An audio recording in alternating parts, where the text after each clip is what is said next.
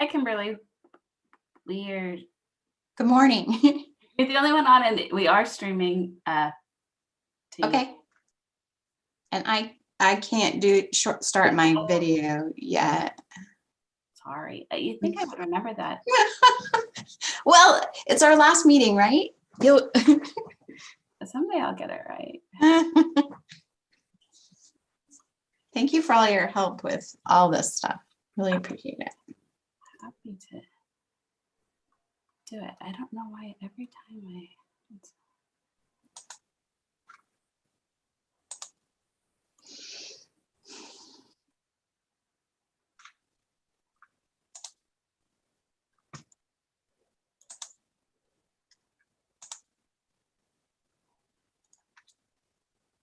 Okay, now you should be able to start your video.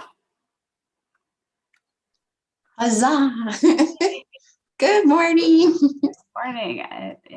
I don't know why somehow I have my Zoom settings wrong so that it doesn't automatically do that. But Oh, I've been using Zoom. Well, we all have, right, for 2 years now, and I still haven't figured out everything. I always forget to allow folks to share their screens. We have, collaborative meetings, and I'm like, can you share that? I'm like, you need to let me have permission to. Like, oh. Yeah.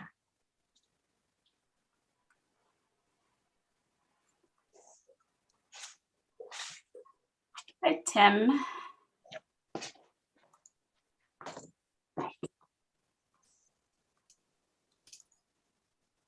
Hey, it's Christian. Can you change my name from Tim? Were you having an identity crisis? Yeah. No. I just can't rename myself. Oh, does it not allow you to? Mm-mm.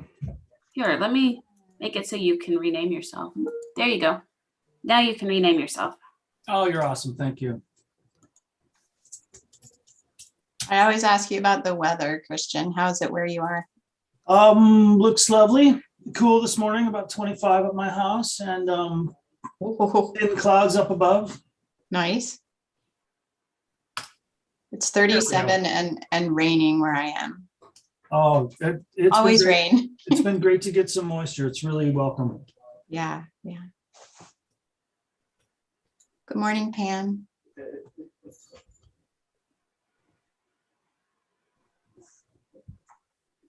Yes, good morning.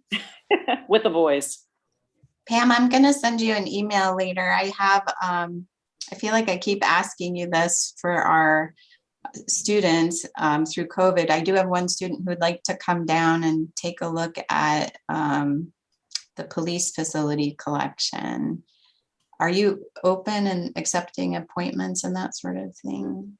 Yeah, we're certainly open and accepting appointments. I'll just need a proposal. Okay. Yeah, absolutely. We're in business. Fantastic. All right. Yeah, it'll probably be next week, but yeah. Yeah, we're pretty booked and spring term is coming up. So I know. It's not going to happen overnight. I know. I told her.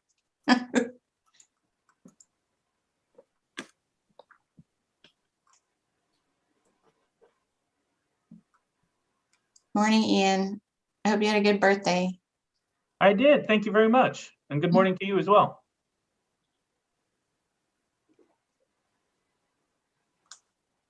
How are you doing today? Doing well. Things are really busy, you know. Yeah. Oh, yeah. Yeah, I know. I mean, it's you're probably getting all the weekend warrior permits now, I would think. People coming in wanting to get all sorts of stuff done. Plus, I know you guys are gearing up for a whole crap ton, because I see the city newsletter, crap ton of construction initiatives and bonds, and you've got elections coming up. The city manager's retiring. Yes, so much stuff. And we're starting a new public archaeology project in April. So because gearing up for that. What's that? Because you need things to do. Yes, I do. No, it's the fun part. I'm like, yeah. Yeah. Well, and maybe we'll be able to do it like normally without masks. I don't know. We'll see. Yeah, we go maskless at state offices on the 12th, Monday the 12th. We go, vaccine mandate rolls off on the 31st, and our office opens May 1. Ah, how exciting. Yeah, so that's our current calendar of events. So, you know, I mean, I'm just going to do what I've done in all the other things. I plan for it, and then when it all falls to crap, I do something different. You pivot as, I think we've all learned how to do that. Yeah, I just don't get even spun up anymore. I just like, okay, I'll do what I need to do, and then just see if it actually happens. Yep, yep. That's all you can do. That's right. Hi, John. Good morning. Good morning. I don't know if Jamie's here yet, but I have appreciated all of your input and your responsiveness to all of our questions, and it's been very helpful. Thank you. Yeah, no, I know that my last email was probably longer than it should have been, but Oh, I'm the queen of long emails. I love long emails. Ian will tell you. Yeah, she is. She is a lover of the long email. Yes. And I, just so y'all know, I'm in charge of my beagle this morning, so I apologize in advance. He's a little squirrely this morning. So in fact, yeah. well, we got chickens last time from Kimberly. Now we'll get a beagle. So Yeah, I have all the animals. At least I don't, my horse isn't nearby.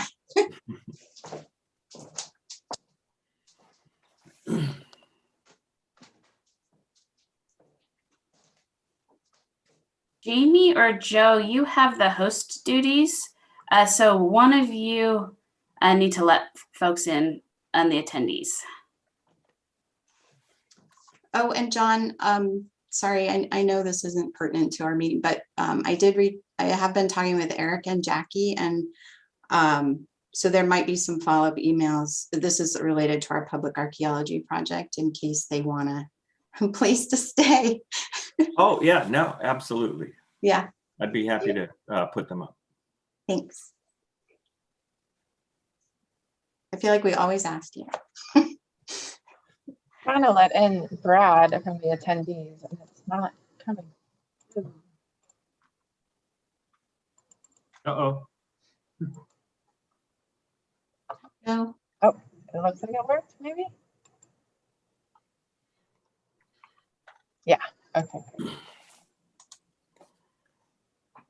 Really, I'm not going to jump in front of you this time. I'm going to let you run through the agenda as it's written instead of, I realized last time I just jumped in front of you with the presentation, so. That's okay. Yeah, and John, I feel like last time I was trying to make you raise your hand and all that, but I feel like, I don't know, you No, decide. We want to get through it. I want the folks to have the discussion. I'm only asking questions if they're directed, if they want to, but I'm not gonna jump in. Scout's honor, whatever. That's being recorded. Yep. Jamie, you're in charge of John. I need to kick him out if I need to. So. Oh, no. If you give me that I gave her option, permission. I might just do it then so I get bumped off, but Oh, no.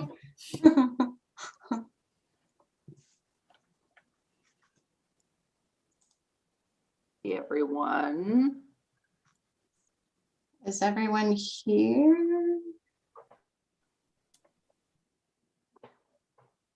Double check my list here.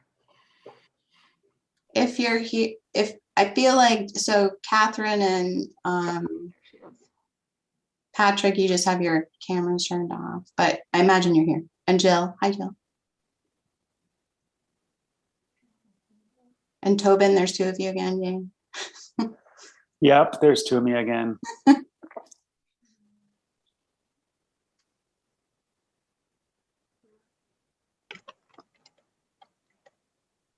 I think we have everyone now, Kimberly. Wonderful. Well, good morning, everyone. I'm happy to see you all again. And we have been doing an immense amount of work this month. I know my regular work is sort of suffering. And And while I enjoyed, I will be looking forward to finishing our work here today, which I'm making that a statement, not a question. So yay, we're gonna finish today. And I'm gonna do the normal drill that I do. I have to read my little thing. The Rule Advisory Committee meetings are open to the public, but are not public meetings, meaning there's no requirement that the RAC include an opportunity for public comment. The public comment period for the rule begins. Do we need to start again?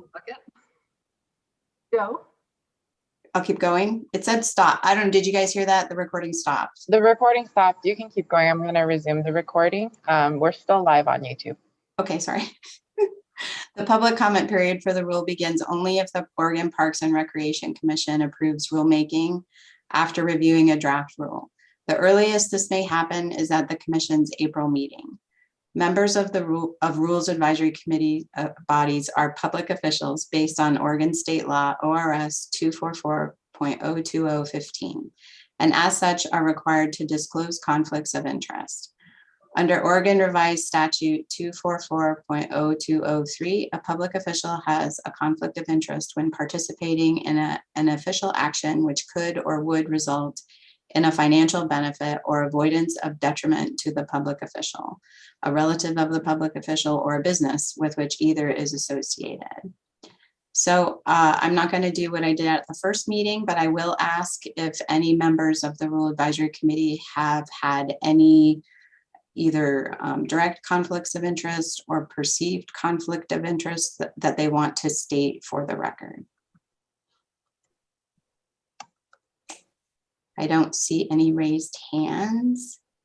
And before I turn it over to staff, I just want to thank, I think I said it before everyone got here, I wanted to just thank staff for being responsive to our questions in between meetings. And if you haven't had a chance to see it yet, Jamie sent an email this morning at 8:23, which has some detailed responses to some of our questions relating to statement of economic interest, where we're at in the process, the statute that is informing, authorizing our work as a rulemaking committee. So take a look at that email. And I think if you have additional questions after Jamie and John do their presentation, then you can have an opportunity to follow up with them. Okay, go ahead, Jamie.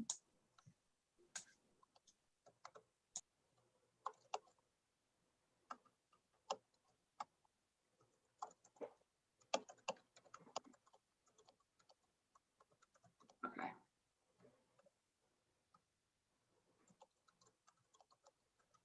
Can you guys see that? Yes. Okay, awesome. All right, thank you, RAC members, for returning again for our final meeting and continuing to volunteer your time. I am just going to, again, go through a couple of reminders and then refer to a couple of things from our last meeting and questions that have come up since then as we go through this. We're here to revise the Oregon Administrative Rules, OAR, governing the state archaeological permits for archaeological work done on non-federal public and private lands, and disputes regarding permits and the dispensation of human remains and associated items covered under ORS 97.740 to 760. Here we have just some quick reminders. Please keep your camera on when you are speaking and be muted when you're not speaking. Also, please do use the raise hand function, especially if there's a long line of people that want to comment on a certain portion of the rule. You're here to represent your organization's interest and provide the staff guidance and work towards consensus whenever possible. SHPO will be responsible for supporting your endeavors through the day. We'll also be doing all the tribal consultation for the rule, writing the final text of the rule and presenting it to the OPRD Parks Commission, hopefully in April. Just a general to everyone here as well as the public. Again, this is a meeting that is open to the public, but it is not a public meeting. And as such, we will not be accepting public comment today. We will, however, have a public comment period if the Parks Commission decides to open rulemaking.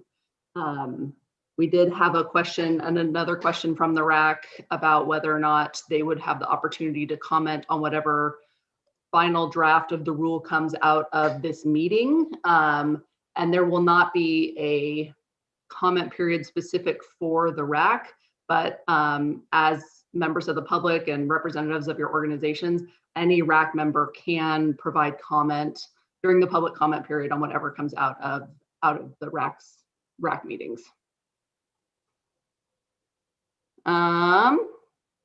Oops, nope, I need to go back. On your agenda, you'll also see that today we do have to address the fiscal impact, and Joe Niehaus will be running that portion when it comes to 2 o'clock. We have to stop and get your input on that portion. And then I believe she also has some questions for you about racial and equality impacts based on the changing of this rule. Here's again the contact info if you need anything from us. You can also feel free to message us in chat if you need something during the meeting. I'm gonna skip over that. And this is where we are in the review process. We were working on part 0080 when we left yesterday, and these are the rest of what we have to get through today. So I think that's it for me. I did have one more thing that came up, which was there was a question on the section 0080 part 2 last time, talking about the permit not being subsumed under other processes, and that was put in there because there are other statutes from other agencies that allow them to subsume and join permits under their process. And that is something that our office feels is really not beneficial. It doesn't allow them, essentially we have to like do the permit as is and then send it off to these groups. And it doesn't allow, there's no way to amend the permit. We don't know when the permit has been technically issued. There just creates a lot of holes in our process. And so we're trying to kind of close that loop so that the archaeological permits are standalone and can't be subsumed under other permits. I hope that answers any questions based on that section. If not, please feel free to raise your hand and I'll try to answer more. And that's all I have for you guys today. So Kimberly, go ahead. Great, thank you. Thank you, Jamie. John, did you have anything you wanted to say before we turn it over to questions? Okay. All right, so does anybody have any questions right now for staff regarding the reminders or the process that Jamie went over? Okay, great. So then, wait, see, I'm too fast. Pamela. I do actually, having received the version with our input the evening of the day before yesterday, quite frankly, that's too short a time for me to review it. And I'm assuming that there will be additional input from us today, and not being able to actually see your synthesis of our comments is a concern for me. So if there's any possible way of getting your synthesized version, even in the way that you've done it over the last 2 times for today, I think that would be really helpful. Thank you, Pam. I guess I have a question for staff, and I know you did a great job at like our first meeting. I think big picture, clearly defining our role here. Do we as a group provide a letter to the Parks Commission synthesizing our recommendations? Oh, these meetings are the recording of what has happened here, and they will be, I believe John and Ian will be responsible for doing a write-up about your guys' concerns with this as the evidence that we're synthesizing that correctly and our responses to what you guys have, any kind of concerns or questions that you guys brought up. And then John is responsible for writing the actual draft of the rule and presenting that. So, and Ian has more. So let's go to Ian, who's done this before. Yes, Ian. So I would remind the group that every agency uses RACs a little bit differently. And so for Oregon Parks and Recreation Department, this group works as an advisory group. And we don't ask you to produce findings as it would, as maybe other RACs would, or to write anything formally, or nor to necessarily to come to consensus. You operate as a informal advice and consultation group. And then of course, you know, we've got the recordings, and John will write up that memo and present it to the commission. As far as the question when the next opportunity will be for this particular group to see it, this is your last meeting. So the next opportunity to comment is the public comment period.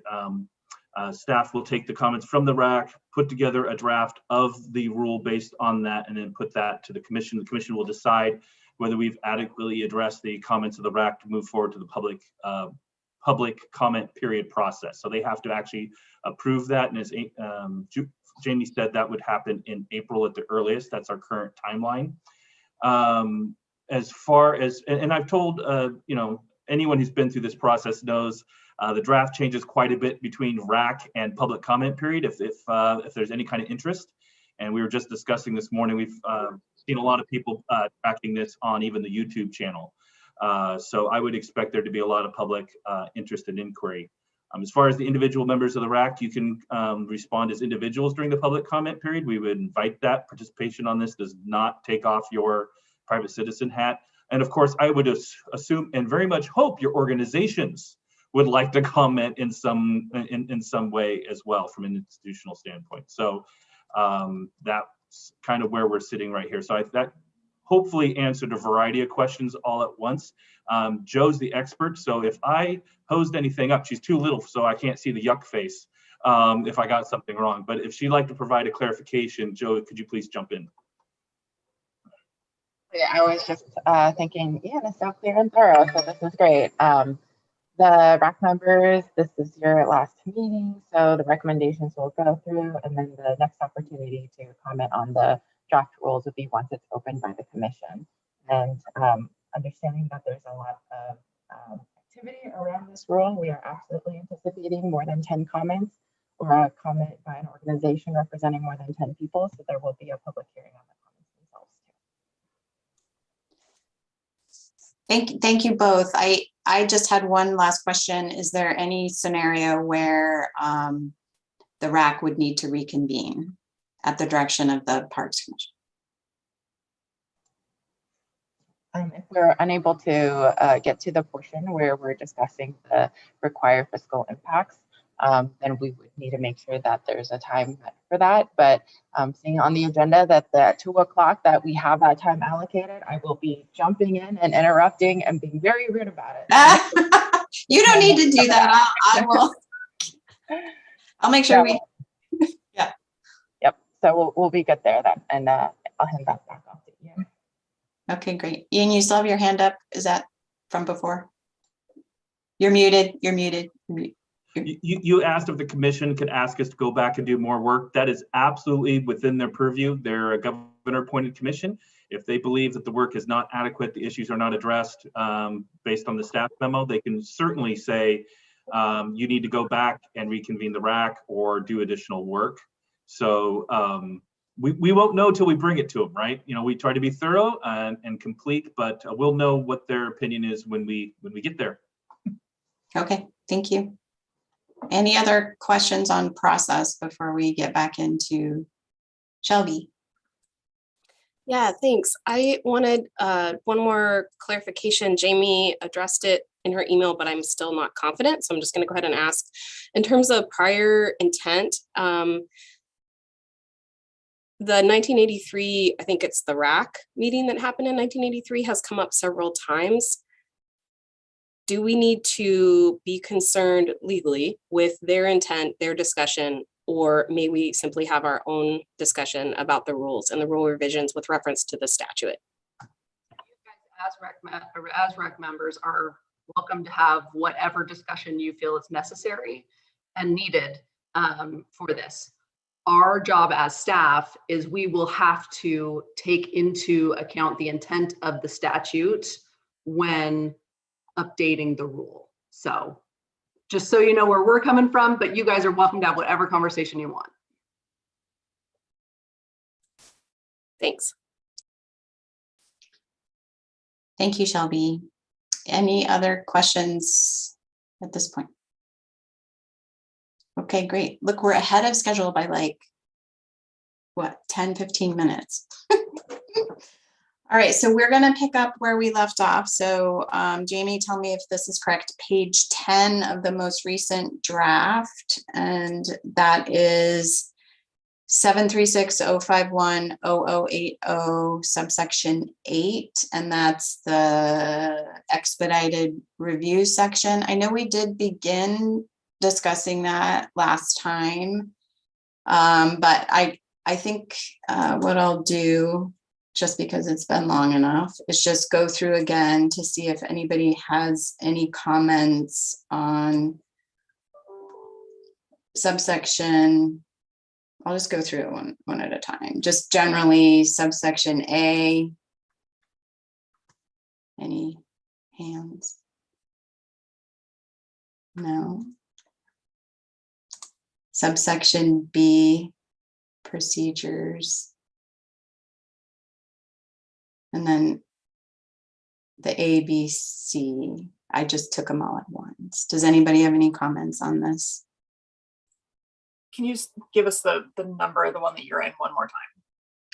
Oh, yes. So 736-051-0080 subsection 8. So that's page 10 of the most recent version that staff sent. And does that help, Jill? Who has that? Okay. Well, I had, oh, Brad, go ahead, Brad. Sorry, I'm a little behind, but I don't know how others feel about this, but there are examples in 8A, there are examples of what undue risk to public health, life, or safety means, but there's not examples of what undue threat to the object, site, etc. mean. I don't know if that would be helpful to have some examples of that, because I think that's the more likely place that someone, if they get their expedited permit rejected, it might be because they're saying, look, it's threatened, and you might think it's not. So. Yeah, thank you. Cassie. Thank you.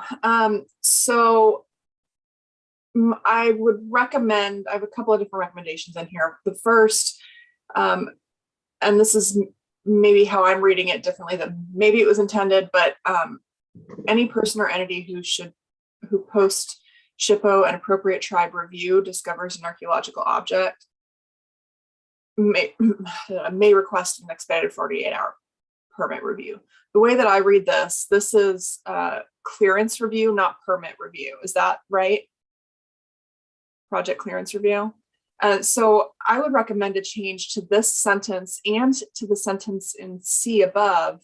C above says during the 30-day review period. I would amend that to the 30-day permit review period.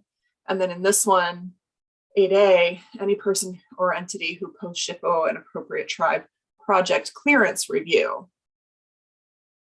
discovers an archaeological object. I am also going to take the opportunity to renew a conversation that I brought up on day one that kind of got glanced over a bit and really didn't get a discussion.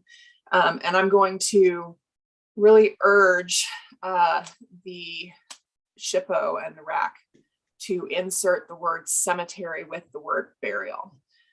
The word burial, as I mentioned before, is very othering language. And it has a tendency to be dismissed when we're talking about burials versus cemeteries. In archaeology and in the general public, people think cemeteries and graves as sacred places. We think burials as, oh, what's in there? What can I learn about it? And so while I know that the word burial is in here and it's an important word, it's a word that's in use and it needs to stay in there. I'm recommending that we keep the word cemetery, or we add the word cemetery in here in both places in this paragraph, and I've added it in the definitions as well. Thank you, Cassie. Catherine. I'm not, I know in Washington, a cemetery is defined as a certain number of individuals buried in a place. So I don't know whether Oregon has a definition of cemetery that could end up leaving out individual human grave burials. So I think we just need to make sure that this doesn't have any unforeseen consequences. So I don't know, Chippo, do you know whether you've defined cemetery anywhere? It is defined in 97.010, I think it is. And I'd shared that in the first RAC meeting in the chats. And I can pull it up again and share it through the chat for you guys to read.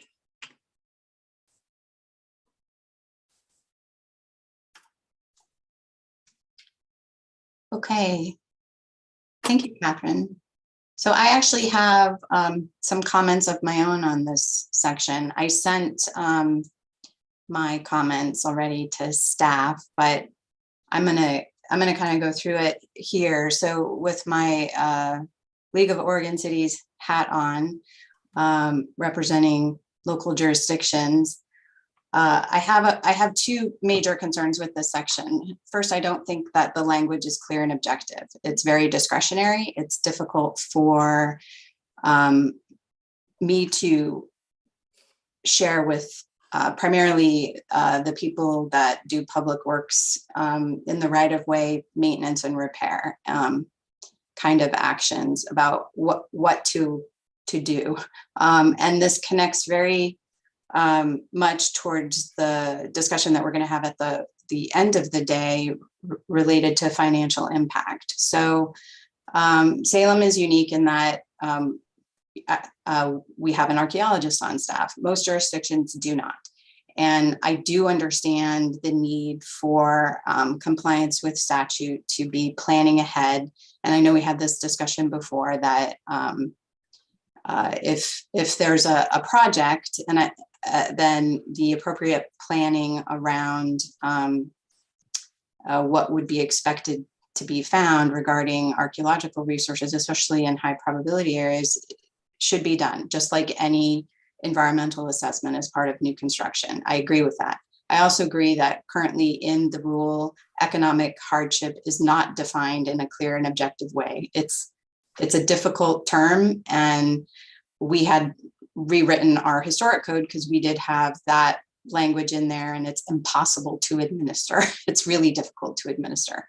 So the language that I've sent along to staff is meant to more clearly define and put boundaries on that word construction, which concerns me. I don't feel it's appropriate for people engaged in just general construction to get this expedited review, because it should be just like, again, any sort of environmental assessment, it should be incorporated into that due diligence planning.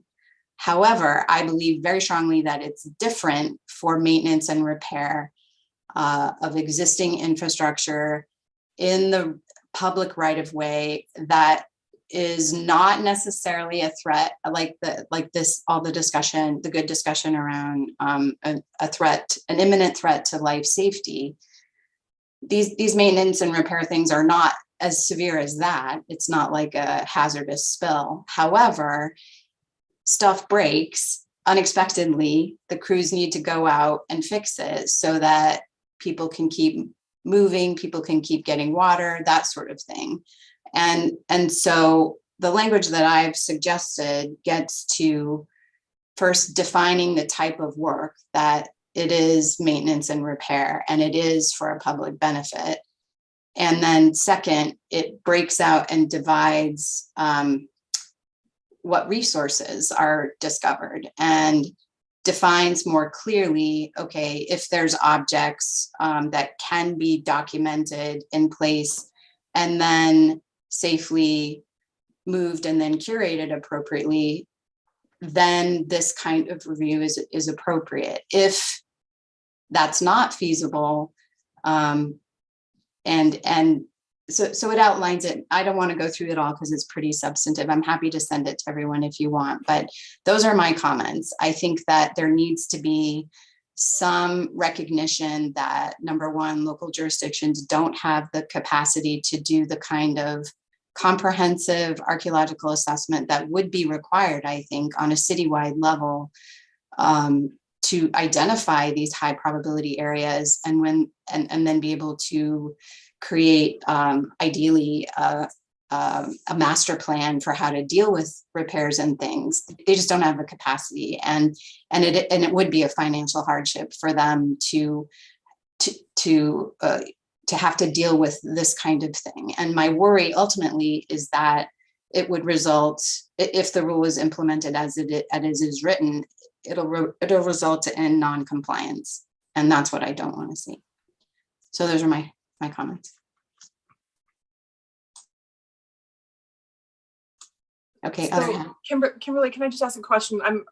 The document that I'm looking at has taken out construction and those kinds of things. So is there something else that you want to see happen in this section specifically? Yeah, and I would like to be added back in that that the maintenance and repair of existing public infrastructure necessary to ensure the public health and safety of the community, that's what I want back in. But only if the additional clear and objective language that I've included. So like, I'll just read it so you can all hear, or if you want, I can send it. Yeah, if you could just send it to the group. So I will. I'll do that now. I haven't seen that, so I don't know what you're trying to reference. Sure. I'll do that right now. And in the meantime, I don't want to hold up the discussion because I want to keep on schedule. I will say Catherine provided a comment too about seeing how I could see this is a problem when some people believe there's some sort of dedication. This is in reference to the burial and cemetery discussion. If people died away from villages, they would be buried where they were rather than being transported back to a dedicated burial area. This applies to tribal people, but it also at times to non-tribal people. It's fine with me to include cemetery, but need to make sure that all type of burials are included. Yeah, so my proposal is just to say burial or cemetery, not just burial. And I won't get into the whole long conversation. We had a really in-depth conversation about this exact topic at our executive items task force many years ago. And there's some legislative changes that would need to be addressed to take care of those conversations. So I won't get into those, but I want to make sure that we're not losing the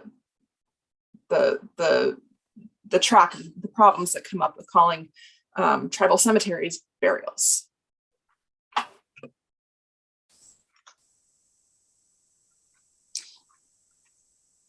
Thank you, Cassie. Does anybody else have any comments on this particular section, section 8?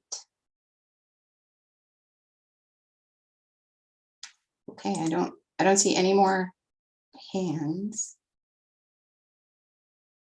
Okay, so we're going to move on. Oh wait, Brad. Brad. This is just a organizational thing. It seems like it goes A, B, then D, because it's B has A, B, and C, and then after that it goes to D. Oh yeah, it should be C. Because yeah, some stuff was deleted. Right. And there's renumbering. Thank you, Brad. Okay, moving on to 9, permit issuance. Anybody have any comments? No, that's pretty straightforward. And oh, Catherine. I just want to say that I'm trying to read your comments on what you were talking about before. So I don't know if we just want to take a minute to, Oh, yeah, to that's finish fine. that up, or Sure, let's do that. Yeah, I did send it through email. And yeah, they're very lengthy.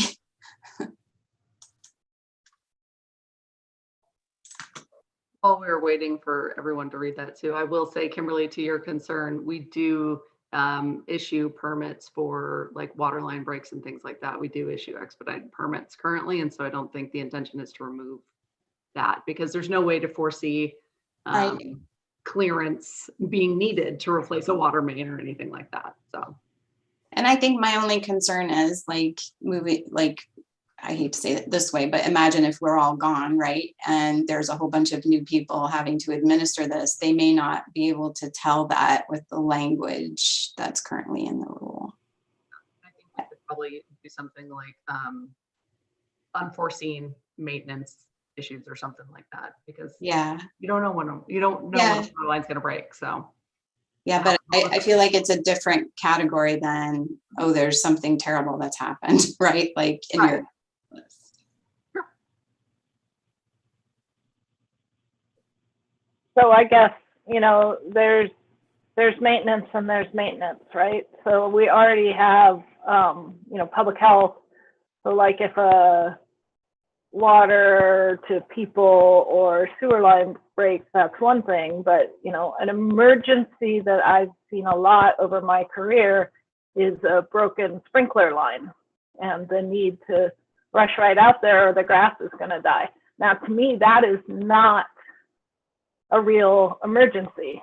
It is a maintenance problem. So I feel like the language that's in there covers what I think most of us would think of as true emergencies, but I don't want it to be overly broad into things that, you know, the sprinkler line in a park has broken, and so we're good to go. So that's my concern about that.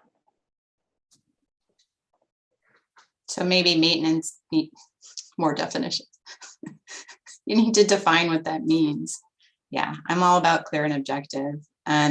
And I agree, like deferred maintenance. So if someone, like if a city's like, well, I'm just not going to deal with that. It's about the appropriate planning and just the reasonableness of it. Does anyone else have anything on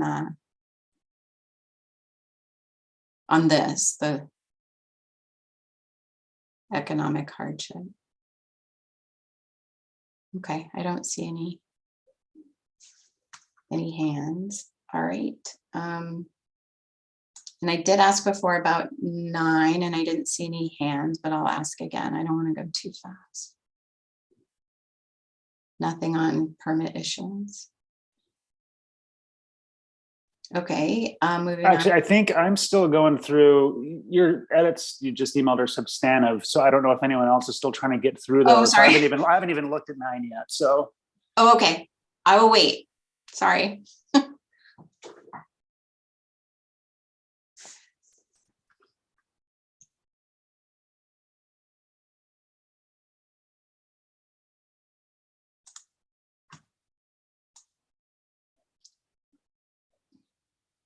Would it help if I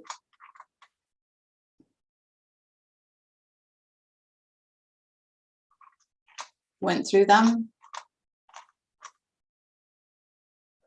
I mean, Honestly, I think I'm going to need more time than we really have here to comment appropriately on these, because this is new information. I'm going to process it and cross-reference it. So I think for me, as I'm reading through these, I'm finding areas where I have concerns, but like, I think this is something I'm going to have to take back and just send a letter. Okay. Or something. This is a lot.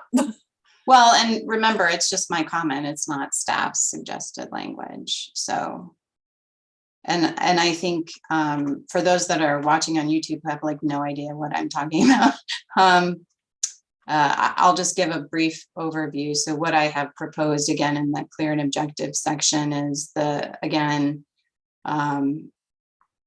adding a provision for maintenance or repair that's unexpected, and then dividing out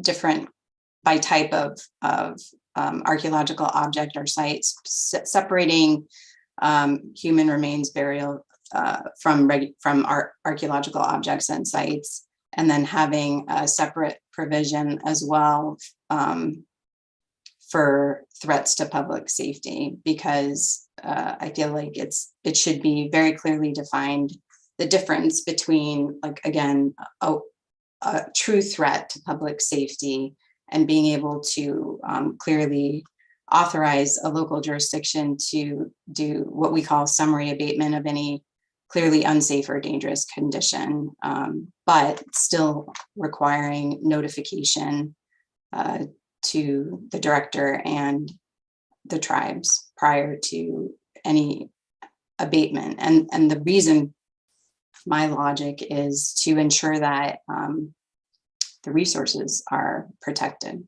So that's the language in a nutshell. And again, remember, it's my comment and not staff. So I don't know that it carries the same weight as if staff had accepted it. So. But yeah. Yeah, at least from me, this is going to take me too long to get through full comments in appropriate time. So I will read through them, put together my comments, and send them back out to the group. Okay, great. Anything else, Catherine? So I wonder if these should just be like your comments through the public comment period and not be considered the RAC comments, because I don't think we can say that we've reached unanimity on this. And so, you know, your input as a member of the RAC, great, but not from the RAC as a whole. I think our office will accept what's been said here about the concerns regarding public safety versus maintenance and access to utilities and things like that, and take that into account when drafting the next version. And Kimberly has provided some sample language, but we'll use that at our discretion if we see fit. So. Is everyone comfortable with that? Okay. Great. All right. Tobin, you mentioned you hadn't had time to really look at 9 yet. Do you feel comfortable moving on? Yes. Yes. Okay. Do you or does anybody have any comments on subsection 9?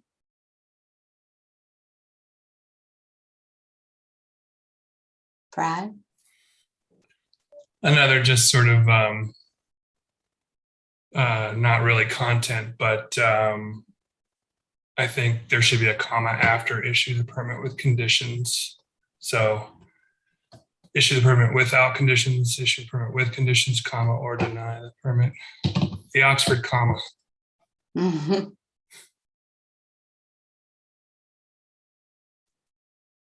Thank you, Brad. Anyone else? No. Okay. Subsection 11.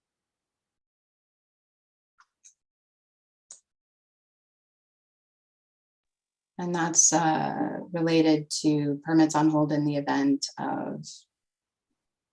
I think we skipped section 10. I'm not sure, it's only a sentence, but. Oh, sorry, subsection 10. Sorry, it's the renumbering that's killing me. Entities to receive notification, copy of issued permit. Any concerns, questions about that? I guess I did. Yeah, I forgot. So I did, again, sorry, everyone. I did have, I think I brought this up before when we discussed entity with approval authority, the need for local, not all, but some local jurisdictions to receive notice. And we did already talk about the statute and the statutory authority, but I think that it's important, especially for those local jurisdictions who are certified local governments who have a responsibility to ensure that not just historic resources, but archaeological resources are protected in their jurisdiction, that they receive notice that there's an archaeological permit that's been issued so that that they're able to incorporate it into their comprehensive planning and related land use approvals. Jamie, you have a comment, your hand up. Good question. Yeah. So by notify, do you mean have review authority over the permit, or just get like a notice statement that, okay. Yeah, because I guess from my perspective, as someone who currently does review permits, I always have the same comment, which is I just want notice. The reason is because we have related permits that we issue, grading permits, land use permits, and oftentimes without being notified of that archaeology permit, we're not all talking to each other the way we should. And I think I suggested some language that it would be the CLGs upon request. So again, not every, and I don't know what your experience is as currently staff regarding getting comments back from planning departments. And Jill, I don't know if you have any feelings on this, but I know that, again, not every local jurisdiction has capacity to manage this information. So, and I certainly don't want it to be a bear for you guys to manage, but I know at least for my city, I do want that information. Jill, did you have any comments on this at all? I don't really. I mean, we always appreciate having the copies of things so we can put on the file so we know what's been done, and that's basically it. But you know, I mean, we receive pretty much copies of everything now, so I don't know that would really change much. Well, I think it would, right? Help us understand, Jamie. Yeah, the current proposed rule, it would not have planning departments as review entities like they currently are. Right. It would, but Kimberly is proposing that though they don't have review authority, they get a notification at some point during the process. And I would just add they have review authority when they're the land manager. Right.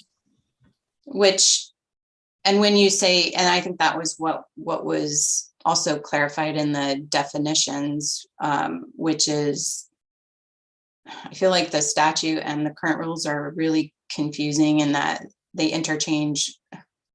I was land manager, land owner, local governing, like all of that. And the proposed changes to the definitions are to clarify that. And land managing agency, as I'm understanding it, is the local jurisdiction that owns the property that is going to be overseeing the redevelopment. Is that correct? Whoever is the landowner of, Right. of the land gets notification, whether that's a city, a county, state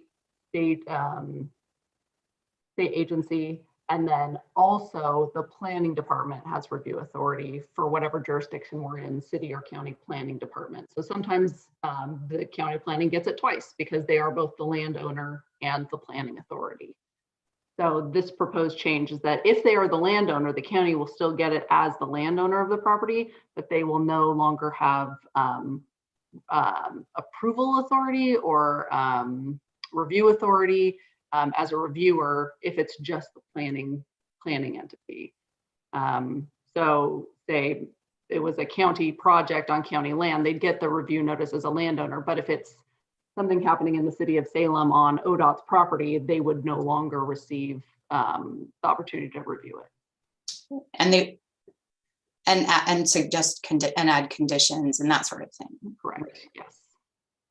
And I don't know if you have this information off the top of your head, how many planning departments in Oregon currently suggest conditions or add conditions to permits? We receive responses from them less than half of the time. And out of those, I would say a very small percentage actually condition or comment on the permit. So maybe 20% of the time we receive any kind of feedback from the county or city at all. And sometimes they're just asking us for money for their services, which. No, this is. What? No. It's typically, the comments are also related to the eventual project, not necessarily the work being done under the permit too. Okay, so just so what I'm hearing is like, unlike the kind of conditions that you'll get from the tribes or the museum, it's not really comments or conditions that are substantively related to ensuring that the resources, the archaeological resources, or the context and all the important things are addressed. Is that? Yeah, the most common thing we get, other than the city of Salem does their standard notification thing, if they're working near a wetland, there's requests to return the land to its natural state. So remove the sod in one piece, put all the dirt back in the hole, put the sod back on top, kind of thing is what they're looking for usually. And that's maybe 2 of those a year. They don't happen very often out of 250 permits. Okay. All right, well, thank you. I know that, again, just like with the other comments, I'll be working with the League LOC just, to provide their own sort of comments regarding this. But from what I've heard already so far is that the notification would work well for most local jurisdictions on this issue. So, okay. Anyone else have any comments on this section? Okay, oh, Brad. When you say this section, do you mean all of 0080 or? No, I'm sorry, 10. Okay. Sorry. Subsection 10, I apologize. Yeah. Okay, now working to subsection 11. And that's, sorry, I haven't skipped anything else. That was the right number. Permits on hold in the event burials, funerary objects, sacred objects. Does anybody have any comments on the language in this rule? All work. What if this was for a very large area of the permit? Would it maybe be better to say work in the immediate vicinity of the discovery, or because there could be ramifications for a large project where work could be going on a mile down the road or something? Just a thought. I think it would be specific to the permit. So the permit area, just for what it's worth, it's not specific to the project area. It's specific to the area that's permitted for large, I don't know. Right. I'm just, ODOT has these linear projects. And so sometimes the permitted area is, 5 miles long. So one recommendation that we could include to address that would be to say something along the lines of all work under the permit issued by the department shall be put on hold in accordance with the project inadvertent discovery plan. And that inadvertent discovery plan will say what the buffer is for stop work.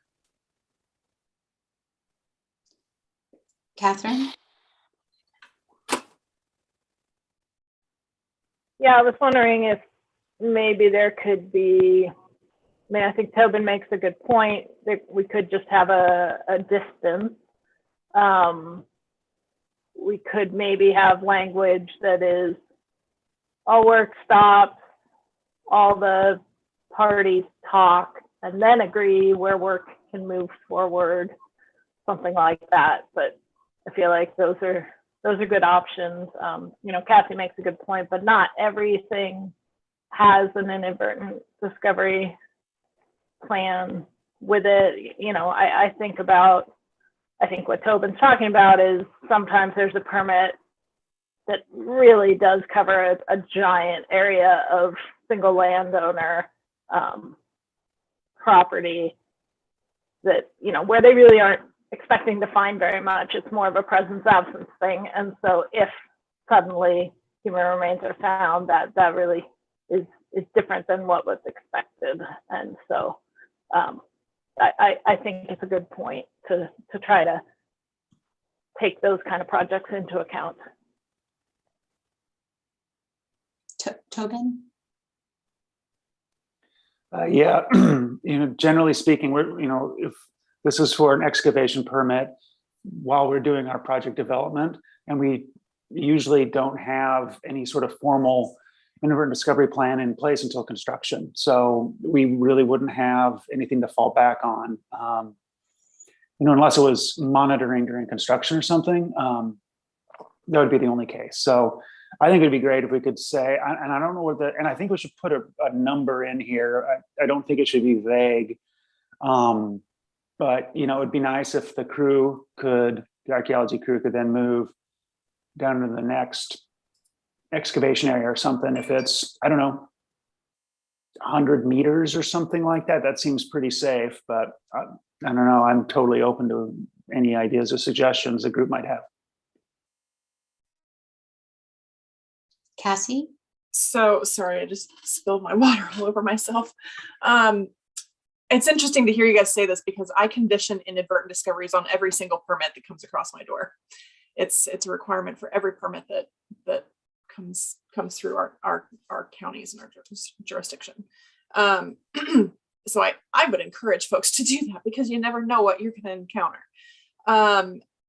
That said, our minimum buffer generally is about at a minimum 300 feet or 100 meters. That's a minimum buffer.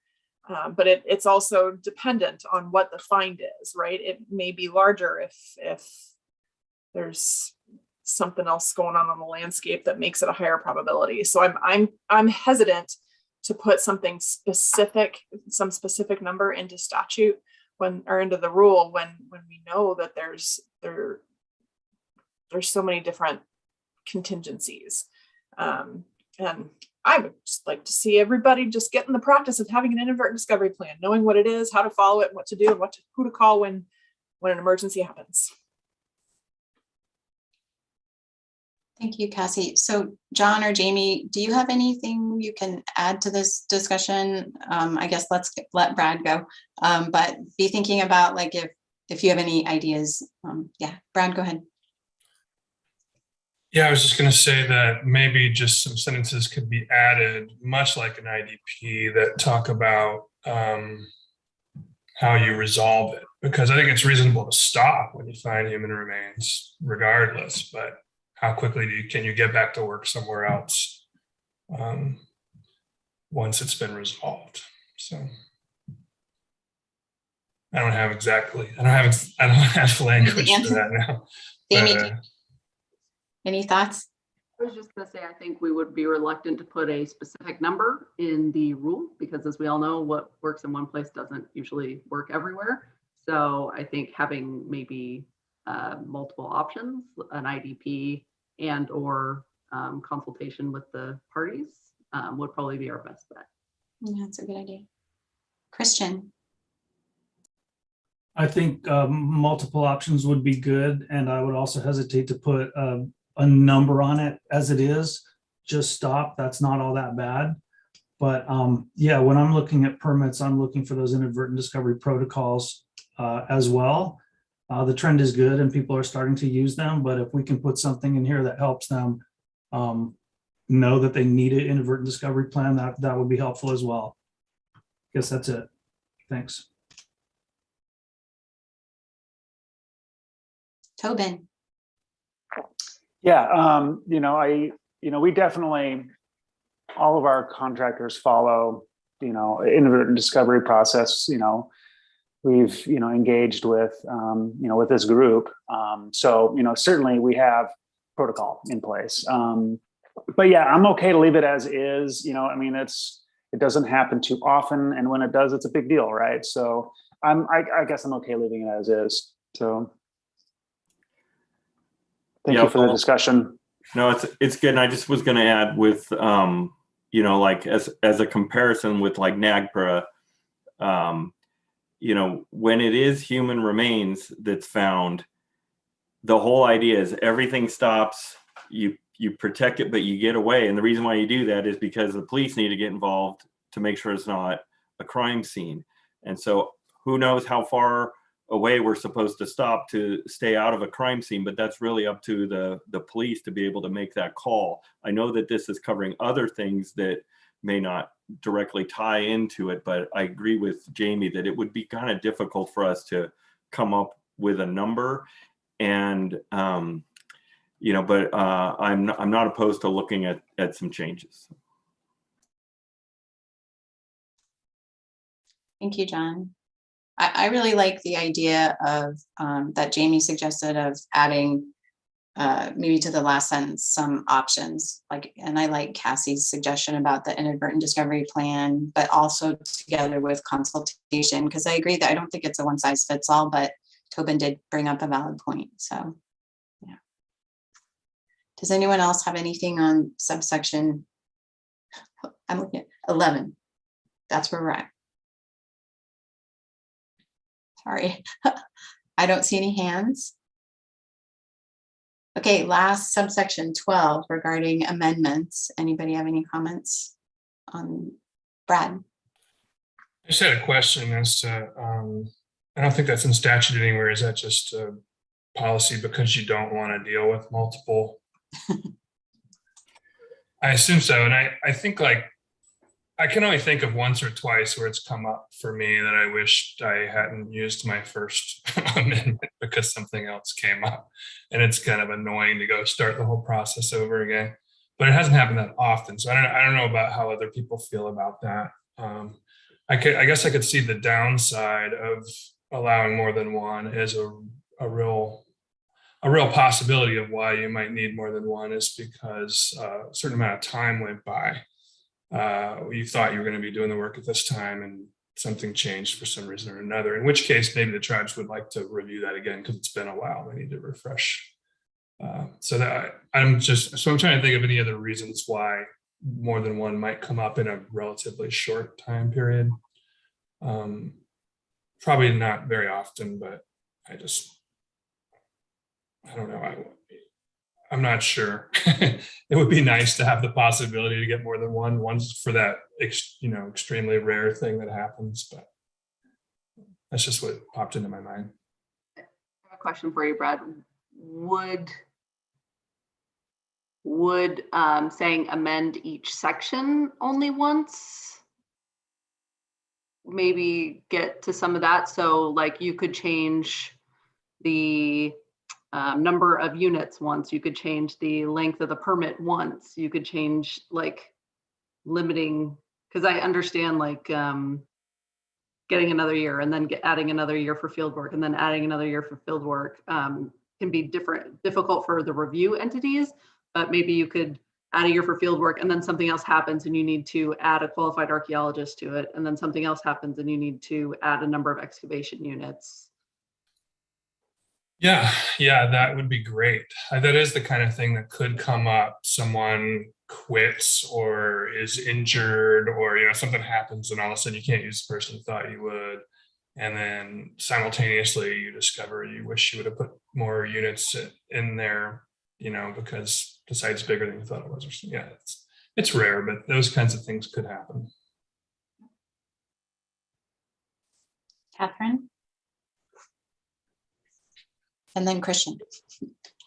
Yeah, I think that could work. I feel like where this becomes a problem is with contractors who aren't really prepared to be doing what they're doing. And, if they had thought it through in the first place, they'd be okay. But I think that's, from my perspective, why having a limit is a good idea. But certainly, for even the best prepared, these different things can happen. So that I think it could be a good idea to say one amendment per section or whatever the language would be. Certainly the extending the period multiple times could be a problem. But, adding people, I worry about the amount of work it causes, but amending a permit is still less work than issuing a whole new permit. So we should take that into account and try to make life easier for people. So I think it's a good idea. Thank you, Catherine. Christian? I think that there definitely should be a cap on this, and if you open it up to different sections, that may be construed as you can change each and every section once. Maybe we just put it at change it to twice. Give a little freedom, give a little adaptability to the people that are doing the work, and hopefully for the benefit of the resource. Pamela and then Brad.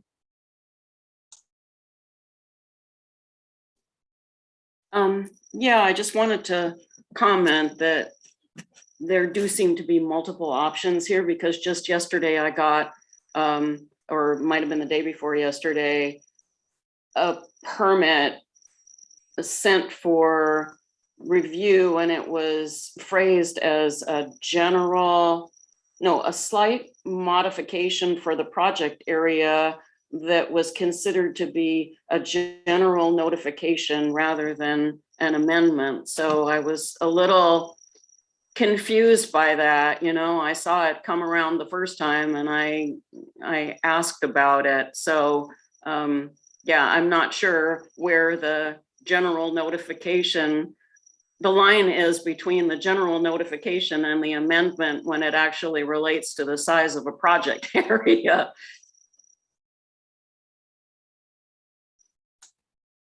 Brad? Yeah, I just thought about something that probably the thing I've seen happen the most in terms of the reason to extend a time period of a permit is that a landowner says that they want the artifacts, but then they sell the property during the course of the project, and you're trying to get a hold of the new landowner. You don't even know who they are. Maybe they want them, maybe they don't. I think that's not us at HRA at all, but possibly a reason why some people have collections sitting in their labs beyond the permit time period.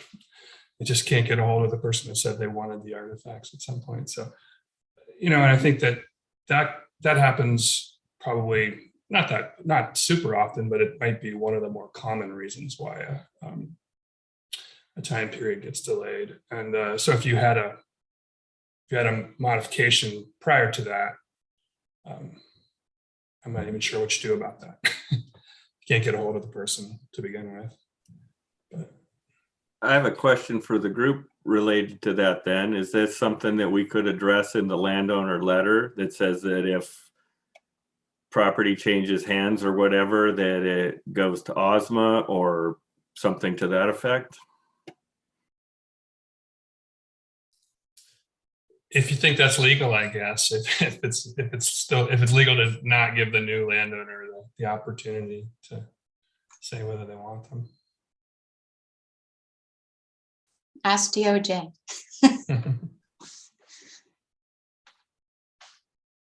Catherine.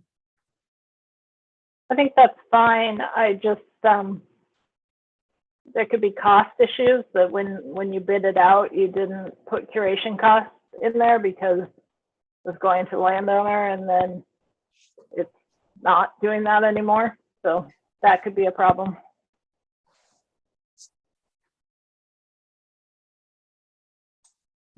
Yeah. Thank you, Catherine. Does anybody else have anything on section 12, this last subsection? Any other general comments now on, oh, sorry, Shelby, go ahead. No, I was waiting for you to say any other general comments. General comments, section. Yes. General comments. That's what my hand's up about. Yeah, I have two.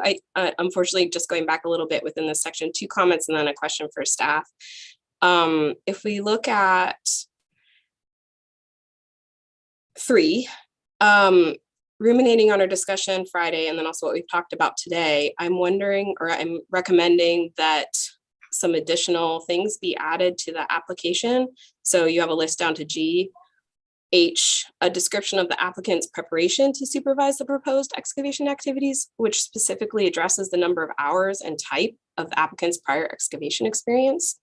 Especially since the requirement to take the CV has been removed, you might also consider putting that back in. I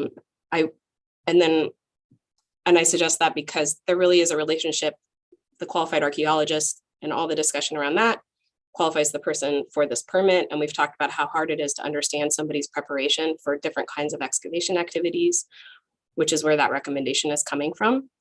Why not just ask in the application, even if they're qualified, for them to explain what their prior preparation is specifically for the activities for which they're applying the permit, since we don't have a tiered permit system, and just to provide that information for everybody to review. And then also, could there be a section I, include an inadvertent discovery plan for both in the field, and I would recommend in the lab inadvertent discoveries, just as a person who has been in the situation where I had a plan for the field, but we didn't specify what happens if you make an inadvertent discovery, for example, like highly fragmented remains that you find in the lab. Why not just make that a part of the permit? So that's a recommendation. And then a question, looking at this section and not wanting to reopen the discussion about qualified archaeologists, but a question to staff. I wonder if you would consider stipulating some of what you want to see in the application for the qualified archaeologist in the rule like it is for the permit. Because a lot of, because we talked about the issue with clear and definitive, interpretation of field research and what is that, and collections. And I don't know that it was, but there is some of that happens in your application process and the supporting materials you have there, which are really important for understanding how the rule is applied. And I wonder why some of that couldn't be in the rule to make it clearer and easier for everybody on both ends. So that's a recommendation and a question if you could consider doing that. I just don't understand the legalities, but I see it as being analogous to this list of what's in the permit for the excavation. Thanks. Yeah, I think that's something we can definitely do. I think the reason it wasn't originally included is because I think the original intention was you sent in your CV with your permit application, because we only got 10 of these a year. We get 250 now. So pre-qualifying people is an easy way to move that process along faster. So I think that is an option we could do, is add some of that into the language there. The only quick comment I have about that, though, is that I would still like to reserve the right, if we find that there's a problem with our application process that we didn't think of, if it's already baked into the rule, it's really hard to change. So I like it, maybe as being a bit more general, but maybe also a little more explanatory. I think we can maybe find a good balancing point in there to address that. It's a good comment. Catherine. So I can't find it at the moment, but I feel like in certain places in this, it says since the rule changed or something, that you change that. So would the statement from the applicant disclosing any prior archaeological law or permit violations or list of open permits be since that date or since time immemorial? The idea is, and again, this is probably a DOJ thing, but the idea is with any of the changes we're making here, and I'm not thinking of statute of limitations or anything like that, but if there's something in here that changes the qualifications one way or the other, or whether or not somebody's violated a statute, it was from the moment this is enacted going forward. But if the statement is as it is about have you ever violated a law or whatever, that still would hold. I think that's still something that, I liked. I think that was Cassie's recommendation. And so I think that would still hold up, but we're looking at, since some of the things might be changing, like let's say the amendment process changes to 2 reviews, any permit that's been issued prior to the adoption of this rule is still going to probably be maybe under the one amendment process from the time it was, the permit was issued, is my guess. I don't know. It can get complicated. I don't know that I've thought it through that far, Catherine, to be honest. Yeah, I guess it would just be it would be a challenge for me to do that. You know, as we talked about long ago, that the SHPO requires certain things for exhumation of ancestral remains that my previous employer did not think were reasonable and did not comply with. And therefore those permits are in perpetuity never going to be complied with. So what permit number was that? No clue. Is it in my name? Yes, it is. So I don't know whether you guys want to answer those questions for the permit applicant or how exactly. I just feel like for us oldsters, it could be difficult to do that in a honest way. Yeah, I hadn't thought of that, and I will say that with our plans going forward, not to get too off track, but with permits for human remains, I think that we can't get around the fact that permits are needed if a tribe or tribes decides to recover them, but we don't need to really know anything beyond that if they don't want to tell us, is what I'm hoping we can do. We just want to be respectful for the tribe's wishes going forward, and I don't think that was taken into account for the statute as it was. So with the wording with from the moment this rule is enacted, most of that has been related to qualified archaeologists. We don't want to have to go back through, and if something changed that would now no longer include somebody, we don't want to go, sorry, you can't get permits anymore or whatever that. And so maybe it's just a matter of being more specific to certain things and not others, but it's a good comment. Cassie? Yeah, thanks. So I think this re-highlights why we need those exhumation and interment permits that are separate from the process. But I have some suggestions about how SHPO can help archaeologists like you, Catherine, and like me. I have some outstanding permits that I'm still working through, and like others and just everybody else, how to help you do that process honestly. And so I'll touch base with John outside of this about what that could look like to make that a successful process. And we're getting, I know that today's the last day, so I'm hoping we get to that dispute resolution part, because that's the most important thing. But I would like, this puts some of that in the control of the reviewers of permits. So if they have a problem with, the type of violation or whatever that's happened, and I don't necessarily see this as being when we get the application where we're going to say, nope, sorry, we're not even going to process that. But again, it does require a little more thought, I think. Thank you, John. I think Jamie had to step away. I think we would normally take a break at 10:20, and I want to ask one last time if anybody has any general comments on the overall section before I think we can take a break. Does everyone want to take a break? Okay, so 10 minutes back at 10:30, and then we will pick up with our next section, which is the permits on private property. All right, thanks everyone.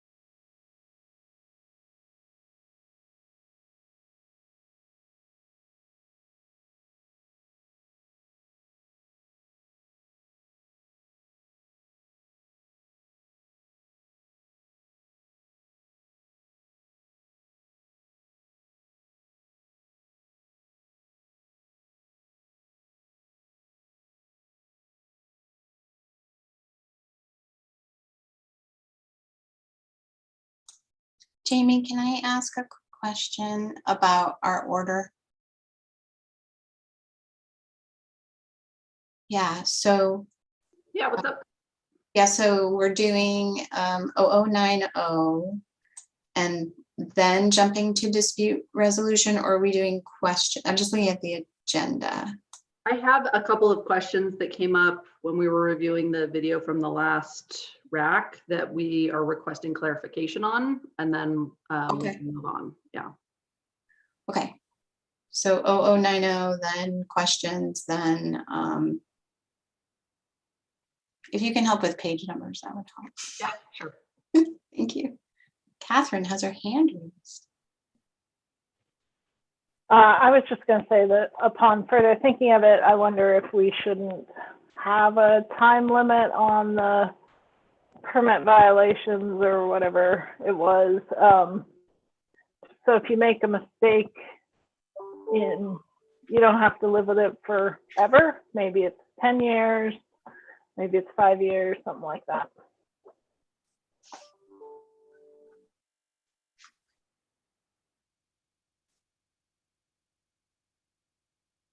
Thanks, Catherine. I don't think everyone's back yet, so maybe you'll want to restate that when everyone's here. Looks like Cassie's here. I want to wait till everyone's here so we can all they can hear each other. If you're back, can you turn your camera on? That would help a lot. Look, Tobin, you're like, I always give you a bad first. Hi, Patrick.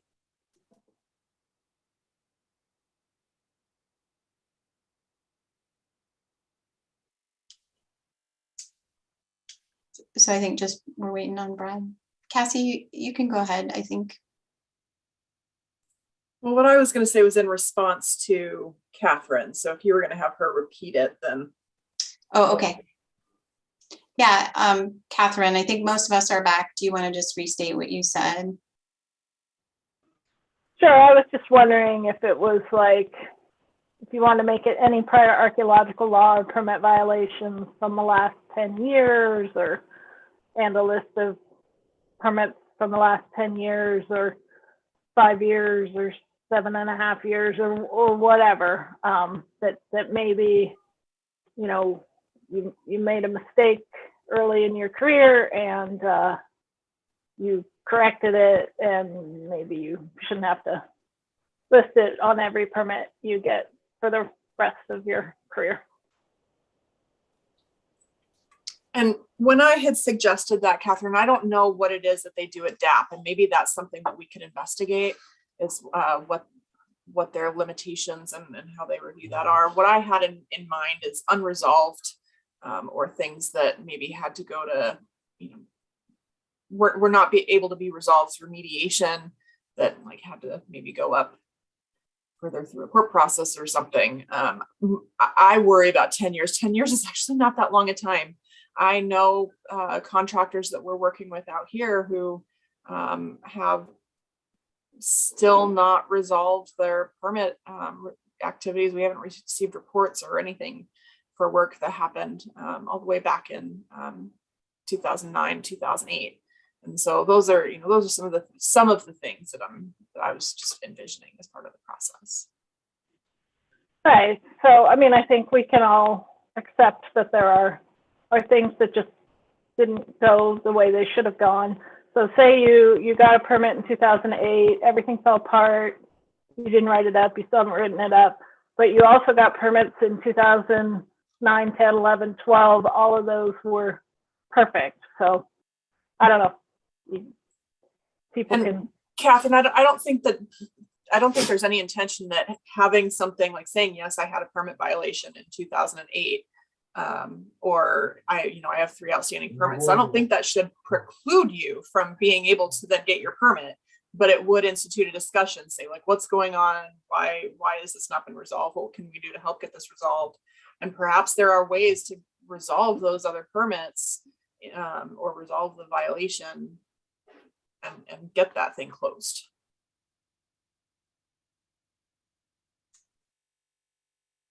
I guess I can foresee certain people automatically objecting to any permit by anyone that has a permit violation, and then there you are in negotiation, mediation, then arbitration. So, but I'm just throwing out some worst case scenarios there. So perhaps we can include a statement in there that says that under that section, just says having a violation does not constitute automatic denial or something like that. Jamie or John, do you have any response to that suggestion? Yeah, we can do something along those lines. So again, we've mentioned this before. This rule is SHPO's authority. So if somebody is going to deny a permit and enter into that dispute resolution process, we can weigh in on it there if we think it's like a petty issue. But that being said, we can still add the language. And I know we keep talking about statute changes, but there is no differentiation in statute between somebody with malicious intent going out, looting an archaeological site, and an archaeologist that, accidentally dug an extra probe than they said they were going to do on a permit or something like that. And I'd like to see some changes there to address the real issue with looting and all that. I'm not saying that archaeologists don't make some really bad mistakes and shouldn't be punished for it, but a lot of times they are just more of an oops.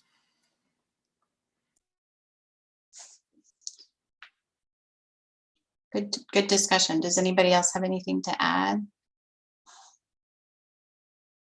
Okay, so just a brief overview of our plan for all the work we're going to do before lunch. We're going to go through 0090, which is the permits on private property, and then staff has some clarification questions for the group on the definition sections. And then we're going to jump into going over the dispute resolution process. So sections 00, 30, 40, and 50. I really truncated it, but that's the hope before lunch that we can get through those things.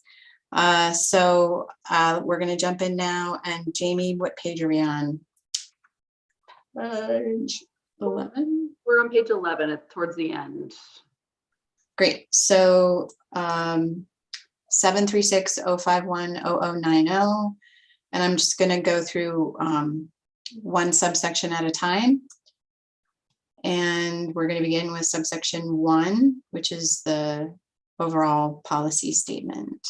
Does anyone have any comments on this one? I don't see any. So subsection A, the permits on private lands will not be required for exploratory excavation. Anyone have any comments on this one?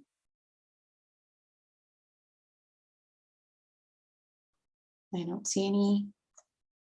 My understanding is that this first one is directly from statute. I think so. Is that right, staff? Yes. I will check. I can't remember if I made a tweak or not to it, but I feel like I did with the word object, but I'll check to see and get back to everybody here in a second. Okay, thanks. Any other questions, clarifications before we move? Okay, I don't see any. Subsection 2,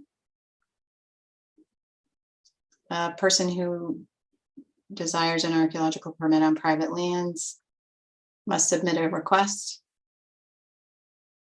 Hey, John. Just saying it is exactly as it is in statute. Okay, thank you. So, but sorry, thank you for clearing. So before you jump down to 2, I would love to see here an inclusion statement that while permits are not required for determining presence absence on public lands, I would love to see a part B that says If archaeological resources are found through exploratory excavation, a site report must be submitted to SHPO.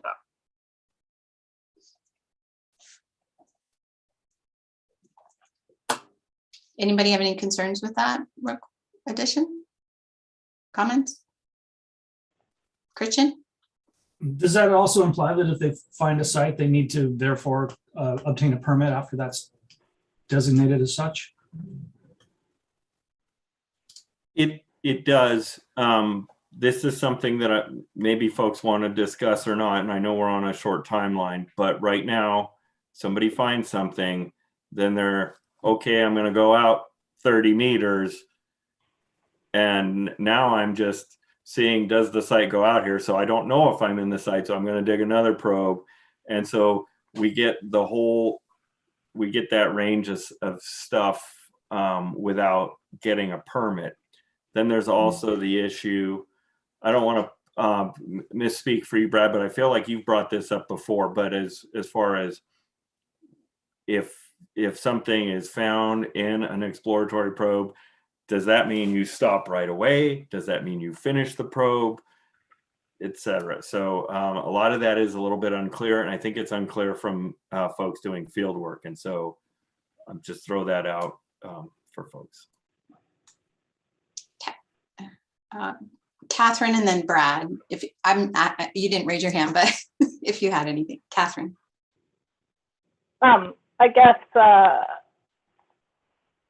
I would like to see that apply on public land, that if you find a site, you need to record it and submit the information to SHPO as well. I don't know if we can do that here, if that extends beyond what we're doing, but you know, it's worth a try if we could. I mean, it will take at least one agency and make their lives much more difficult, but be all for that. I'm intrigued. There's a backstory there. Thank you, Catherine. Brad, did you have anything to add? Yeah, you know, the thing that John mentioned is the question that always comes up is, you know, when we hit our 11th item, do we have to stop at that point, since the guidelines say 10 items or less is islip, but then the statute says, you know, more than one item is a site technically. So when do you stop and get a permit? When do you not? I don't know if that should be, it seems like maybe something for the guidelines, not so much for this. Cassie, did you have something? I feel something popped up in chat, but do you have something? Sorry, my keyboard is really not working. I messed it up. I just to Catherine's point, I'm concerned to hear that that's not already happening, given archaeological permit law on public lands already. It's not necessarily about testing. I think what I understood you to say was if they find something, whether they're testing or not, then they should write a report. My comment was specifically towards exploratory excavation. If they're out doing shovel probes to do presence absence testing. Okay, but I mean, don't you? Yeah, I mean, it's ethics. It's your basic ethics, right? You find something, you record it. So, yeah. But yeah, there is a federal agency that doesn't do that. So, such as life. Yeah. Okay, thank you. Matt, did you have anything to add? No, I think those are good suggestions. To Brad's thing, and I kind of touched on this before, because statute says objects, I think we're going to be coming down a little bit harder on that being a site instead of the 10, but that the 10 is going to probably trigger the trinomial. Everybody knows we have trouble doing trinomials, but anyway, just want to throw that out. But so yeah, I'll just reiterate, it would be really good to get guidance on when you stop, because I feel like I completely understand, you know, going with the statute in terms of whether it's a site or not, but I also understand that practically you could go out in the field, put one hole in the ground and be done. and have to stop, you know, which could get real frustrating for our clients and the agencies behind those clients. You know, just the practicality of getting a project done. You know, I think most archaeologists who are working under permits know intuitively that there's a difference between putting a hole in the ground and finding 25 artifacts from 5 different classes and a dark midden substance versus an artifact here, an artifact there with some negative holes in between. The artifact's fairly close to the surface, you're in a plowed field. You know, like there's differences between those things, even if you might get 3 or 4 in that latter example.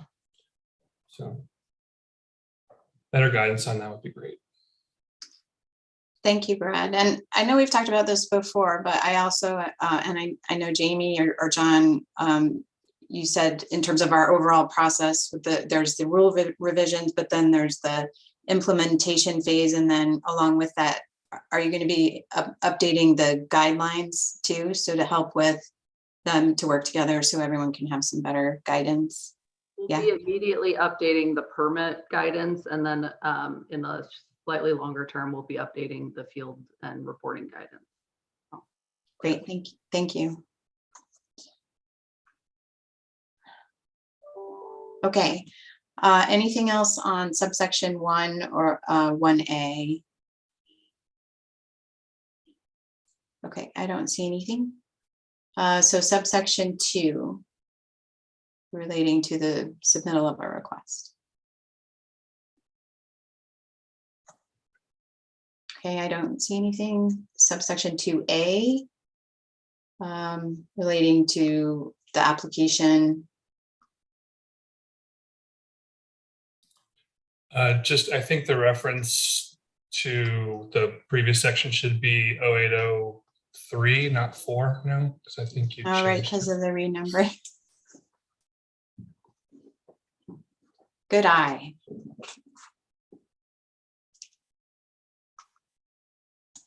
Any other comments on this?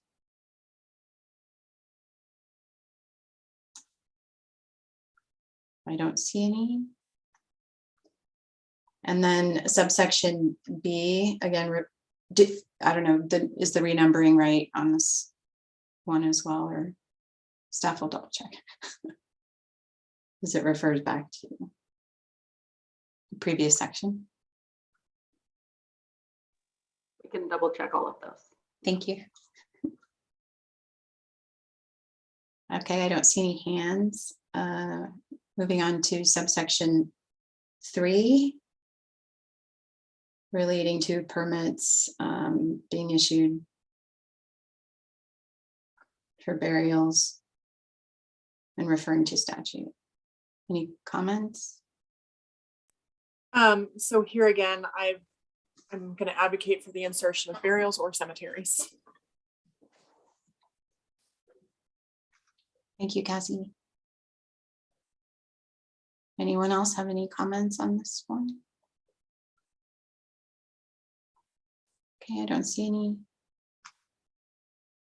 And then subsection 4, relating to disputes, referring to the other rule sections. Okay, no comments. And then subsection 5, relating to amendments. I'm imagining the previous discussion still applies. Yeah. Anything additional? Yeah, I was going to say, and in fact, this would be the place to clarify that stuff, because in the previous section with public, you're a lot less likely to have some of those examples that we brought up, I would imagine. Okay, anything generally on this section on permits for private land? Any final comments? Okay, I don't see any. Wow, we did this very fast. Patrick, you have your hand raised.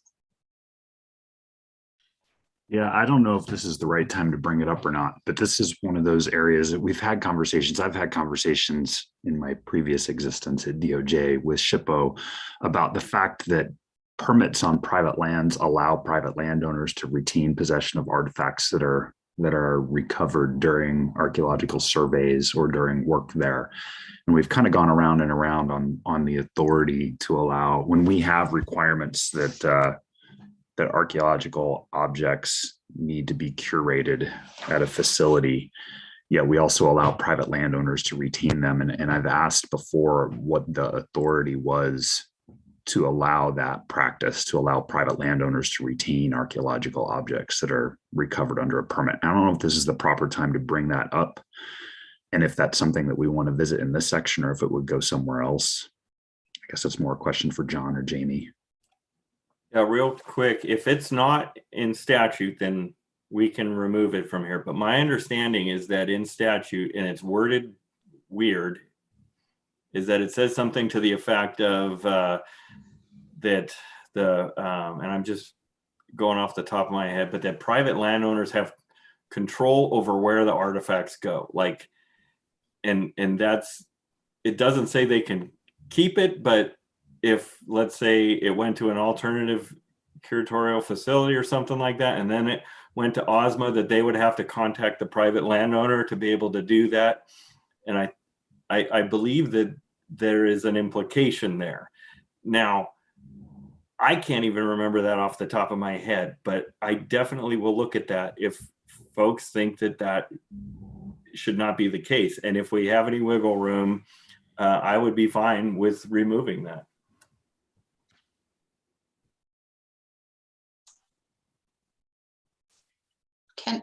Can I guess, ask some clarification on the background? I'm just curious what sort of problems you encountered previously with, is it related to, it would help to have a little context, Patrick, regarding the challenges. I think it's just more a question as someone who was tasked with prosecuting these cases when archaeological sites were disturbed, looking at the language, excavate, injure, destroy, or alter. And we were being asked to review whether a case should be prosecuted or not because there had been an unlawful excavation, et cetera, et cetera. And knowing that under permits in general, permits on public lands require those artifacts to be sent to a proper facility, a curatorial facility. But we then have excavations that occur on private property under permit. And the practice is that if the landowner wants to retain those archaeological objects, they can do so. And of course, there's no requirement that they're being cared for in a proper way, let alone in a curatorial facility. And so we seem to have this inherent contradiction between public lands and private lands and what happens with artifacts and with these remnants of cultural history.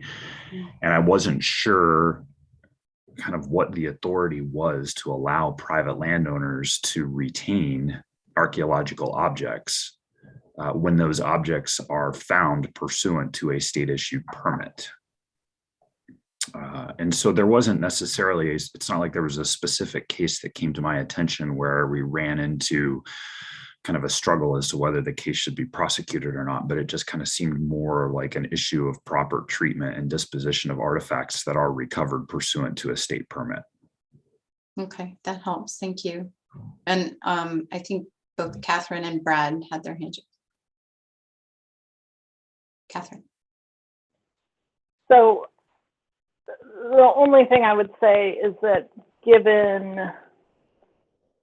Oregon's rule against reburial of artifacts, which some tribes prefer to curation, the private landowner taking possession of the artifacts and reburying them is the only way that tribes can make that happen.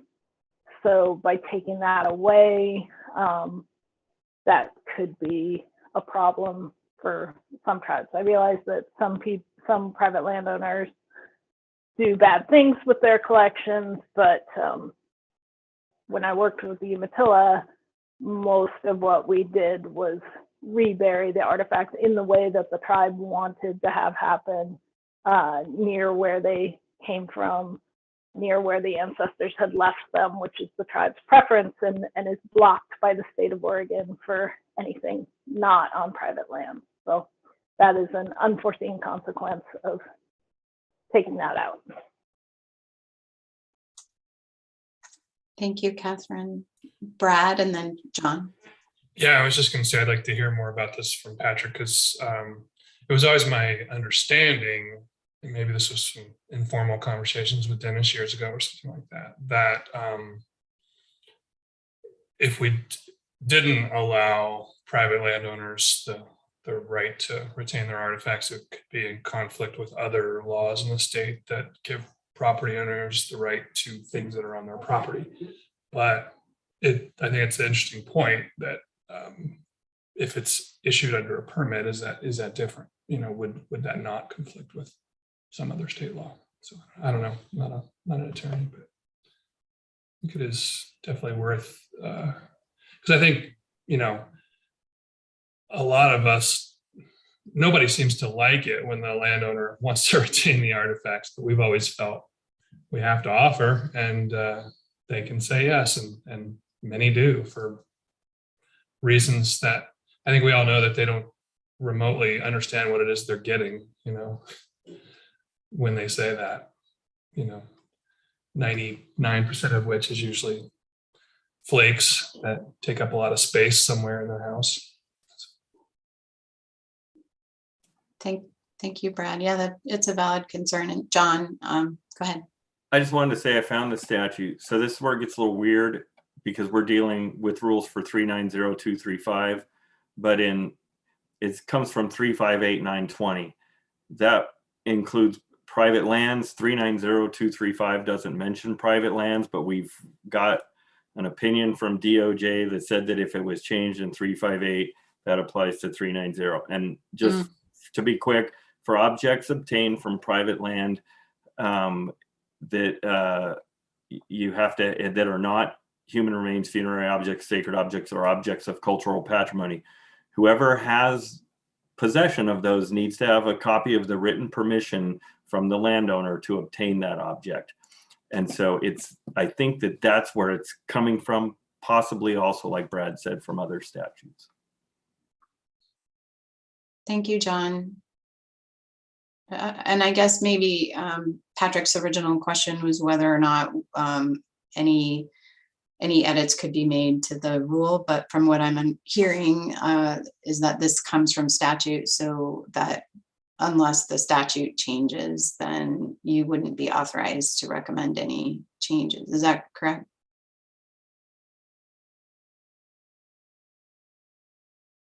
Is that to me, Kimberly? Yes, sorry, John. So right now, the one area, if it's in statute that we have to have written permission from the landowner, we have always gone with it's an all or nothing type of thing. So like, we're not letting them pick and choose. But I'm just throwing out there for the group, if they did pick and choose, if they were allowed to do that and they had it in writing, then, you know, some things they could keep, some things could go away. But I don't know if that's making more of an administrative burden or not. Okay, Patrick. Oh, you're muted. Oh. Yeah, I don't know if we need to belabor the point here, but I think that kind of gets to the core of the conflict that we've talked about previously, is that, you know, everything that I was looking at from a prosecution standpoint was under 358.920 to be precise, and we're talking about 390. And really what we have, as we frequently have, is two different statutes that are significantly related but have different wording and seem to have different implications to them. So it very well may not be a rulemaking fix, as opposed to somebody else getting together in a room and looking at these statutes that seem to be, at least to some degree, in conflict. If for no other reason, conflict in intent, maybe not express conflict. Yeah, I think that sums it up. All right, any general comments, any more general comments on 0090, the private permit section? Okay, I don't see any. So now I'm gonna turn it over to Jamie and John to shift gears a little bit, and I think they have some questions for the group. When reviewing the video from the last RAC meeting, there was one item specifically that John and I struggle with a lot that we realized that kind of got glossed over when we were talking about the definition of qualified archaeologist. And I had it up. On the draft that John sent out yesterday, I'm on page 7, and it's the definition of qualified archaeologist. And it's subpoint AI. We're talking about the postgraduate degree, and specifically we're talking about a specialization in archaeology and what that means to the group. And I have a series of questions to prompt the discussion, but feel free to add anything else that you guys want to say. What does a specialization in archaeology mean for your degree?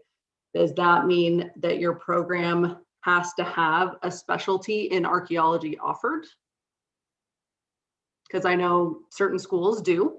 PSU has their program is anthropology with a specialization in archaeology. Thoughts? Shelby. I guess I'm the obvious person to say something there. Yeah, I can see how it's tricky because actually, on somebody's transcript, it just says that they have a degree in anthropology, and we don't have a formal certificate in archaeology, but we have a track. We have an advising track, which, anyways, this is like the academic version of rules and laws. But a track means we can't make them take certain classes. We can make them, anyways. We have specialists in archaeology in the program, but someone's transcript just says anthropology. So, even for our students, if you were trying to review this, you'd be looking at what classes they took. Did they go to a field school? How do they express their own specialization? It's not going to say certificate in archaeology. A lot of schools do have like the program track, and if you look on their website, you can see like, yeah, we have that. They have it. Okay. Yeah. Sorry, not to take away from it, but I do understand how complicated navigating this would be just based on our side of it. Tobin, and then Catherine. Yeah, and okay, it's maybe been quite a long time since I was at the U of O, but my degrees just say anthropology, and I'll say in applications or whatnot that I had a focus in archaeology because I did. I mean, I took a lot of archaeology classes in addition to the more general anthropology, but there's no indication based on my transcripts that I had that focus. So I would be very hesitant to try and make that language any more specific here. Thank you, Tobin. Catherine? Yeah, I think Tobin makes a good point. It's anthropology, right? We are anthropologists, and so you need to demonstrate your archaeological expertise elsewhere in the process, I think, of this. But so, I think in answer to your question, must your university have a specialized focus in archaeology? No, I don't think that is a reasonable request, because I don't think that that's the way the universities necessarily set themselves up. I think at Oregon State, I can't even remember how they put it, but I had some sort of focus on cultural resource management and some sort of focus on historic sites archaeology. But I have a master's in anthropology, so I think you would be in a difficult position if you started to eliminate people because they weren't on some sort of special track that is reflected in their degree piece of paper. Thank you.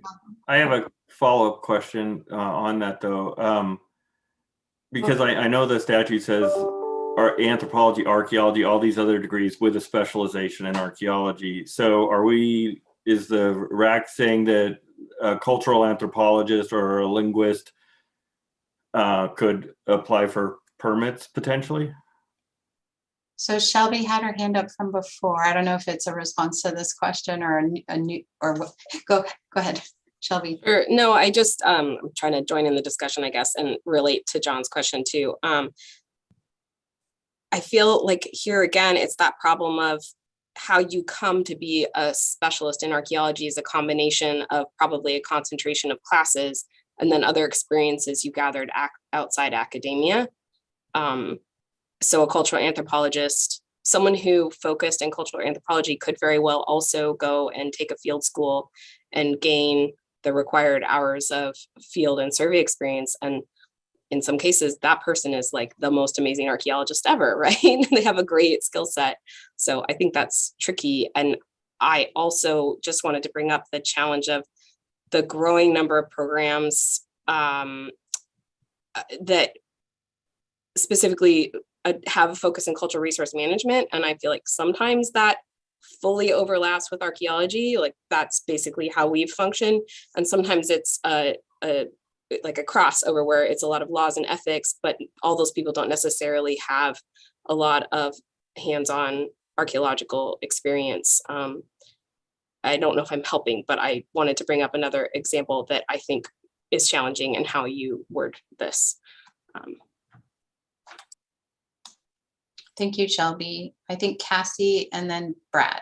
Yeah, thank you. So this kind of comes back around to the point that I made last week in that I honestly don't so much care what the thesis topic is, right? As anthropology students, most universities in the country are 4-field, most, or at least 3-field, right? You're going to get some basis of all of those classes. And for your degree is showing that you can do good research and you can do research to completion. So you've got that component and you've got a basis in anthropological knowledge and studying. And then, as Shelby said, you're showing that you have this requisite fieldwork component. And if your thesis isn't in archaeology, then you need to show that you do have a sole or lead authored document in archaeology that shows that you know how to do those things. And you've added up this other evidence. Somebody may have gotten their master's degree in where it technically falls under cultural anthropology, right? So if someone were to do a GIS-based storyscape, technically, I'm the way that it falls right now, I think that would, for most folks, that would fall under a cultural anthropology because they're tracking and tracing stories on the landscape. And so someone would say, well, that's a cultural, it's really ethnographic focused. It's not really archaeology focused. That person then completes their field work. They go out and they get a job in archaeology and they work all those years in archaeology, and then they get a PI position. They start doing crew chief work in archaeology, and then they can get that authorship component for archaeological research. I think there are tracks that you can get there. And I think that we put too much heavy and focused emphasis on the first big paper that someone's written. I just want to clarify, I know Brad, you're next, but I just want to clarify a question for Cassie based on what she said. You said that they have an anthropological background, but the statute doesn't say that. It says anthropology, history, classics, or other germane discipline with a specialization in archaeology. So I'm trying to get at, what does a history degree that specializes in archaeology look like, I guess? Sure. We can't assume they have that anthropological background. Yes. Well, I mean, I'm sure that there are some great examples, and I throw a few off. A history degree might have been someone, we had a history student at our field school. Our field school was excavating in Saltville, Virginia, the salt mining capital of the Confederacy. But he was a student, but he was interested in Civil War history. And so he came out and he participated to learn about history from a different component. So he could then have potentially written his thesis on the work that was done there and under the history department, never having done it in the anthropology permit. There's just one example. Okay, so what I'm hearing is, making sure I'm hearing you correctly, that specialization in archaeology can be not tied to the classes you take, but to the thesis product at the end of your degree. Okay. All right, Brad. Yeah, Brad, go ahead. It's okay.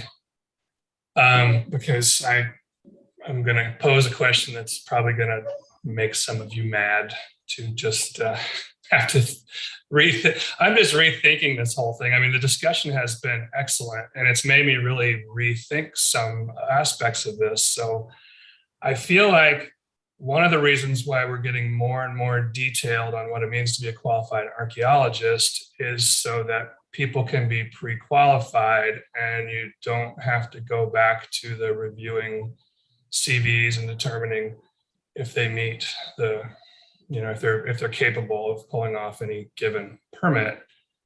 But I kind of wonder, considering, we've talked about it's way different to run a survey on public lands than it is to do a phase 2 of a site of any particular type than it is to do a detailed data recovery of a site of any particular type. I almost wonder if it'd be better to have some language, not get so detailed with qualified archaeologists, but have some language that clarifies that you still have to have the experience to pull off any particular permit that you're applying for, and that you could reserve the right to not allow that permit if the person just doesn't have the demonstrated experience on their CV. So sorry for that bomb, but I think it's worth some discussion.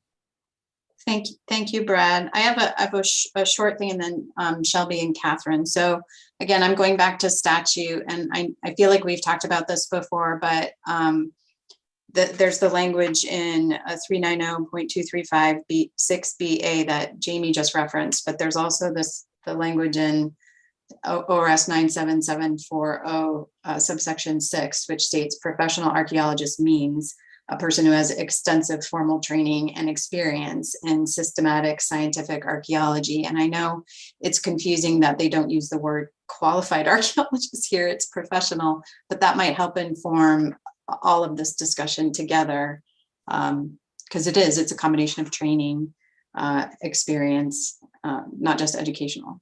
Okay, Shelby, go ahead, and then Catherine, and then Jamie, unless you have something you need to contribute now. Okay, Shelby. Oh, I was just going to add to that to say something else to remember is that what archaeologists specialize is the study of material culture. There's plenty of other people that study the past and bring different kinds of expertise to that, or combining the past with the present, but that's what differentiates an archaeologist and a historian, except for historians that work with material culture. We have an awesome public history program here at PSU, and some of those students work in museums, and some of those folks might be qualified, particularly in a historic context.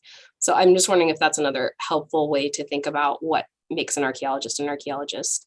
However you get there is a different question, but you could have a degree in cultural anthropology and then a lot of training also in working with material culture, whether it's present day or I can see where there's crossover there.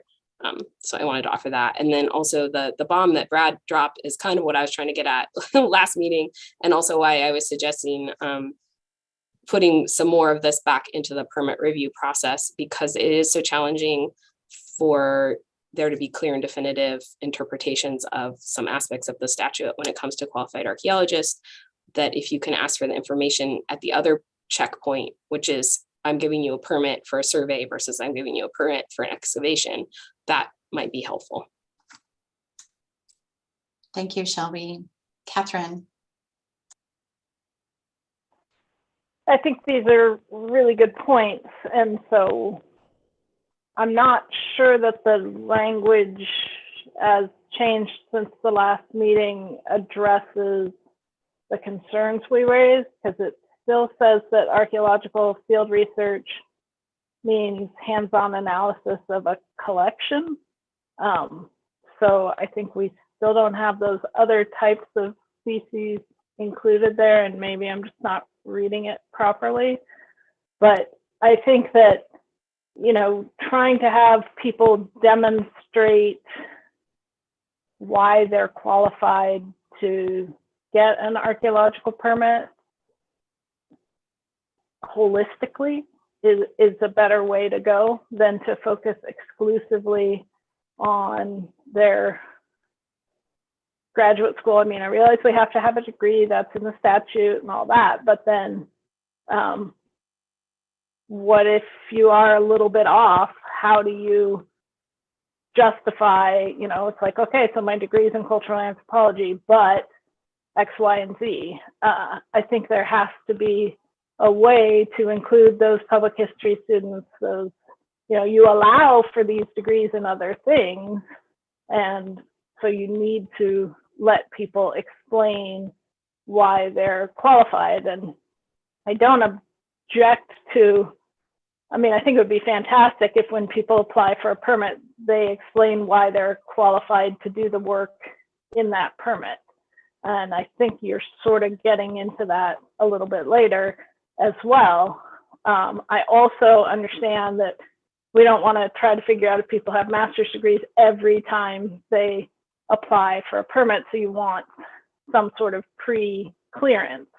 And so I just think we're not quite there yet in the language that's in this draft. I think we could probably spend a whole nother day talking about that, but I can't remember what Jamie's question was that we're trying to answer now. So anyway, those are my overly considered thoughts. Thank you, Catherine. Jamie and then Cassie. Go ahead. I have just another question that needed to be answered for Jonna. Oh, Cassie, do you want to speak on this?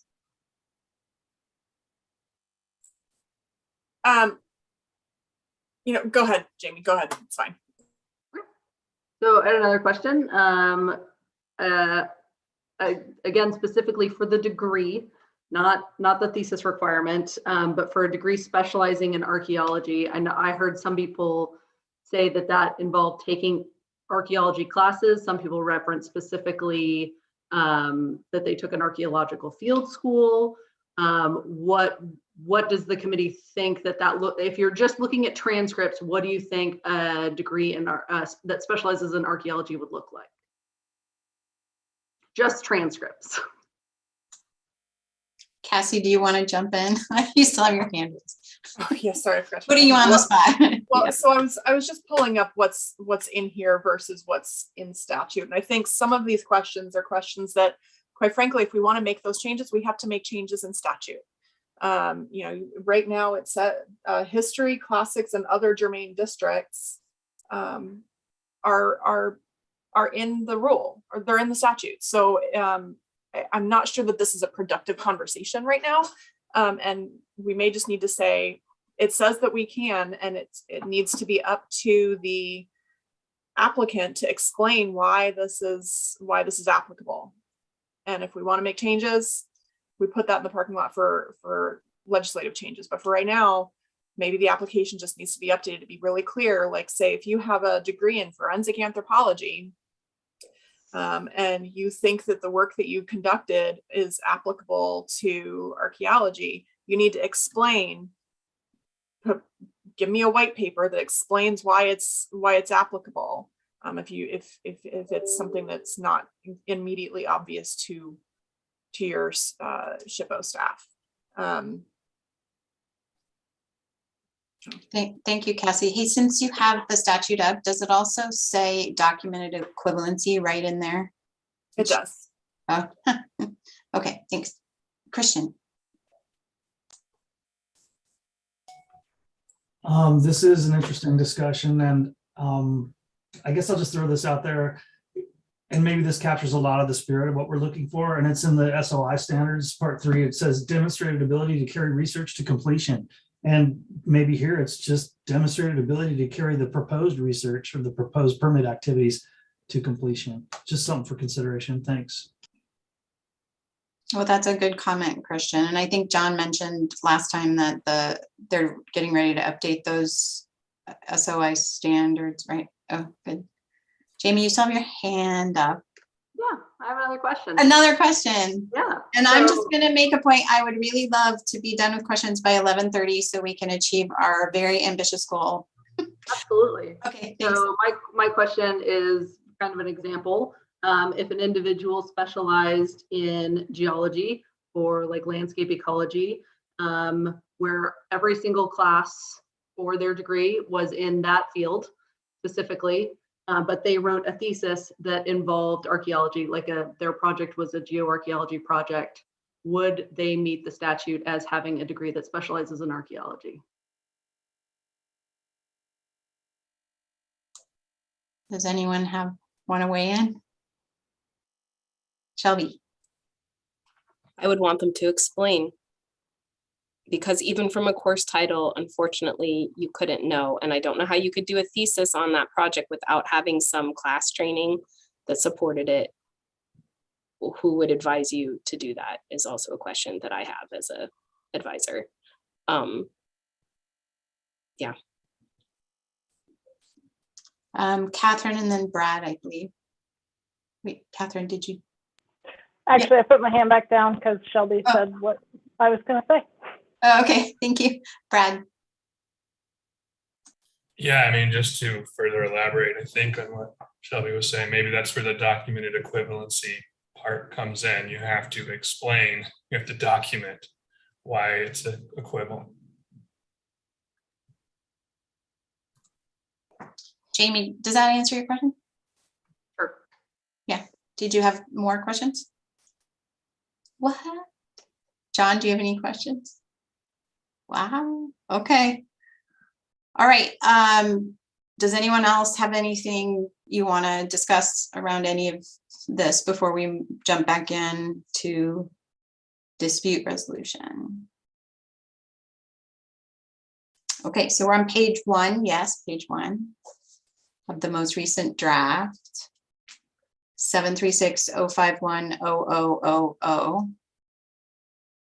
And I'm just going to go through, again, as I've always done, one subsection at a time. So beginning with subsection 1, just a statement of procedure. I don't see any hands. So subsection 1A, the issuance of an archaeological permit, referencing statute. I don't see any hands. Subsection B, curation facilities, and then referencing statute again. Any comments? You can't see me, but I'm staring at you, Cal. No, okay. Okay, subsection C, disposition of human remains, and then referencing statute. Cassie. Yeah, here I would just recommend that this be amended to say the disposition of human remains, funerary objects, sacred objects, or objects of cultural patrimony.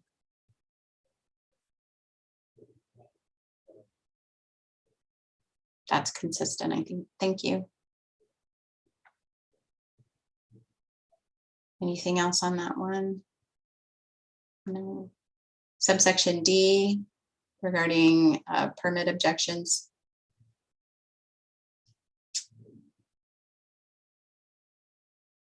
I don't see anybody. And then I think these next two are new, right? John, subsection E, relating to a prior violation. And I believe that we've had a lot of discussion about this. Is it Cassie? Yes, to be clear, we're on E now, right? Correct, E, right. Yes, the new language, yes. Yeah, so I had a comment about whether or not we could request an addition that failure to submit a port when a site is identified absent a permit. So like where if you're on private lands and you're doing presence absence testing, you found a site and you didn't submit the report.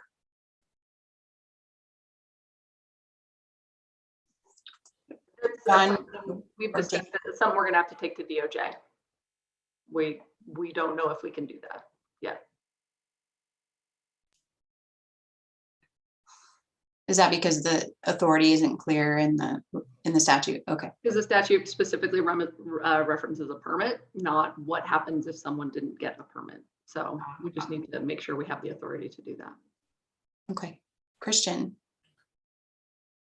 This is kind of to the point, but more of just a general statement about this process. We've talked a little bit about sort of mandatory reporting.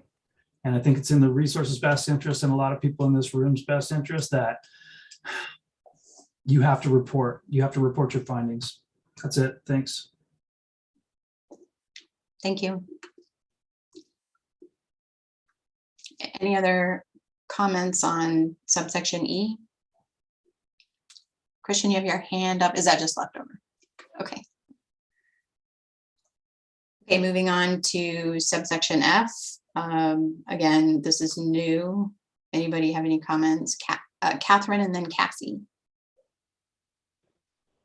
Okay, so is there a process if people thought that the report lacked adequate documentation and context?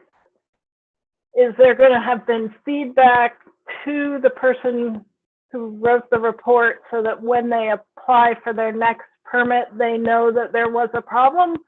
Or is it just going to come up when they apply for the permit? I would hope there would be feedback. But,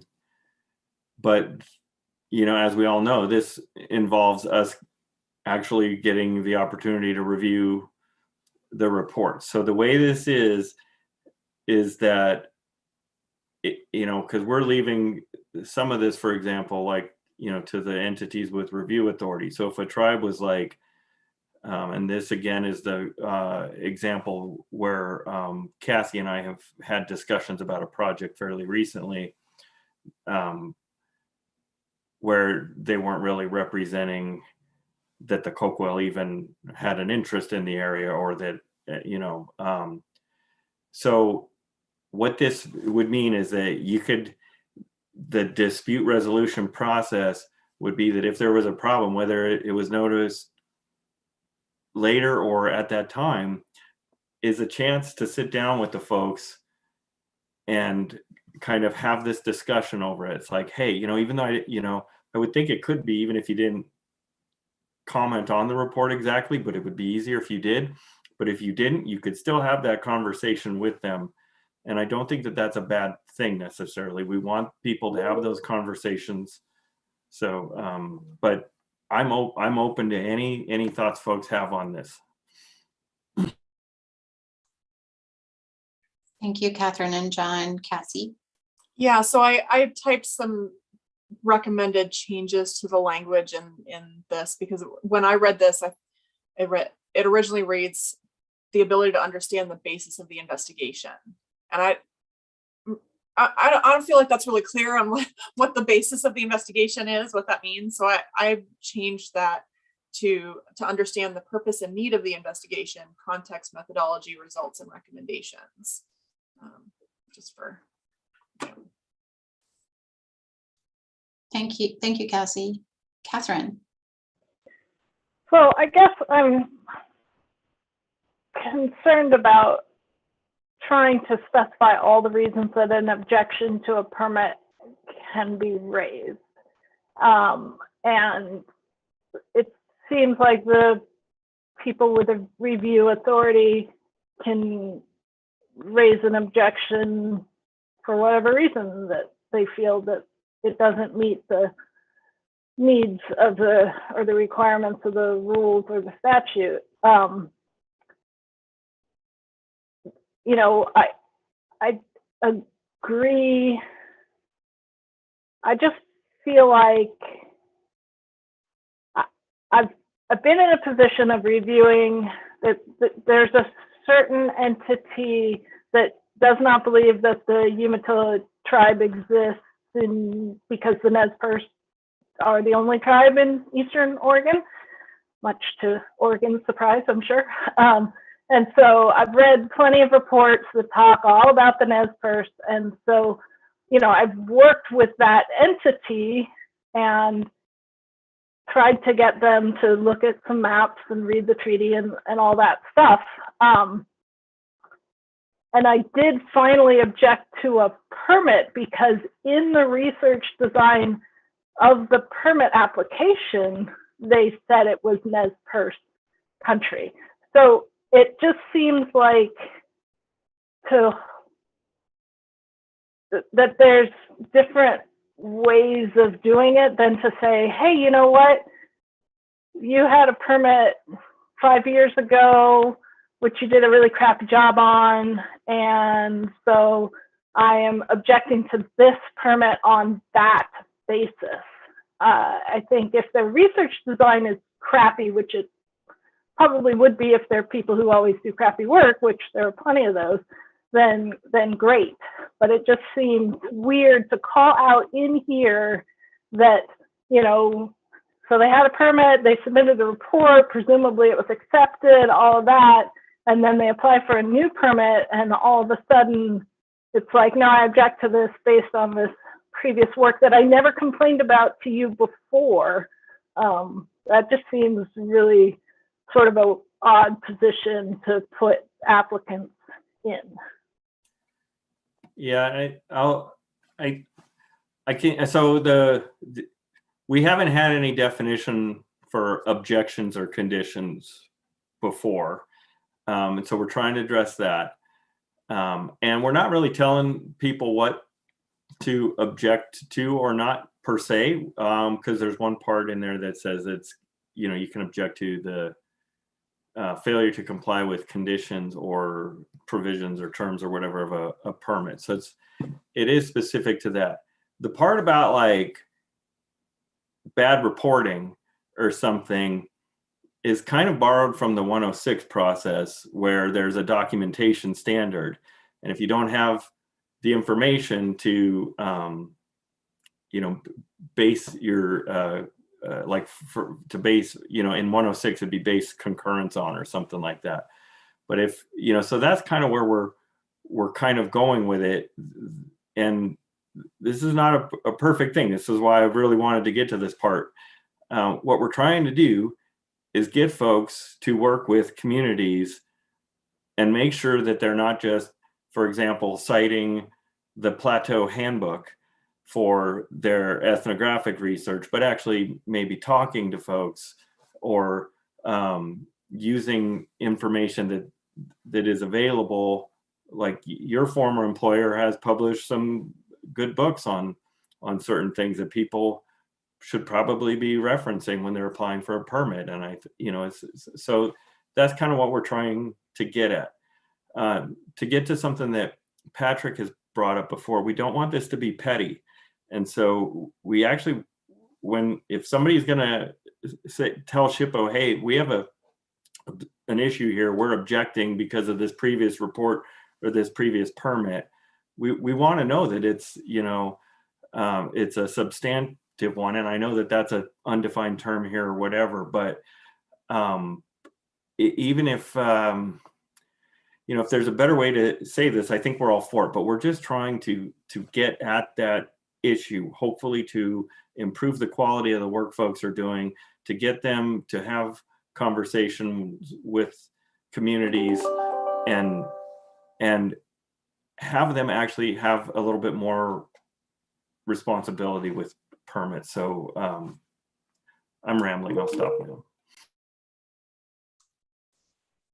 Thank you, John. I think Brad and then Catherine, you still have your hand up, or do you have a new question? Okay, Brad. I totally get why this is in here and why it's in addition to the general statement about failure to comply with the terms and conditions of a previously issued permit, because that could relate to you dug too many holes, or you didn't, you know, put some of it through a different screen size when you said you were going to do one screen size, and you didn't curate it properly or whatever. There's a lot of little things that you just wouldn't be aware of that or might not come up until later. But with the report, I wonder if SHPO has approved the report, didn't have any problems with it, tribes didn't have any problems with it, then now you're saying, but wait, I did have problems with it, and that's why I want to dispute this new permit. Wouldn't the applicant say, well, why didn't you bring those up at the time I submitted that report?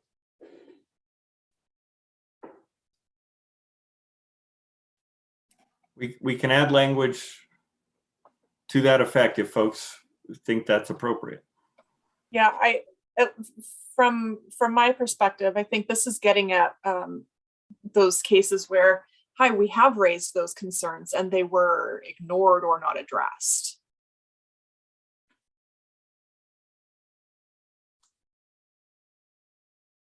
Catherine.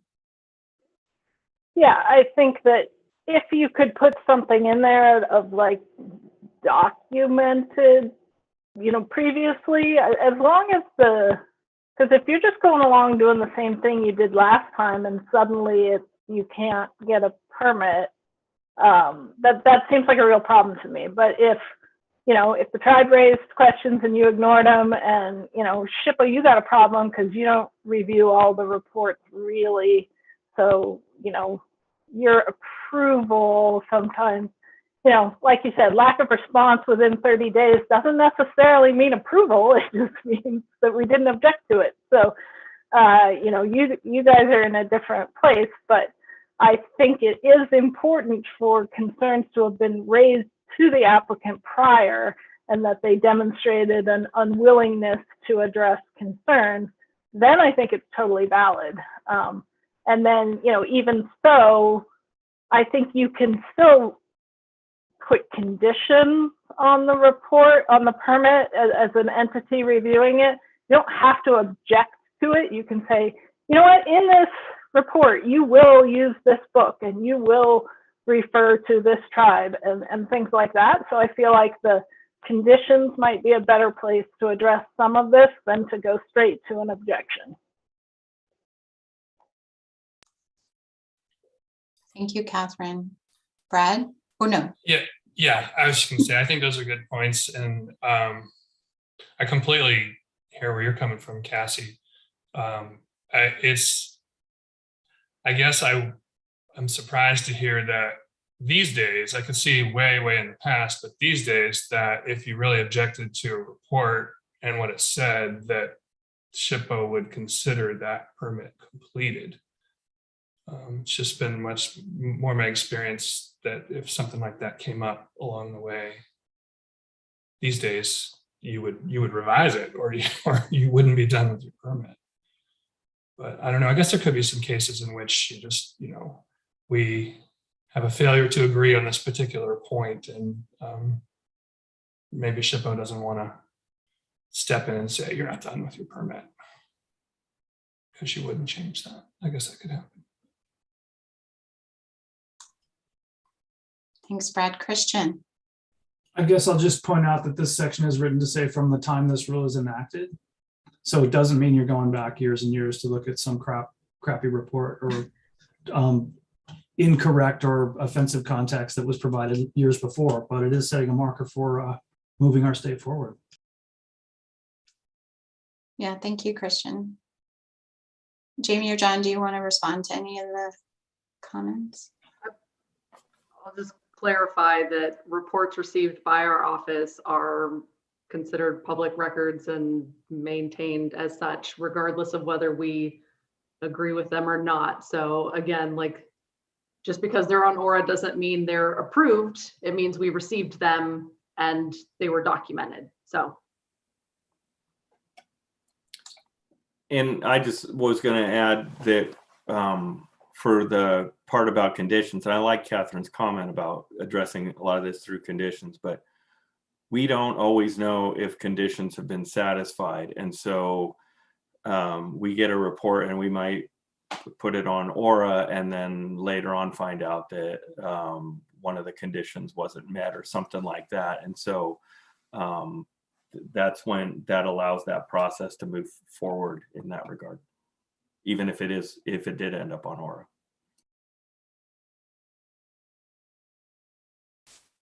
Thanks, John. So does anybody have any more comments? I'm going to expand it now generally to this section to add, anything to add? Pam. Yeah, I'm still a little confused about the terminology from the time this rule is enacted. So how would that address collections that have not been curated under previous permits? Well, they're still required to do that because they're legally obligated. So I guess, you know, if they have a permit that says they have to do that, then they have to do that. What we're trying to do is put a little bit of teeth in the rule. Maybe I need to rethink the from the time this rule is enacted part, because the discussions that our office has had with some of the tribes and LCIS and state police is that there has not been any sort of enforcement. There are many folks that have never satisfied their permits and many folks that have lots of permits that they've never satisfied. And we're trying to come up with a process to address that. And it kind of ties into what we have been told by DOJ is that we have the ability to deny permits to folks. And that's kind of where our authority is. So we're trying to keep it within that world.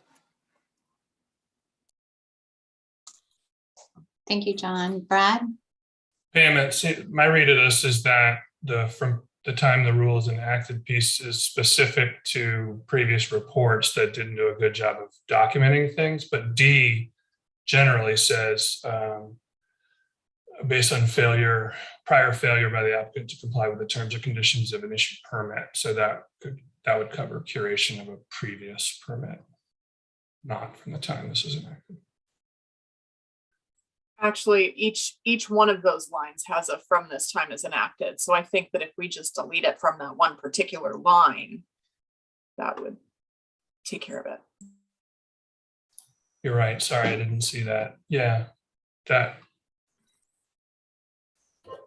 Pam, do you want to weigh in? Yeah, I mean, I was just questioning the phrase. I was referring back to D, but it just repeats itself and it just isn't clear to me or obvious what that refers to in that line, but maybe it's more obvious to everybody else. It's just a semantic sort of question.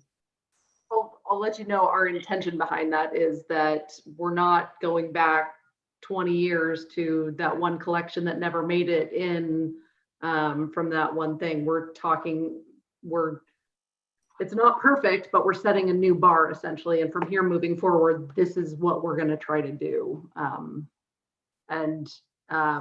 don't think it behooves us from continuing to follow up on those because they did technically violate terms of those past permits, but giving us this authority moving forward. And I don't know if this is the right interpretation or not, but from my previous experience, rulemaking with other agencies, there's a limitation on, you almost have to put from the date this rule is enacted. And your DOJ, I'm sure will weigh in on when you have more flexibility, but that's my recollection, the legal part of it.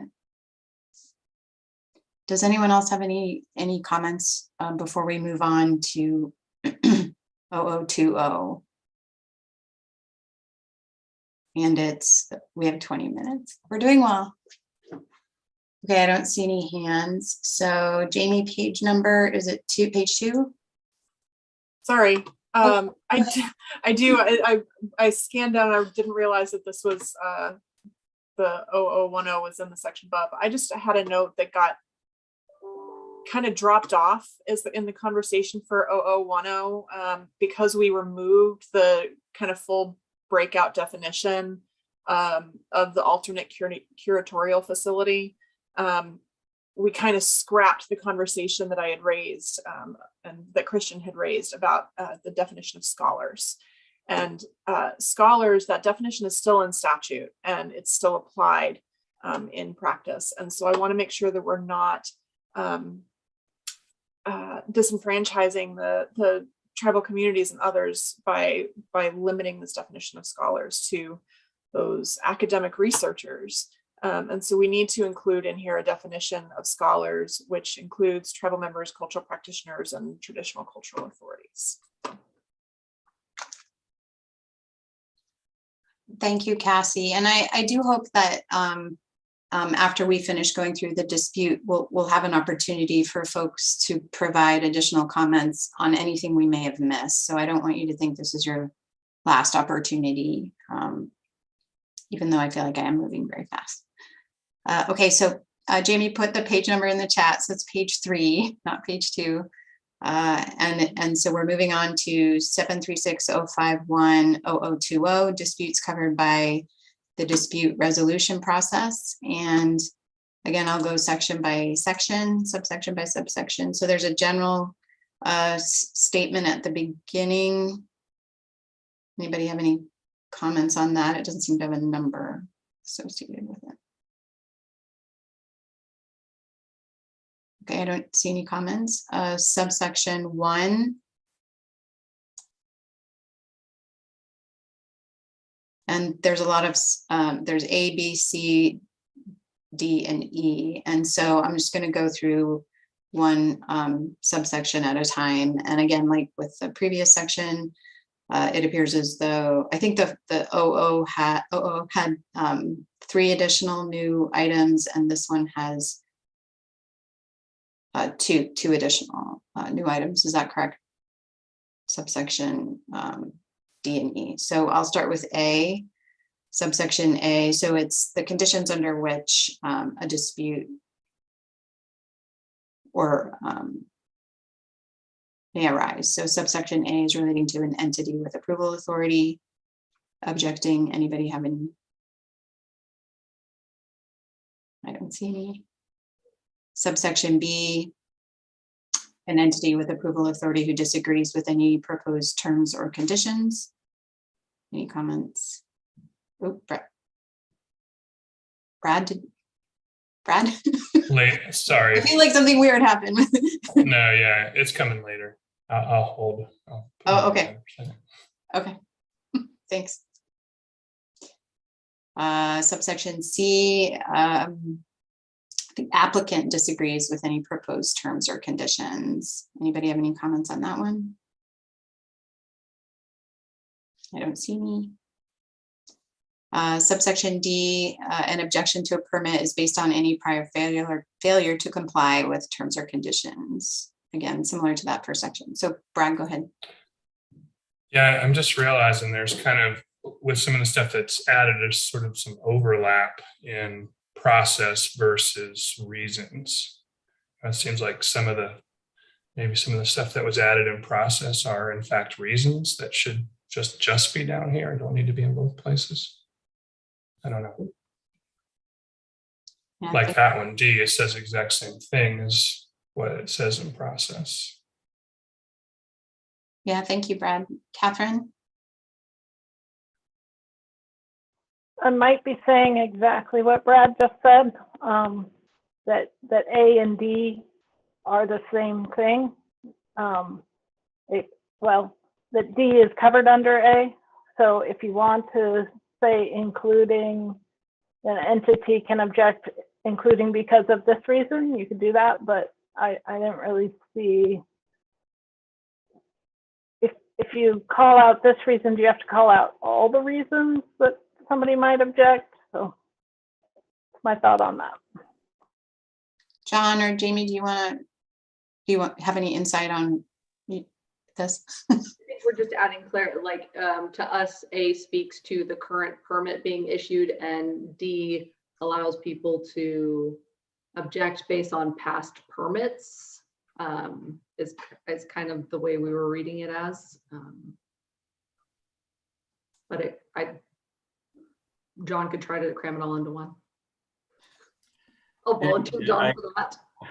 Yeah, I think it was separated into 2 before. So again, I was trying to follow some of that process. But again, also, we're trying to kind of create the world where objections can occur.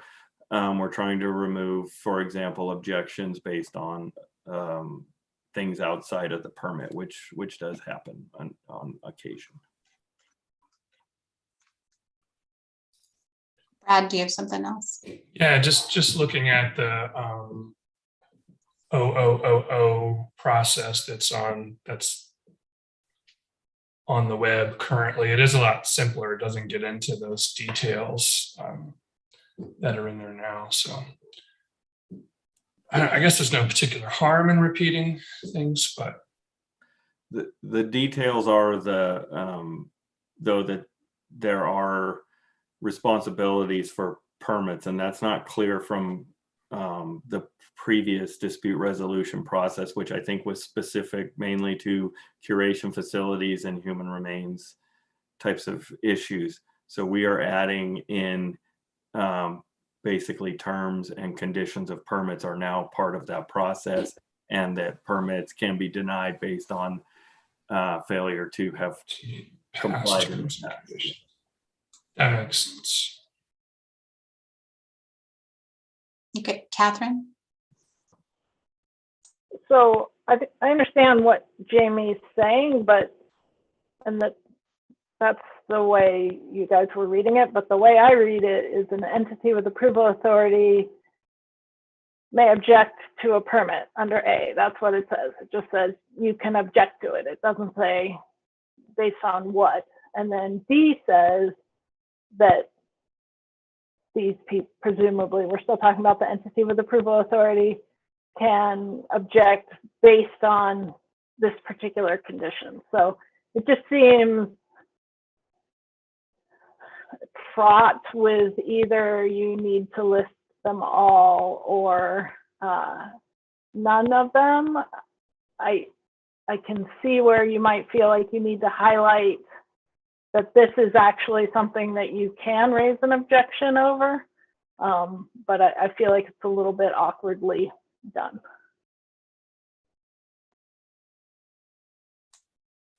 Okay, thank you, Catherine.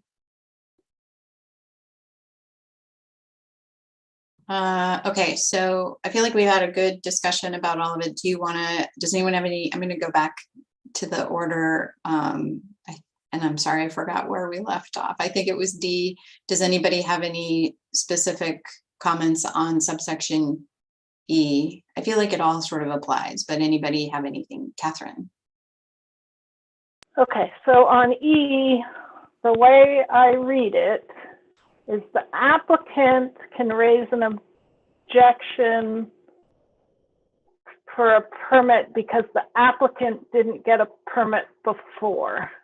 I'm confident I'm reading that wrong, but I'm not sure what I'm missing.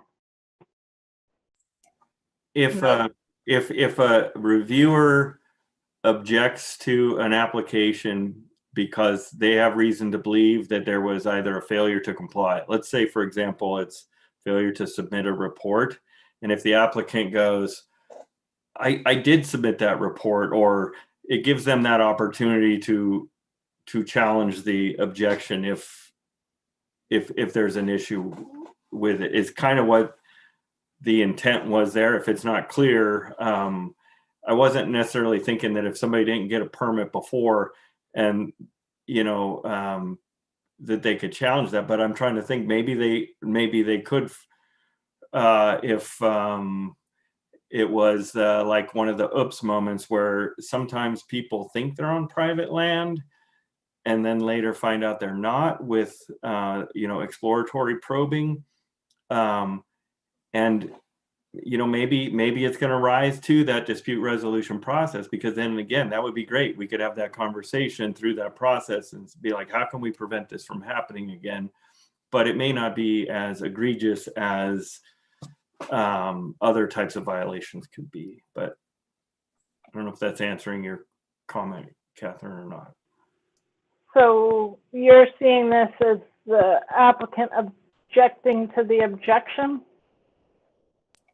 If they can support, like, let's say another example, they didn't give the curation to Ozma, they go, no, I did. It just gives that opportunity for them. I guess I would see that as that's what's going to happen in the informal dispute resolution. Like somebody objected and you're like, no, you misunderstood. But I don't see why that would be listed as a type of dispute, because the dispute is whatever objection the people brought up, and then it's resolved in this way. So I think you either need to rewrite it or take it out. Okay. Thank you, Catherine. Cassie? Yeah, I was just gonna say that I see where your confusion is. It's worded a little awkwardly.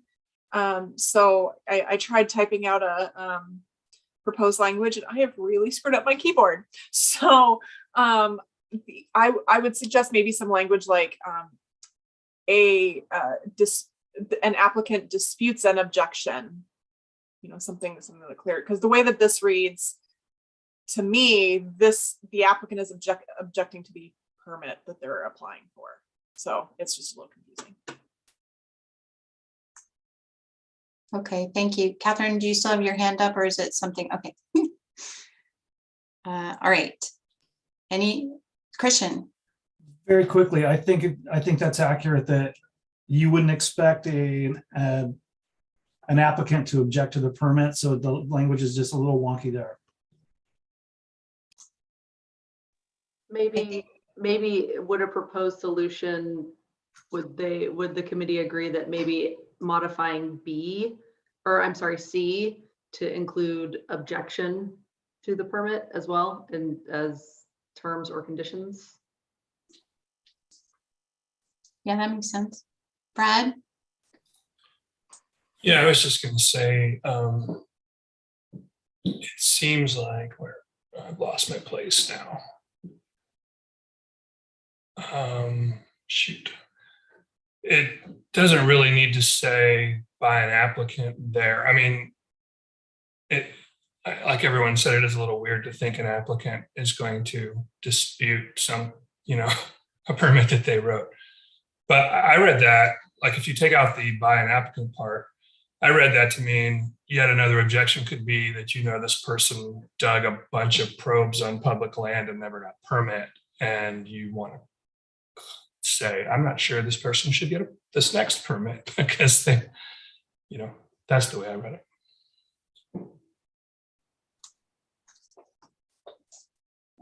Yeah, thank you, Brad. So Brad, would your proposal be to change the word applicant to reviewer? Or entity with approval authority, I guess? Just leave it out because one is, I think it already says, above that. These are just examples, right? Oh, no, I guess they are. Let's see. Entity with approval authority. This is specific to failing to obtain a permit. The previous one is, all the rest of them are detailing past permits or their current permit. And this one is specifically speaking to failure to get one. It ties into the first part. So going back up to 000, there is a under 1E, it says a prior violation of ORS 390235 by the applicant for failing to obtain a permit from the time this rule is enacted. That could engage the dispute resolution process. So an entity could object based on that. And I agree the language needs to be changed, but this is where the applicant can say, that is not correct. I did not violate or whatever, and so it gives them an opportunity to state their case is all. But I see. Yeah.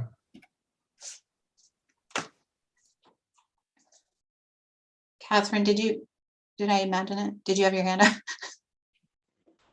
I think I was just going to be repeating myself, but I think that changing C to the applicant disagrees with any proposed terms or conditions or objections is fine, but if anybody has raised an objection, then you have a dispute, right? So you don't need a dispute within a dispute because you've got a dispute.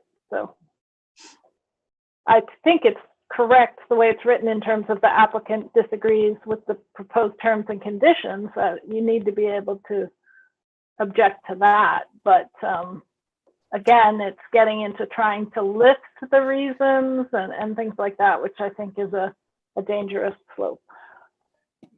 No, I agree. And I think that we're all in agreement the language needs to be changed. And what I'm going to say now is maybe me talking to my future self when I'm doing the next update. But I can see an applicant wanting to object to conditions, but terms, I don't know if that, because usually the terms are based on their research design or reporting requirements or things like that. So I'm gonna have to think that through. So this is a message for future John. Thanks, John. All right, I'm going to move on now, and I'm very conscious of the time, but hoping we could just finish this one before we go to lunch. Okay, so subsection 2, disputes may arise over the selection of curatorial facilities, and then again, where, and then subsection A, an entity that has approval authority over the choice of an alternate curatorial facility. Does anyone have any comments on that one? Okay, I don't see any. Subsection B. The applicant disagrees. Okay, no comments. I'm going to move on now to subsection 3. Disputes may arise over the disposition of human remains, funerary objects, sacred objects, or objects of cultural patrimony, and referring to statute. Does anyone have any comments on that?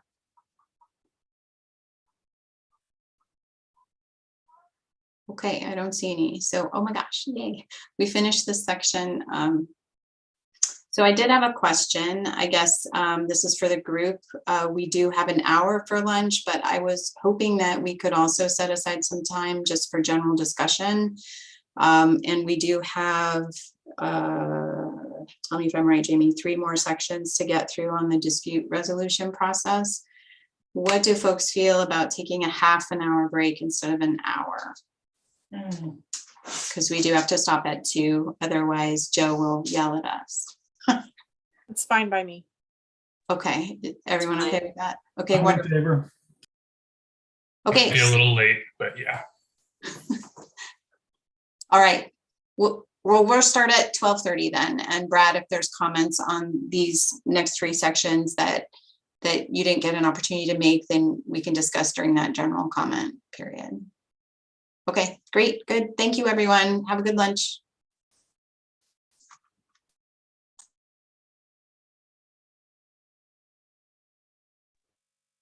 Are you doing the slide?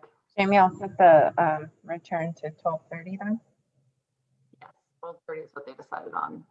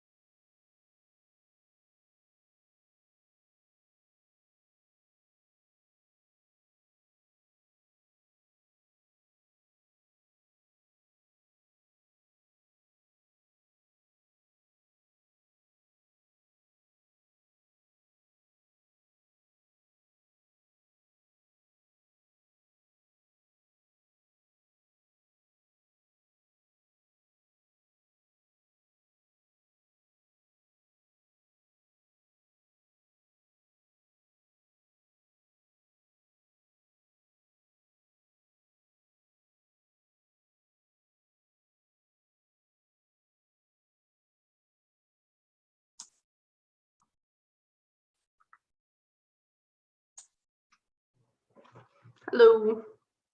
Hello.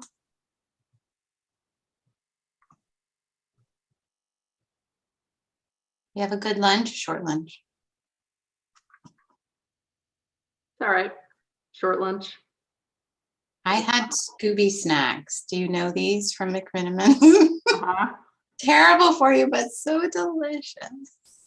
I had like cheese and a baguette like all sitting out. So I just munched on that. And now I'm having jelly beans for dessert. So. Oh, jelly beans. Delish.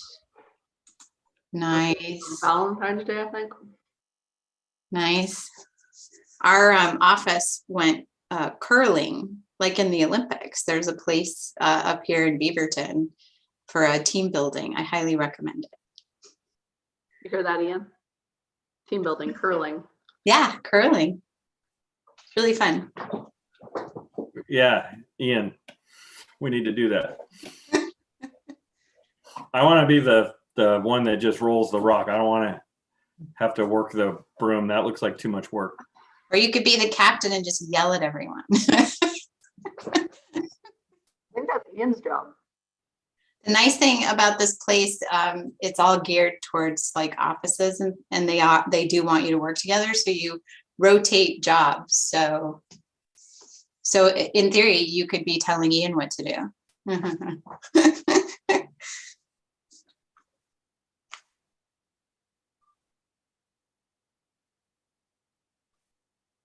All right. Yeah, when you're back, if you could turn your camera on, I appreciate your guys taking a short lunch so we can get through this.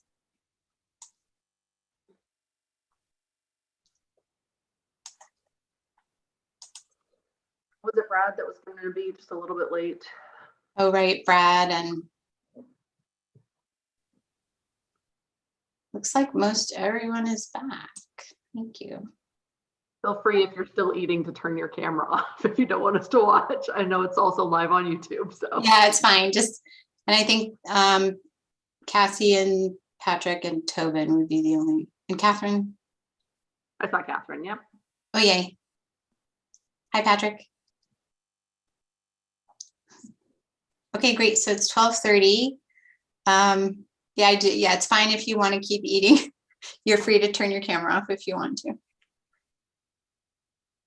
So we're going to pick up back on page 3. Yes, page 3, right, Jamie? Yes. We are at the 7-3. bottom of page 3. Bottom of page 3, 736-051-0030. And this is informal dispute resolution negotiation. And I'm going to just go through one subsection at a time. Let me know if you need a few minutes. I see Christian left. Catherine. Okay, it says if the permit applicant or entity of authority, blah, blah, blah, it shall notify SHPO. So I would normally think that would be he or she, but since we're using there, maybe this should be they. I just didn't like thinking of the applicant as an it. Yeah. Good catch, Catherine. Anyone else have any comments on subsection 1?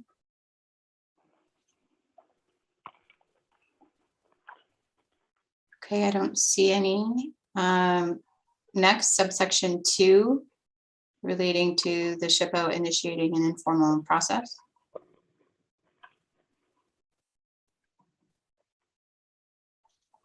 And you did change it from, is it, I don't have the other version. Did you change it from 30 days to 60 days? Is that the change? Yeah, okay. Anybody have any comments? Okay, I don't see any. Subsection 3, at any time, a disputing party can terminate the informal dispute process. Anybody have any comments on that one? Yeah, there's a typo in it, so I'll Oh, Tobin needs someone to give him a let back in. Oh. Jamie, can you?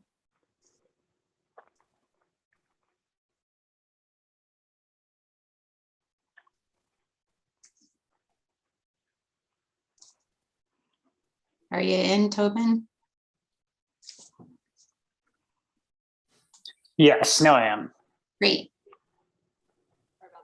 You'll be happy to know, I don't know if you heard, but in your absence, Catherine caught a reference to it instead of they. Okay. All right, so I haven't seen any raised hands for subsection 3. So just in general, I know some of you have been coming in. Does anyone have any general comments related to 0030? Christian? John, did you identify a typo? Does that mean there needs to be a comma in 3? Oh, so I saw there's an extra word "the" after notifying. That's what I saw was the extra word. So what is where do you want a comma or one removed, Christian? After time? Either after mediation or, yeah, I don't know. Never mind. All the words are there. You'll have someone look generally at grammar things, right? Will you? Yeah. Okay. Yeah, and the typo is notifying the all parties. Okay. All right, any other general comments on this subsection before, or this section rather, 0030, before we move on to 0040? And Christian, your hand's still raised. Is that just left over? It's okay. All right, so now moving on, we are on the top of page 4, correct, Jamie? Mediation, 0040. Subsection 1, entities with approval authority shall compile and maintain a list of potential mediators. Any comments on that one?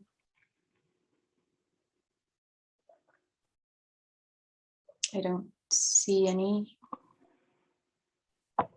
Number subsection 2, within 10 calendar days of receipt, SHPO shall provide parties with a list of at least 3 mediators. Any comments on that one?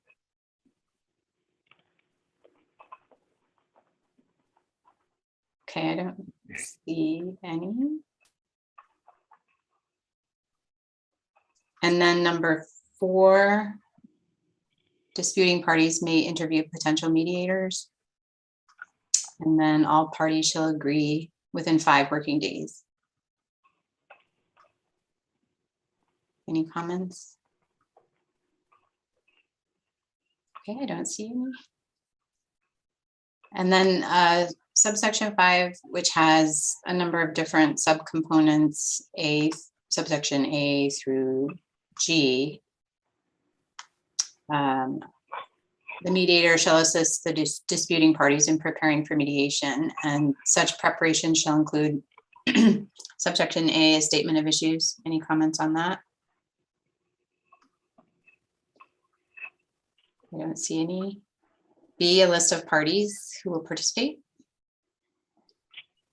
No comments. C, estimated completion date for the mediation process.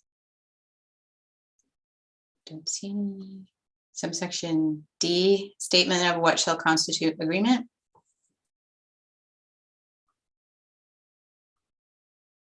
Okay, nothing. Subsection E, the public disclosure statement, or the exemption rather. Any concerns, questions on that one? Nope. Subsection F, provisions for payment if the services are not voluntary. No comments. And then the catch-all at the end, subsection G, any other procedural matters. Wow, that was great, you guys, super fast. Now I don't know if it was this one, but oh, Catherine, go ahead. So I'm just wondering, we've got 1, 2, 3, 4, 5 kind of setting up mediation, and then there's nothing about actual mediation. So I don't know if we need to talk about any of that. I'm sure there's a million places in the rules where somebody's outlined something similar and maybe they all just talk about the build up to the process. I kind of felt the same way about the arbitration. I think that it again is about the setup and not the execution. So you do what you want with that. Yeah, thank you, Catherine. I guess, and I'm looking for my notes on this because I did them a while back. There was an organization or a group identified that doesn't exist anymore. The Dispute Resolution Commission. Yeah, and at the time of I'm sure if you know this, at the time this original rule was written, did they have procedures for this kind of thing? Do you know? No, this is still fairly similar to how it was, but I will say that in D, it says that during this process that the groups will identify what the objective is basically. And so I think that it's somewhat captured there. Does that address your concern, Catherine? You know, like I say, it's like, okay, so then presumably you're going to meet and presumably you're going to mediate, and then how do you tell when you're done, and how do you tell if you need to move to arbitration, or does it need to report back to anybody? Those kinds of questions. I'm not, if it's just written the way it's written, that's fine, but I just felt like it got us through the setup, but not through the execution. I can look at adding some language to that effect. I think that's not a bad suggestion at all. My only other comment is that other departments, other fields use this sort of process. So perhaps also you could either look to them when clarifying your language, or it could be added in the complementary information during the implementation phase to clarify best practices. So each time folks aren't starting from scratch. Pam, and then Patrick. Yeah, it also says the mediator shall assist the disputing parties in preparing for mediation and not in actually executing it. So maybe some words in there too, because the mediator's position is probably to carry the process through, or help guide the process through anyway. Yeah, thank you, Pam. Patrick? John, I was just going to say, before you put too much effort into adding words, there are just universal rules of mediation and arbitration. And as a state agency, you're probably bound by those anyway. And so those parameters are standardized and set forth in various places. And I'm sure Steve Shipsey, your general counsel attorney, can point you in the right direction. I don't think you probably need to go through laying out that whole process here, because you'll be able to just say, like there was that entity that no longer exists. So they were following standardized rules of arbitration and mediation, and they would implement those. Okay, that's great. I think that what I'm also getting out of this too, then, if there is an established process for these, that it's probably different now than it was in 1993, 94, when this last rule was done. And so I think that makes a lot of sense. Well, maybe if there are established practices, then there should be some reference to them in here. I mean, just to practices established under some sort of document or rule or precedent or whatever, without actually laying them out specifically. Yeah, I think that's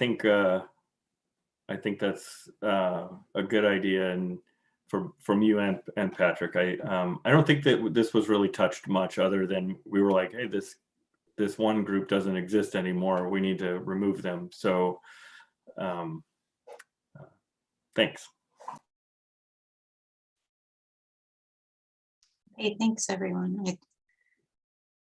Any other general comments on this section? Mediation.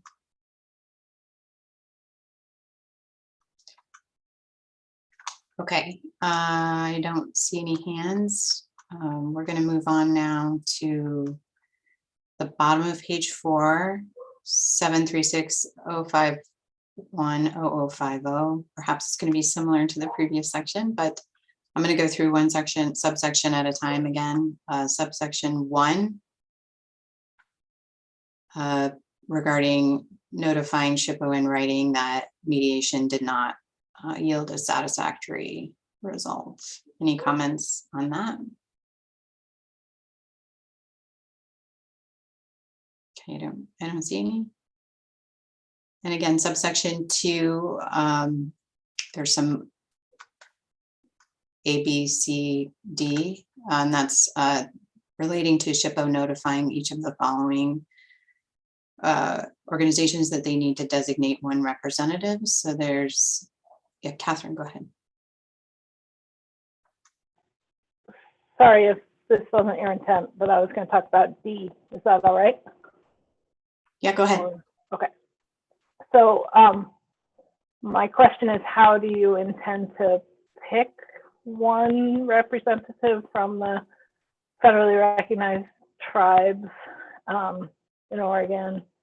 So do we want to at least limit it to the tribes that are affected by the permit or something? Because this is all supposed to happen on a fairly accelerated time frame, and this particular ask is not a small one. So it's going to take a really long time for the 9 tribes to pick a person, and by then the arbitration will be over. Yeah, that's a good point, Catherine. I would also mention too that this part of the statute, since it does deal with human remains, it might not be part of a permit, and it could include more than the 9 federally recognized tribes in Oregon. It could include any out-of-state tribe that has interest in Oregon as well.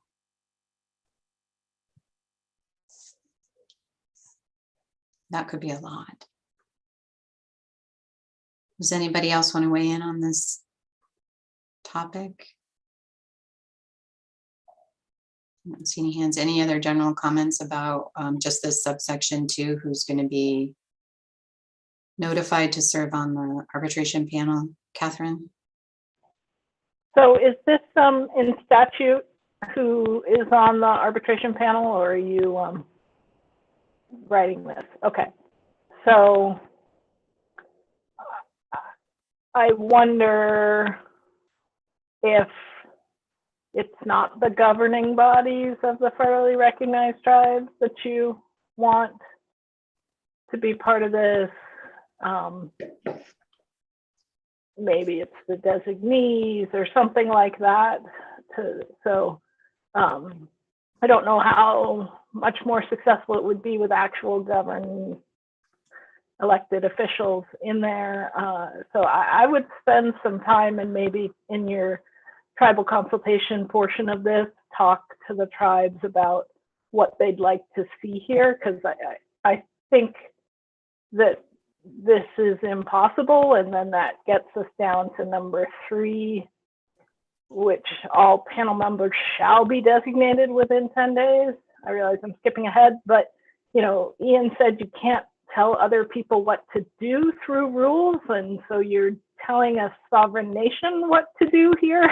And so I just think that this is a big mess that needs some help. I agree. This was basically untouched from the previous rule. And I would also say, for full disclosure, that in my 11 years at SHPO, it's never gotten to this, to the arbitration. But I like the idea of working with the tribes on it. I also like the idea of working with council on it as well to help us out, because this is not a process that I feel very comfortable with personally. And so I do think that I'd like any help I could get. Yeah, thank you. Patrick, do you have any comments? I'm calling on you. Oh yeah, you raised your hand. Good. That was good timing. I think that's probably a good plan to have more discussion on this particular section, because just what I'm seeing here is, one big problem that I see is there are generally accepted rules and methods and procedures for arbitration, but nobody that you've listed as being on the arbitration panel necessarily has any expertise in that particular practice. And so you're asking representatives from each of these particular bodies or entities to take on a professional role that they don't have that kind of expertise in. I think there are probably better ways to do that arbitration or resolve that type of dispute if that's the route that it ends up going. So unfortunately, I know that doesn't help for this particular rack and the process that we're trying to do here, because the timeline that we're talking about of needing to confer with everyone to give the proper feedback to fill this amendment to the rules out doesn't exist on our current timeline, but I think it's something that needs to happen. Can I ask a clarifying question? I'm not sure if you would know the answer, Patrick, but in the references to the other standards for mediation that we had, does it also have standards for arbitration that might be helpful in this case, or does it not address the coordination with recognized tribes? It could, and that's where, again, I would say talk to your agency's general counsel attorney and see from a state standpoint. This is an area that I'm not entirely familiar with, because the dispute resolution world that I worked in was prosecution, and that was in a courtroom, and that's very clearly set forth. And so I didn't participate in arbitration and mediation. That wasn't my practice. And so I wasn't working within those rules and parameters. But your general counsel attorney will be able to tell you if your agency specifically, but the state in general, has practices that they are either bound by or have adopted and that you will want to incorporate in here as well. Thank you. Catherine. And then I'm wondering if there needs to be an entity on the arbitration panel that kind of represents the general applicants. So I realize that we have applicants from a vast array of different places, but none of these reviewing people particularly could seem to represent the applicant's interests. So I don't know if you mean it needs the AOA or somebody, but it just seems like that's a voice that's not really captured in this process. Yeah, that's a good point. Does anybody else have any comments on this subsection 2A, B, C, and D?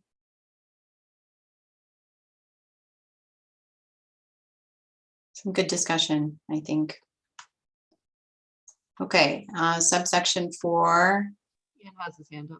Oh, sorry, Ian, I didn't see your hand. I have a question. I've just been kind of listening here. I'm not sure if there's, I might pose to the group. There's different, and Patrick finally started to get at this. There's different ways to deal with disputes. I mean, is there a real interest in continuing with an arbitration group, or is the group open to a different alternative? Because I mean, this is the process they thought up at one point. We need something that's going to resolve disputes, but is there? I didn't hear a lot of enthusiasm, is what I'm saying, and I'm curious if that's just post lunch is what I'm hearing, or if that's more of a we're not sure that this is going to work. So I'm just throwing that out to the group before we move on. It does beg the question that it's never happened, the mediation or arbitration, except for one instance that I'm aware of, where the main person involved actually passed away. This was before I was at SHPO, and so the whole thing was dropped. Catherine. Yeah, thank you, John. Catherine. So, yeah, Ian, I don't think anyone likes arbitration, but there has to be a way to get to a decision. Okay. And so I don't know what an alternative is. I think, that it will continue as it's always gone, that the vast majority of things are resolved in negotiation. Maybe something goes to mediation, but you got to be ready in case it's not. And I think it's difficult for us without better language on how things end to know whether mediation is sufficient or something. If there really is an alternative, I'd be happy to consider it. But I just know that in the world, arbitration is the way people seem to like to get a final answer for things without going to court. And I don't think any of us particularly want to go to court either. So that's I think you'd hear a lack of enthusiasm because arbitration is not ideal. Yeah. Thank you, Catherine. Patrick? Yeah, I think Catherine hit it on the head. I mean, if there's a conflict that needs to be resolved, it's got to be in some forum. And your choices are either mediate/arbitrate or go to court to get some sort of review, judicial or quasi-judicial review of a decision. And so given that there has to be some body where that dispute is resolved, and right now the mechanism that exists is to submit it to mediation or arbitration. I mean, I think we need to leave that in there. Catherine, I think one of the points that you raised and maybe also needs to be addressed in language here, but again, may be easily addressed through, I'll say boilerplate or template language that would come from general counsel. You identified that there's nobody from the applicant who's on the arbitration panel, but the way I've always seen the arbitration panel is it's almost like a judicial panel. And so there isn't supposed to be a voice for one of the parties on the panel. They're the deciding factor. The voice for the parties is still there. They're presented to the arbitrators in that quasi litigation, but they're not a member of the panel. But that also means, for example, if one of those people or one of those entities that's identified to be on the panel, either SHPO, LCIS, anybody who's listed, if they're actually one of the people or parties that are objecting, then it would be improper for them to be on the arbitration panel because that's an inherent bias and a conflict of interest. So again, I think you're probably going to find boilerplate language from your general counsel attorney as to how this should read. And I think that will resolve a lot of these conflicts. Thank you, Patrick. Brad? I don't know how people feel about this or whether it's even possible, but it seems to me that the process should get increasingly more difficult, which should be an impetus to just negotiate. Like it should be drawn out. Like as you move to the next step, it should be even more drawn out so that the parties have more incentive to resolve it earlier. So, I mean, with that in mind, I don't know how people feel about, or like, again, whether it's even possible to get rid of some of these 10 calendar day requirements that, make everybody jump, when in fact it should be like, oh, you want to go to mediation? Okay, it's gonna be a process. And same with arbitration. So, and not to mention what we've already discussed, it's probably not even, you probably can't even compel these entities to do these things in 10 days anyway.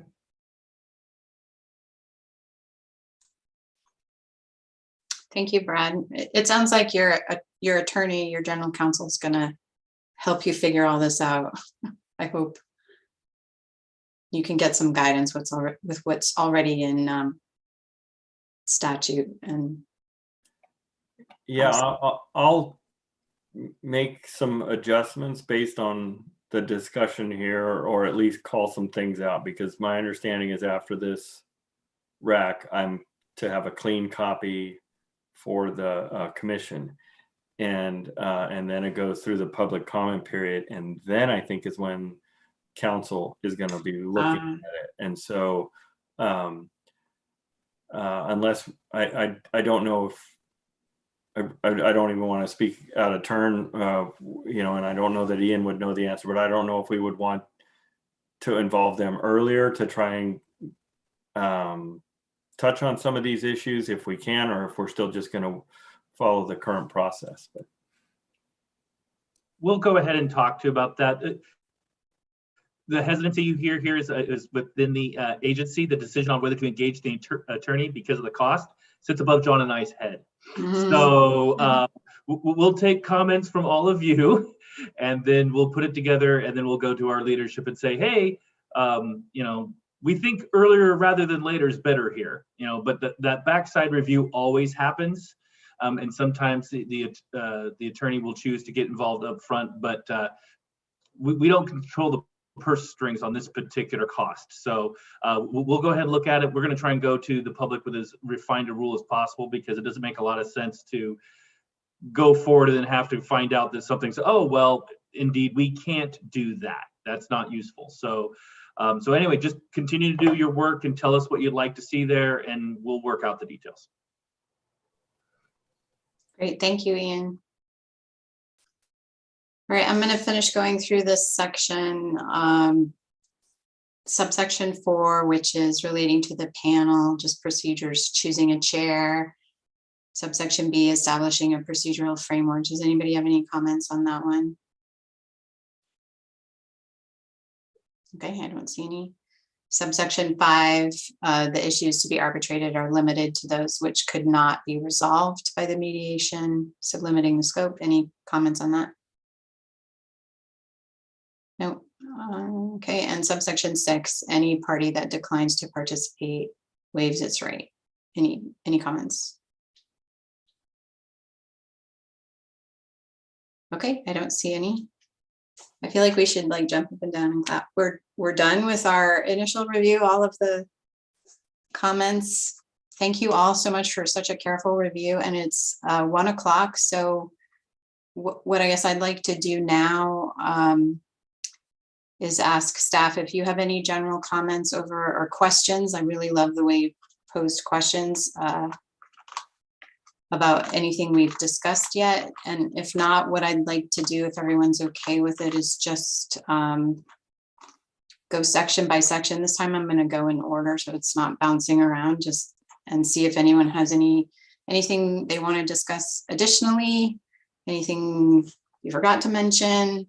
And Brad has his, before I call on you, Jamie and John, is there anything you want to discuss at this point? No? Okay, good. Brad, go ahead. Thanks. I guess I have a question. It's John, it's about the dispute resolution process versus the disputes covered by the dispute resolution process part. And, you know, as previously written, it's more clear to me, I guess. It's like there are 3 different ways in which you can dispute, and then 0020 details different ways within each of those 3 ways.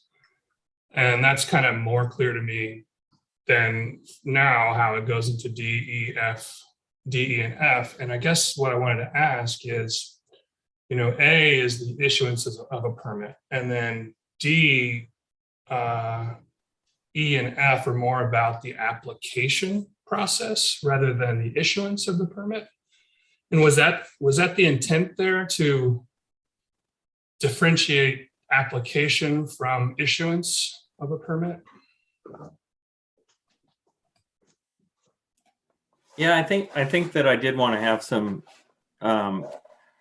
you know, it's in an application, for example, if somebody puts a condition on an application before the permit's issued, the applicant may have an issue with that condition. And so there are times where before permits issued where folks could have some sort of a concern. I also think like it's possible, I don't know how it would get to this, but it's possible that maybe it wouldn't happen until they saw the permit. But sometimes, I've never seen it. I don't think Jamie might be able to tell me if she's seen it, but sometimes one entity might have an issue with a condition from another entity, let's say. I've never seen that, but it could conceivably happen. And so we're just trying to cover all the bases. I mean, what I'm getting out of this is that it's still not as clear. And so that's something that I'm going to work on and try and clean up. I think that based on the discussion we've had here today, that the concepts folks are pretty okay with. It's just how they're presented right now. Yeah, that's what was tripping me up. I mean, I guess my recommendation would be to maybe more follow the way it's laid out in the original, to just add a D, the application of a permit, and then specify A, B, and C within that in 0020. Okay. Yeah. Thanks, Brad. Yeah, that helps.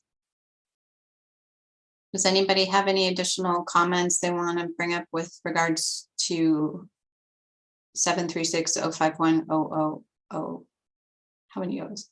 0. 4. So many. Okay, great. I don't see any. So now we're going to go back into definitions. 736-051-0010. We're still on page 1. And anybody have anything? I feel like, so just to help me remember, we had a general discussion about definitions, combining them or leaving them separate. And my recollection is that generally folks were okay with keeping them separate because it sounds like that's easier for staff, but only if the topic headings are clearly identified. So you added dispute resolution to the head of this section. So it's clear that these definitions apply to dispute resolution. That's totally fine. I don't mind keeping them separate. However, I do ask that we alphabetize them and that where there are the same definitions, we make sure that they are the same. Consistent. Yeah. Good point. Anybody else have anything on this section? I don't know that we need to talk about everything, but is there anything anyone wanted to bring up that they forgot? Cassie, you had mentioned that other item before. Yeah, I've added 2 definitions at the end of this, which includes scholars and cemeteries. The definition of cemeteries that I've added, just so that you're aware, is cemeteries has that meaning in ORS 97.010 and which are older than 75 years. And that can be adjusted as necessary. Okay. Did you add a definition or attempt to add a definition for scholar? Well, I put a placeholder that says include a definition of scholar. Okay. I'm working on it. We thought we found some language in NPS. There's an NPS bulletin that's talking about traditional cultural properties, where it says that you don't need an SOI qualified archaeologist, but you need a traditional cultural authority. We thought that there was a definition for that. We haven't found it yet, so I'm going to probably have to wordsmith that for a day or 2. Okay, and just for clarification, because this is the last rack, I know that we're going to be available for other comments through public comment period and through consultation with tribes. But if folks are just okay with come up with a definition for scholar, that's fine. But and I know Ian's on here, I think, but my understanding is the next thing I'm doing after 3 o'clock today is putting together a clean rule for the commission. And so if you guys, like Cassie, if you don't like the definition that ends up in there, we can deal with that during public comment or tribal consultation. But if you think of something between now and 3 o'clock or something like the concept that you want me to consider, go ahead and throw me some language or say something on the recording here, and I'll keep that in mind. Yeah, I'll email you something today. My draft template starting process is a scholar is a researcher, student, or cultural practitioner. I like it. That's I think cultural practitioner is a great word to include, or great words to include.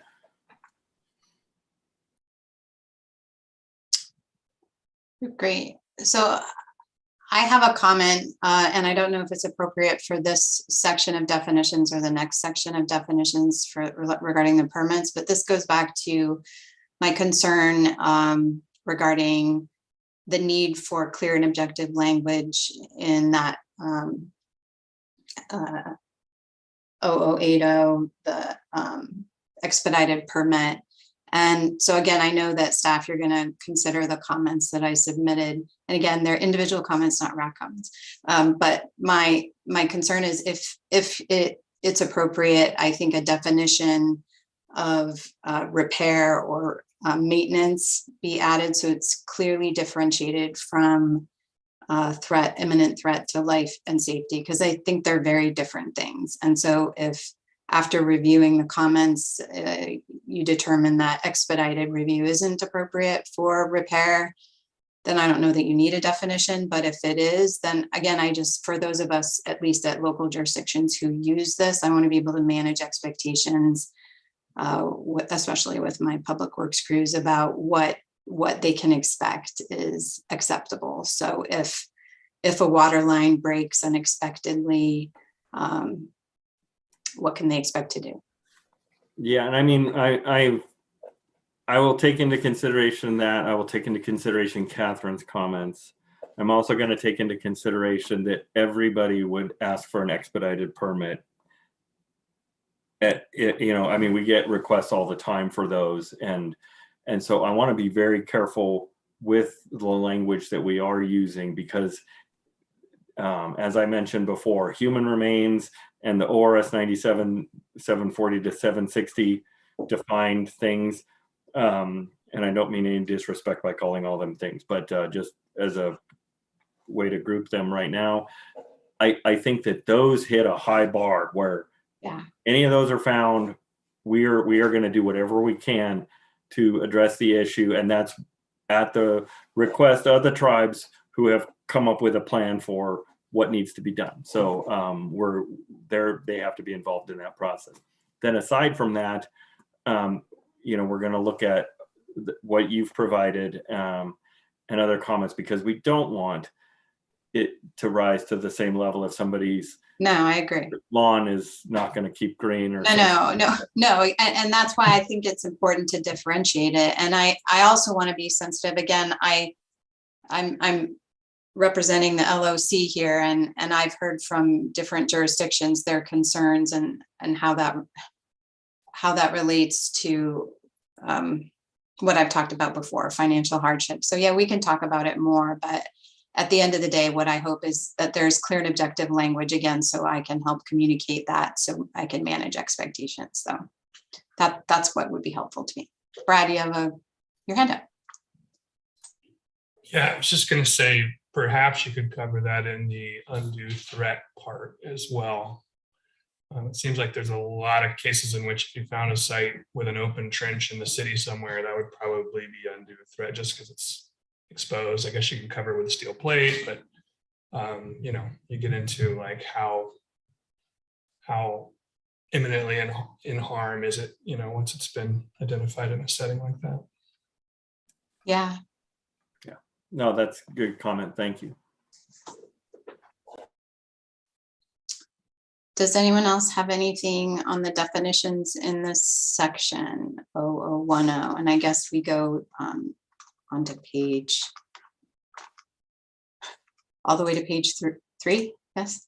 With those, anyone have anything additional they want to bring up?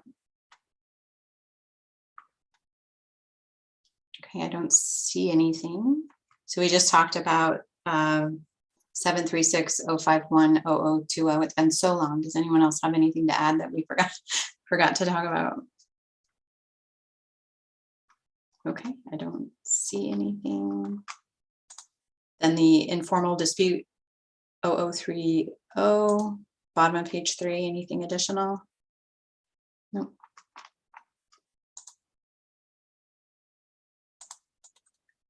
Nope. 0040 mediation. Nope. 0050 arbitration. I think we covered that well.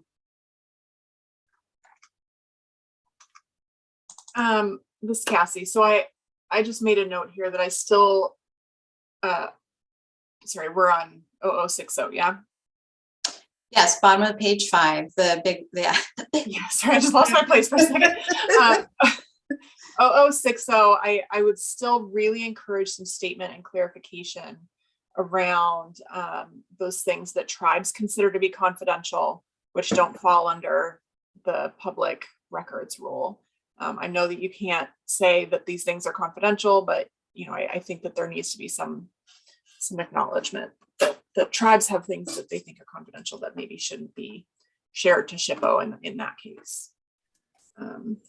So even though we're dealing with the confidentiality issues, maybe something just acknowledging the sensitivity of some of that information and to be a good person or whatever, but in more ruly language. Yeah, very much consider the implications of what you might be sharing. Mm-hmm. Thank you, Cassie. I just have one general comment, and again, this is with my just general planner hat. I would, and maybe this has to wait until the statutory discussion that came up with the different conflicts that are out there. But general policy statement at the very beginning, and I know that policy statement is already in the beginning section of each of like the public and the private, but connecting it cleanly to statute, saying, okay, yeah, this is the procedures are established here, but this is overall why we have these processes. Why are we requiring a permit, so that it can very clearly state and I think it is clearly stated in policy. And again, at the beginning of the other 2 sections, it would be nice to have it here too. So I know it's repetitive, but very clearly, this is why we're doing all this. So just for clarification there, so like in that statement that this is meant to comply with and cite the statute or whatever, or statutes as a statute. It's probably statutes. I'm thinking of your bulletin, John. It's the bulletin you have relating to. I think you actually have it in there. Why? Okay. You're answering the why question. Sure. Okay. Anything else on 0060? You don't see anything.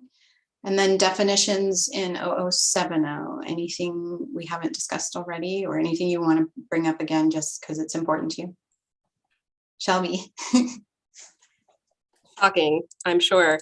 I just had a couple of additional comments based on the revised language for 17 under qualified archaeologist. If we go down to 17BI, I remember our discussion about this, where supervised archaeological field research means at the professional level.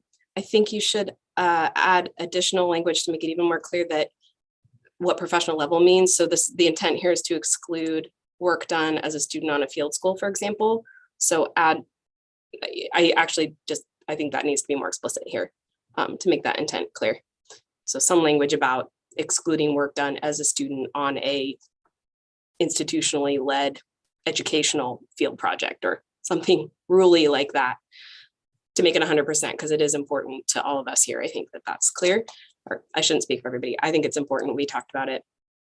And then CIII, I see that the language where a primary or lead author was added. And then I saw John's comment about what do we ask people to do to show that they're the lead or primary author if they're not the sole author. And I sent John an email with some links to some examples from peer-reviewed journals. There's several papers about it. I just wanted to say it here on the live stream that SHPO doesn't have to come up with that language. You could look at some of these other examples and draw on those. And then going back up, because it's a little bit harder to explain what I'm thinking, CI, where archaeological field research means hands-on analysis of legally obtained, so on and so on. I just wanted to, I think here with the words legally obtained, permitted, curation, you know, the goal is to exclude somebody looting a site and then analyzing it and writing a report and becoming qualified. But unfortunately, I think the danger is excluding analysis of some collections that were made scientifically, you know, with provenience information 50 years ago, that are in museums that people could do analysis. And so I wish I had an example right now or an idea of how to change the wording here or how to provide that nuance. I think that the sub description A, where the collection consists of sites and associated data, you know, indicates that it needs to have provenience information, kind of mitigates that. And perhaps you could remove the legally obtained and permitted language. So I guess what I'm trying to say is I'm concerned that this is going to exclude some really valuable research on scientifically collected materials that are curated at museums or other institutions, the way that it's worded now. Or thinking of examples from my own work where something was collected in Alaska 50, 60 years ago by, you know, an academic crew, in this case, working in collaboration with local communities. There is provenience information. I couldn't substantiate whether it's permitted or not. I could show was the Wild West in Alaska at that time. I can show that it was grant funded. I can show there was community involvement. There were reports, but so that's an example of why I think this could be problematic.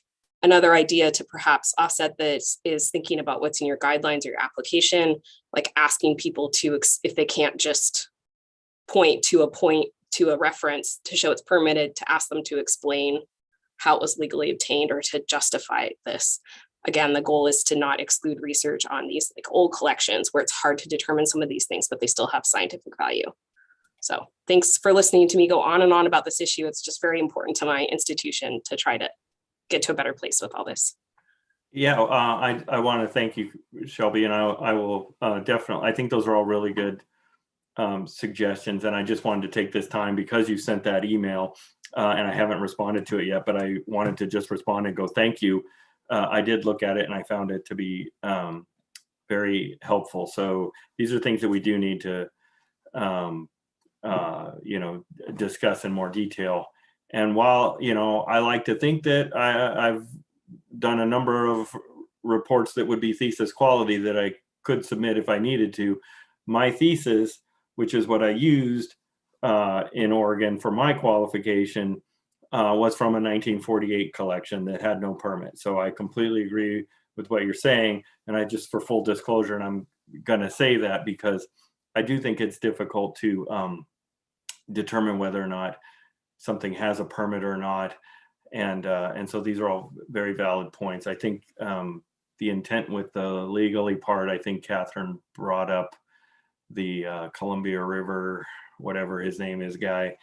And you know, we want to discourage that. So I think we can come up with something, and I really appreciate your comments.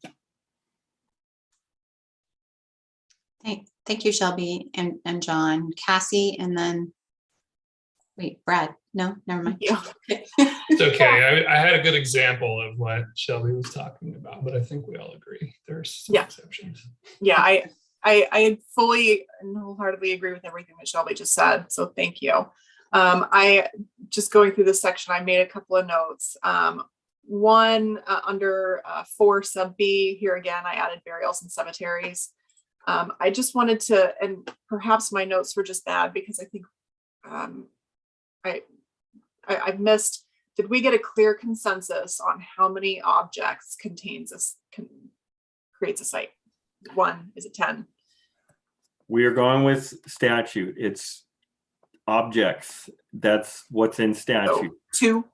Yes, but we are going to be keeping the current process for assigning trinomials. We are probably going to be updating our site form and having like an addendum or an abbreviated form for other things as well. This is all going forward, and it will be captured in the field guidelines when we get them. So we have plans for all of this. It's just going to be a little while before we get to all of it. No, I appreciate it. I couldn't remember what the outcome of that conversation was. And so I just wanted to have a refresher. And then scrolling down, I had a, oh, where are you? Down under qualified arc, CI.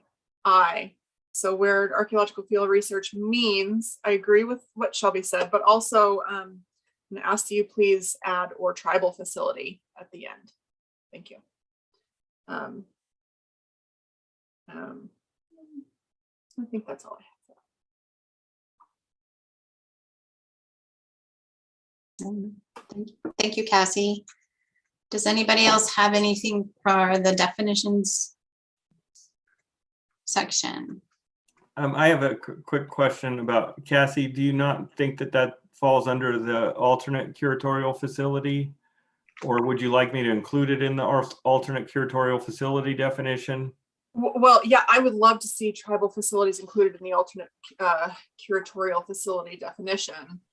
It's not clear that they are right now, and a number of tribal facilities have been turned down by as alternate curatorial facilities. So I'm a little challenged there. But that aside, for this particular definition, and I've just lost it. Hold on. If it does get added to that definition of alternate curatorial facility, that would be great. But it's not right now. So. Okay. I had a question and I'm maybe just not finding it. And I think I just want to restate, it would be super helpful to have these alphabetized. I'll address that real quick. I have always planned on alphabetizing these. It's just I kept expecting that they were going to change. And right. I mean, I barely got it to folks Wednesday, which I know you've been doing a lot. Probably not enough time anyway, but I didn't want to have to mess with it until after the rec was done. For sure. That's fine. My comment or question, I guess, is, and I don't, it's not really regarding the content, the substantive content for the definitions, but it relates to entity with approval authority. And so my concern is more that in the implementation phase that it's communicated clearly to planning departments what the change is going to be, because I don't think Jill's here anymore. I think that you could see already that there's probably going to be some confusion, and it would be really helpful just to know that, I mean, maybe I can think of the CLG conference, but not everyone goes to that. So I don't know. I just wanted to note that here, that it doesn't get lost in the shuffle. Real quick, and I know Ian's here. If we can make that recommendation to have council look at this earlier, I would like to get the museum and the planning departments settled earlier than later going forward, because I don't want to exclude them from the clean draft and then not have council know that they used to be in it. Right. So I kind of am hoping that we can have that conversation with them. So. Okay, thank you, John. Pam, was that your concern? Yeah, I was going to add that on since that hadn't been resolved and was still open. So yes, thank you. Okay, thank you.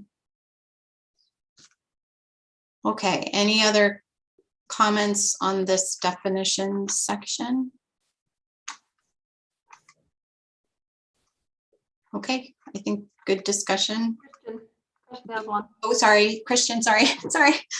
No problem. So have we sort of come to either excluding the museum and the local planning agencies or including them? Is that clear right now? I think that the RAC from the last discussion, we're fine with including them. The issue is that their role in statute doesn't suggest that they have the review authority other than the museum does over curational facilities.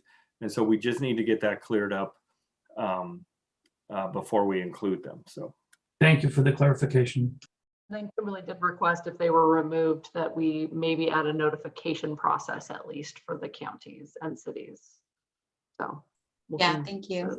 And I appreciate that. And I just want to say I have no problem with the notification process to the city or the counties. One of my concerns always has been around the confidentiality of the material that goes to counties and how they're able to hold those. And so those notifications don't necessarily need to contain all of that sensitive information that not every county or jurisdiction is prepared to manage.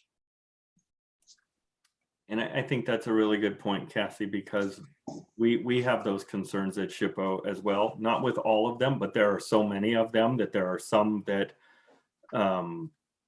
we've always been a little bit concerned with in that regard. But that being said, they'll still be in the process if they are the land managing agency regardless. So we'll see what's going on. And then we're also, as you guys know, we're trying to address the confidentiality issue in statute.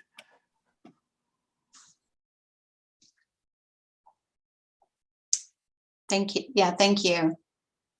Yeah, I appreciate your following up on that. All right, are you guys ready to move on to 0080 archaeological permits on public lands? And then I'm on page 9. Is that right, Jamie? Always check with me on the page number.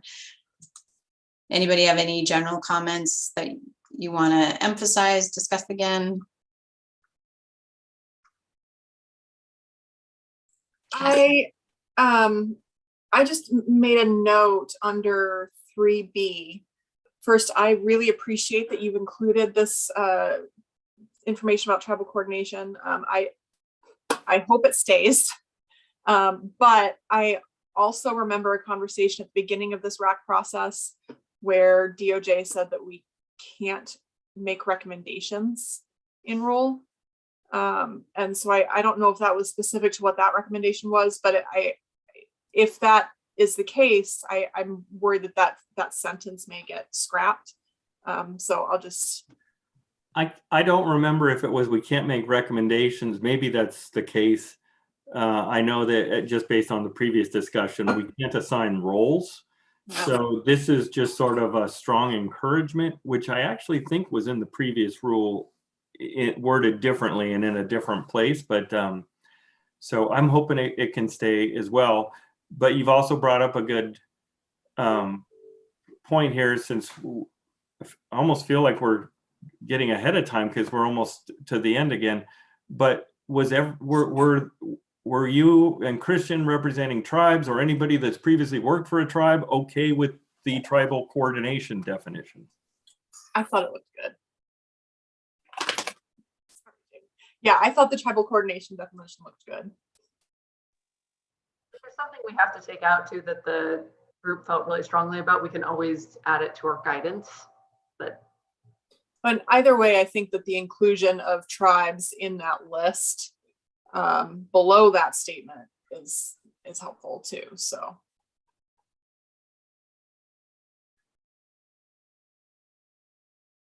Thank you, Cassie and Jamie and John. Anything else on this archaeological permit on public lands section? Anyone want to bring up that I do not see any hands. Then we had a good discussion. That's what that means, right? All right. And staff doesn't need anything clarified that we already discussed that you know of right now, right? No? Okay. Then 0090, the permits on private lands. Anything you want to bring up with this section that we haven't discussed? No? Go ahead. I'm not sure if this is if we talked about this or not, or if this is an older comment, but so I included 2 bullet points in here. Under 1A, I had a 1AI. If an archaeological site is encountered, work must stop and a permit must be obtained. And a 1AB, if a site is found through exploratory excavation, a site record and report must be submitted to SHPO. If it gets flown past and approved by DOJ. I have a question then for folks, it's addressed to everybody, but also AOA representatives. When is it better to stop? If you dig a probe, do you finish the probe regardless, or do you stop as soon as you find something? And then B, before I was talking about the process of then moving away, 30 meters and all that, are folks still okay with that? Or should it just be get a permit at that time? So I'll jump in. From my perspective, finish the probe you're in, provided that it's not, human remains, funerary objects, etc. So finish the probe, get the documented information that you can from that unit, because you've already disturbed that probe. The challenge that I come to is that what we've had happen in past is people will do the testing outside in, and they'll say, well, I moved 30 meters and I found a site. Okay, well now what if I back out 10 meters? I'm going to start boundary hunting. And that's not the intent there. Like, if you're going to start looking for the boundary, you need to stop and get a permit, right? So you've done probing over here and you found a site. You stop right there. You may go back outside, and if you've got more project area that's not going back this way, go over there if you need to, but don't continue digging into what is potentially the site. That's my perspective. Thank you, Cassie. Brad, Catherine, and then Tobin.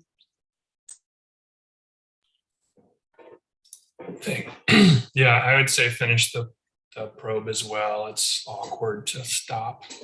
In terms of, the moving further out and that whole thing, it's a little bit difficult to have a one size fits all, in my opinion.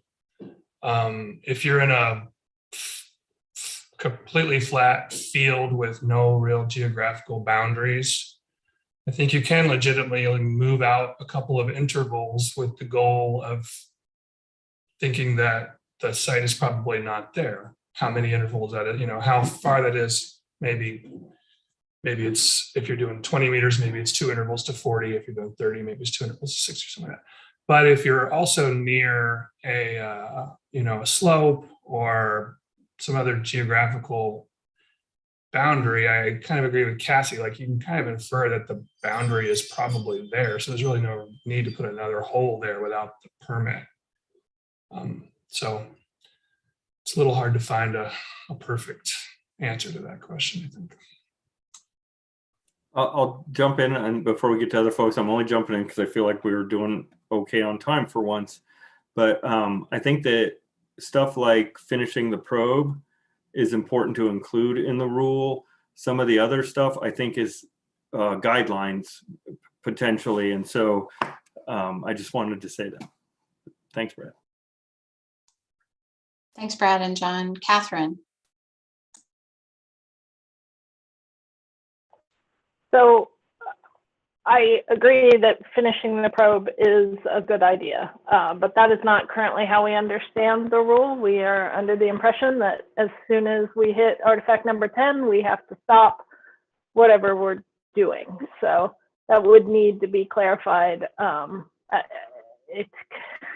I could see where there could be a problem of, if you don't have to stop at number 10, people not necessarily stopping where they should have stopped. And anyway, I do see use in the ability to move away and try to move yourself in to try to identify a boundary.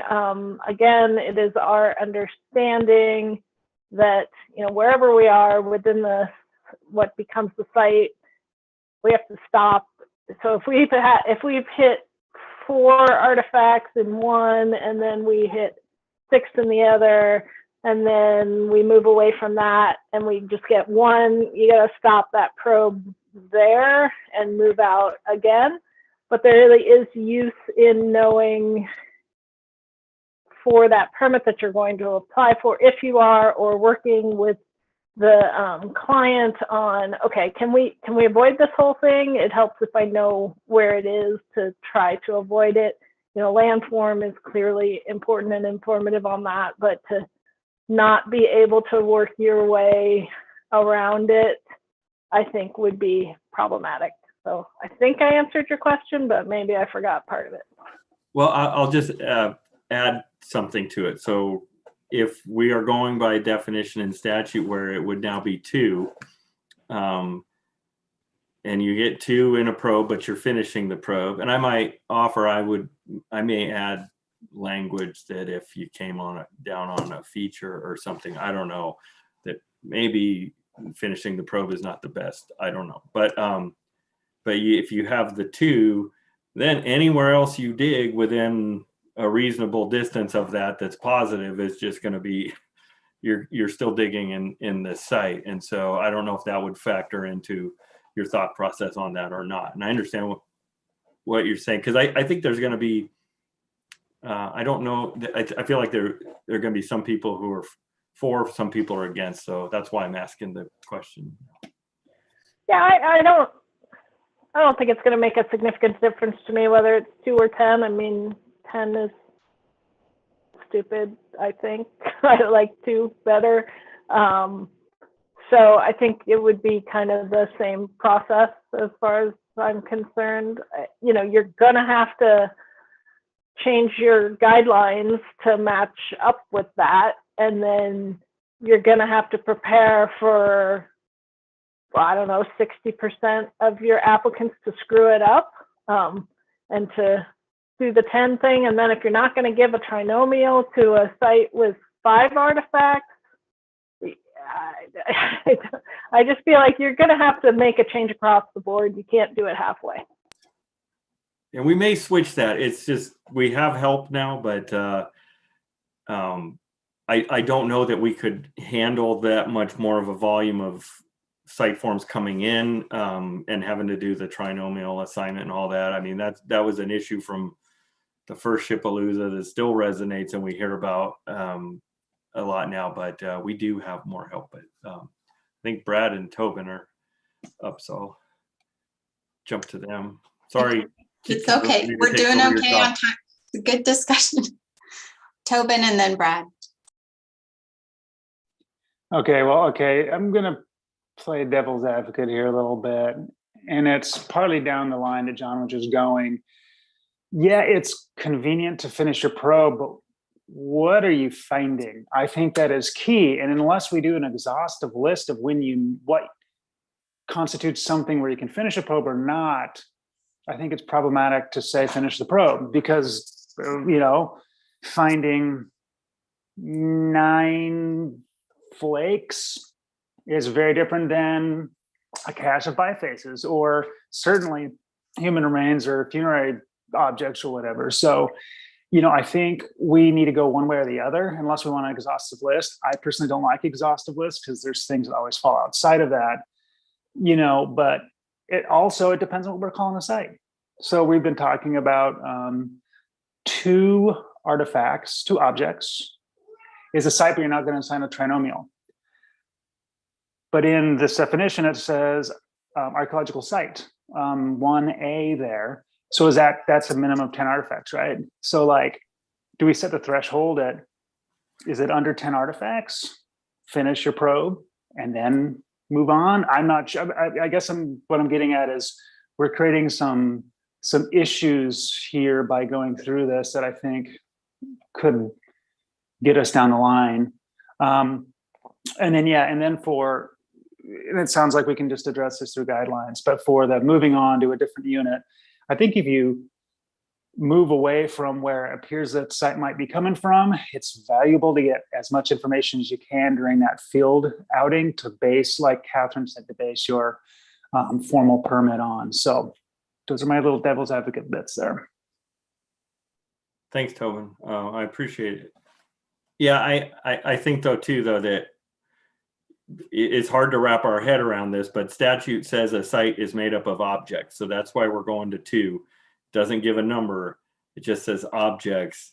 And that is something that we've talked to DOJ about a number of years ago, not that long ago. And so what we're trying to do is make that fit according to statute, because it's kind of goofy that it doesn't. And then also we're trying to not bog us down with the trinomial process, at least right now. So thanks, Tobin. Yeah, thank you, Tobin. Brad. Thanks. I think Catherine brought up a good point that if you don't issue trinomials for, under 10, I guess theoretically you could be issuing permits for things that don't have trinomials, so I mean, if that's okay with you guys, I guess it's all right. I guess one of the other things I want to point out is, one of the nice things about a survey permit on public lands is if you find, you already have a permit in hand. So if you find a site, you don't have to, throw up your hands and run away like you do on, like we've talked about our impression is in other places. So like with that in mind, if you're going to stop at 2 on private land, you don't have a permit in hand, you find 2 items, you stop. I guess I'll just point out that one of the problems we already have in Oregon, whether it's 10 or it ended up being 14 because I finished my hole or whatever, you know very little about the resource when you apply for the permit to evaluate it. You don't know hardly anything. Maybe you've got a couple of positive holes and you had to stop. And if it's down to 2 items, it's maybe 1. And so I think what's going to happen is it's almost going to force the applicant to create a research design that has every possibility that could ever come up, making them all pretty much exactly the same. So, well, I didn't find any historic artifacts, but maybe I'll find some when I put a bigger hole in. Well, I didn't find any faunal remains, but maybe I'll find faunal, on and on and on. And yeah, maybe that's okay, but maybe it's worth ruminating on whether that's a outcome that's, desirable. Thanks, Brad. Jamie and then Catherine. Go ahead. I just have a clarifying question, but I can wait until the discussion's over. Okay, Catherine. I don't know if this is helpful for the rules or not, but it does seem like there should be processes for like, okay, write that super generic research design that Brad's talking about, and then ways to go back to for lack of a better term, consulting parties when you know more and say, okay, now that I've found this is what I'd like to do. And so it seems like you could maybe in your research design lay out a process for like, okay, we're going to clarify this. We're going to send you a new research design and you'll have a week to comment on it or something like that. Because yeah, I do fear that it's all going to become so generic as to make it pretty meaningless to consult or, to send it out to those entities that have approval authority. When it just says, we're going to do some archaeology, that you need more than that, but you sometimes can't give more than that. Thanks, Catherine. Yeah, it's hard. Jamie, do you want to ask your question now? I have a clarifying question then to close the loop on John's question about moving on, finish the probe and then moving on and how you move on. It seemed like what I heard is that people were generally okay with if you found a positive probe and you went far away with the intention of continuing your probing to uncover sites, people were okay with that if the intention is to keep clearing the project area. But if the intention is to boundary delineate what you found, people were not okay with that. Is that what I heard?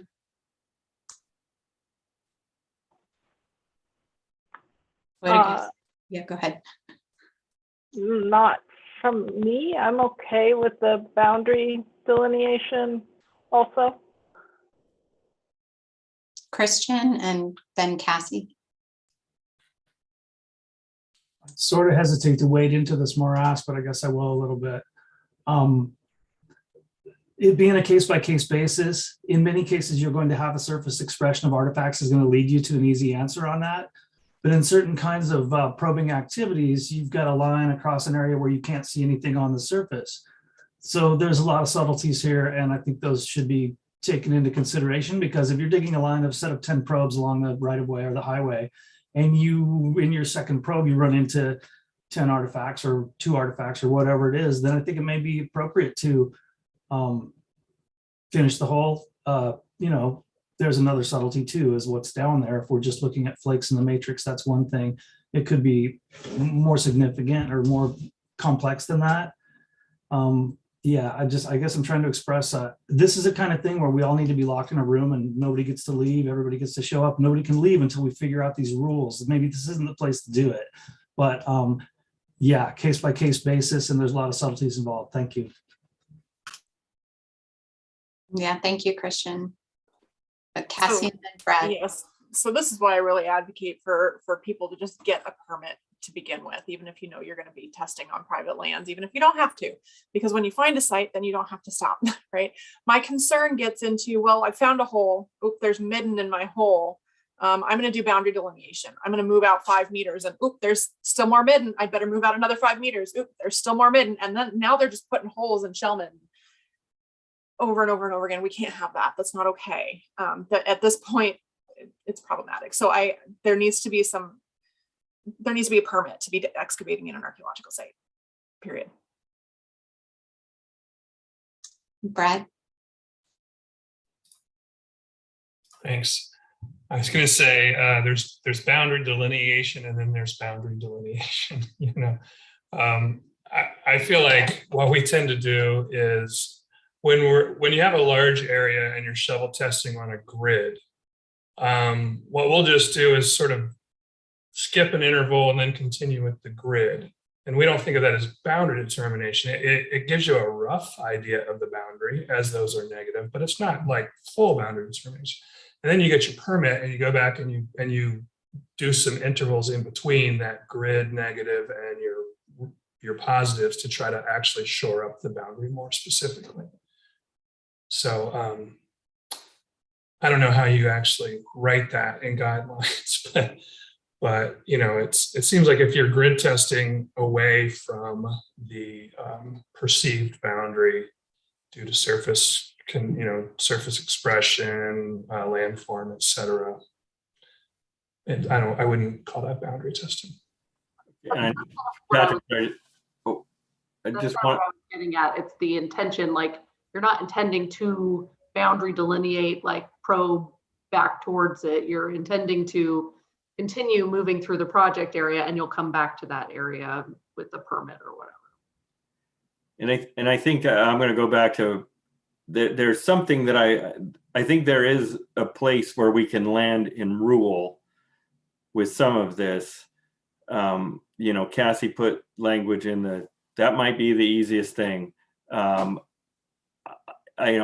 give it some thought. The rest of this possibly could be done in the guidelines again, but I don't know. I feel like that since this is our shot to put something in rule, maybe to cover this, that I might just try to do that. I imagine I will get a lot of comments through the public comment period either way, which will help one way or the other anyway.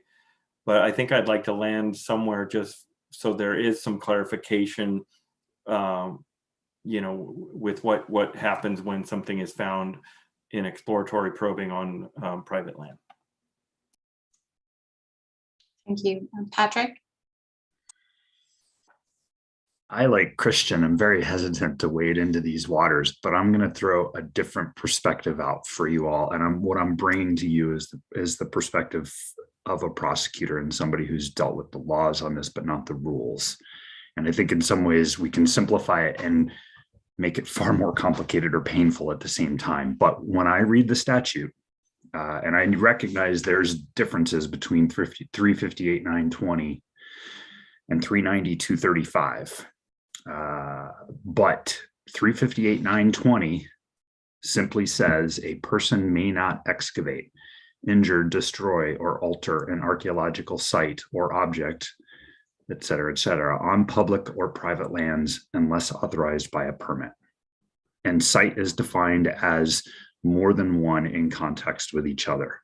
And I remember having this conversation with Dennis on a number of occasions because he kept pointing to 10 and I kept saying, I don't care, because by statute, the definition is an archaeological site is more than one in context with each other.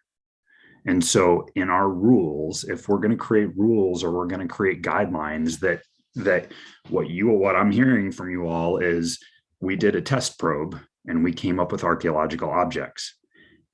And I'm going to keep digging. And I'm looking at the law and saying, you can't do that because you now know you have more than one object in context with each other. Therefore, you have an archaeological site, and the law says you may not excavate, injure, or destroy an archaeological site without a permit. So that's what the law says. And I don't think you can create a rule, and I don't think you can create guidelines that allow someone to violate the law. I mean, that's putting it simply. If you don't like that, then you need to change the law.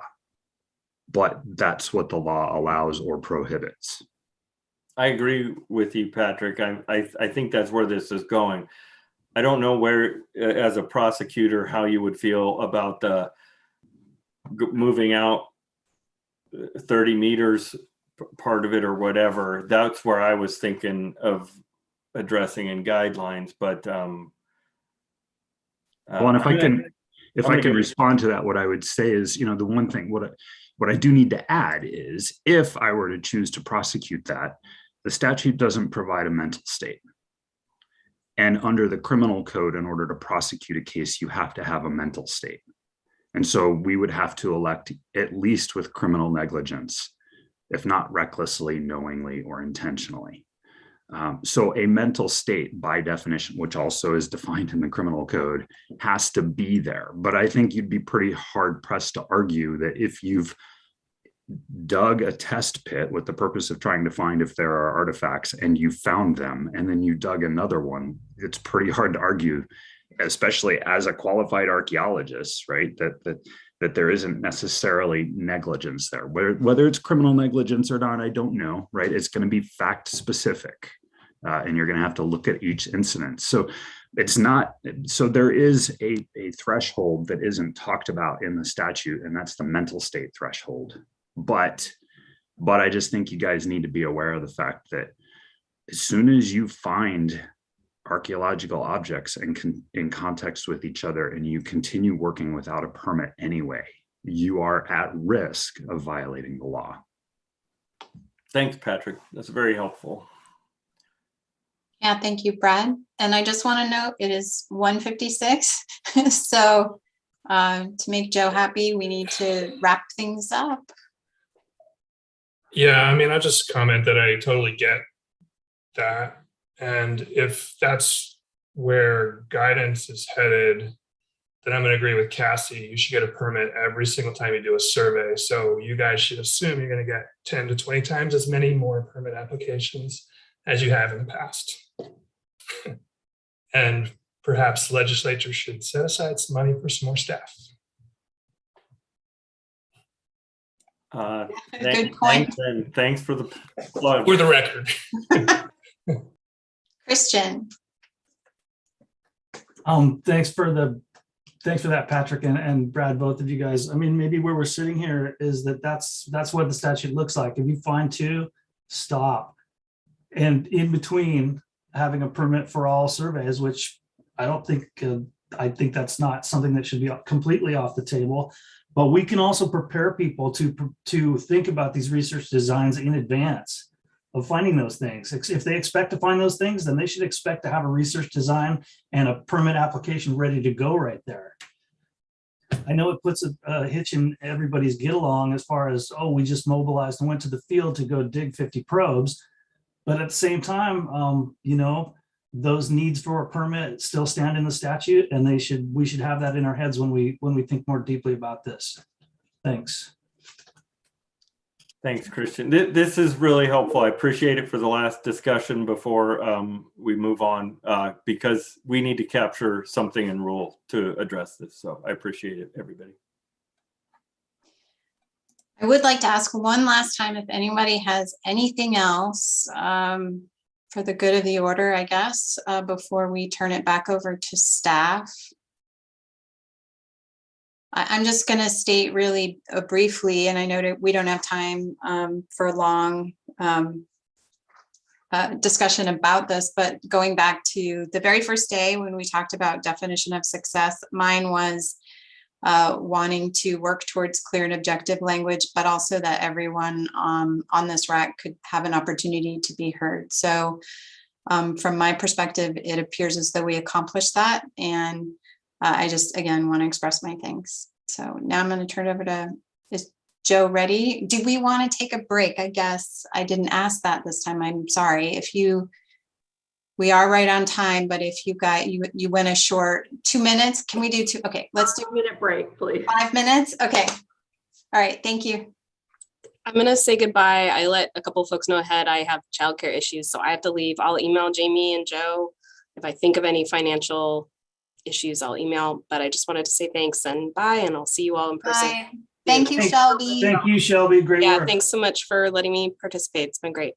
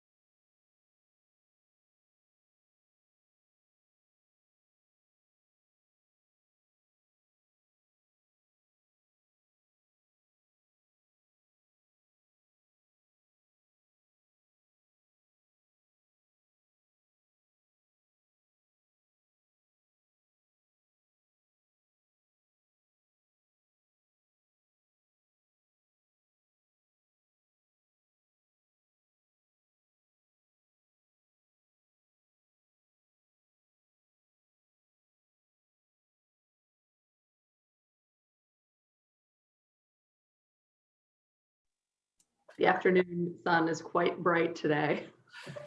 Yeah, it's really nice out. I'm actually going to be doing some work outside after this, I think. So.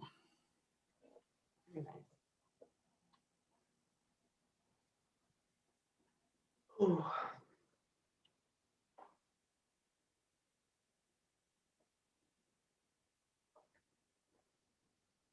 Is it Joe that's putting these slides up, or Kimberly? It's Joe. Okay. I help them too, but she's so much faster to change them than me. I like them. I'm going to do a quick mic check while we're on break.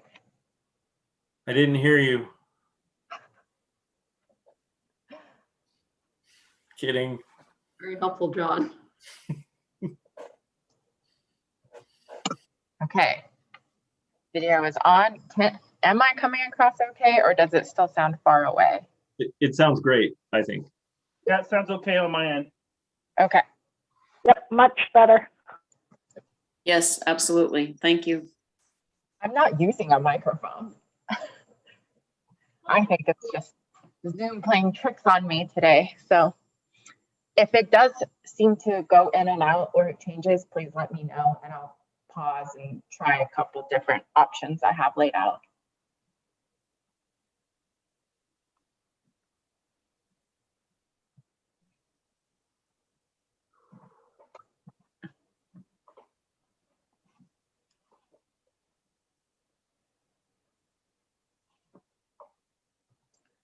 Jamie, I just emailed you a quick presentation I put together. It's really just the rules copied and pasted into slides. If you want to email that out to the group, they can have that for reference. Just saw it. That's what I'm doing. Thank you.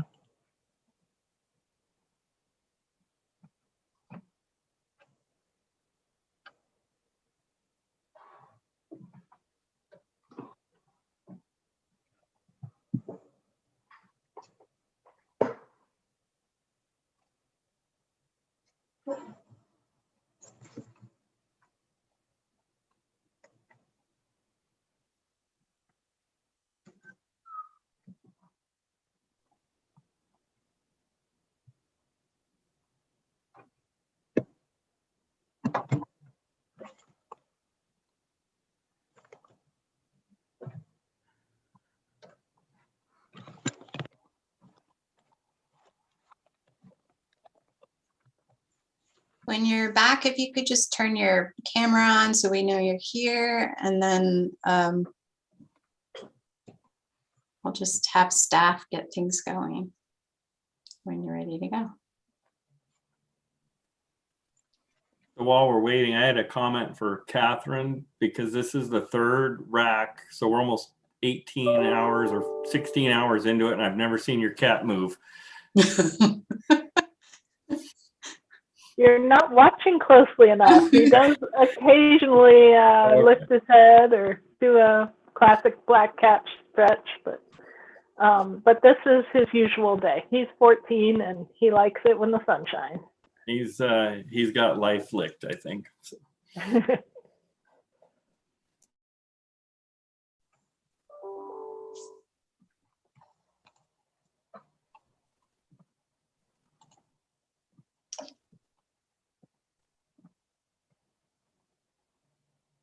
It looks like kind of a big cat too. He is a big guy, that's for sure. And he suffers like the rest of his family from seasonal weight gain. So yeah. he's about to enter his slimming down phase, unlike the rest of his family.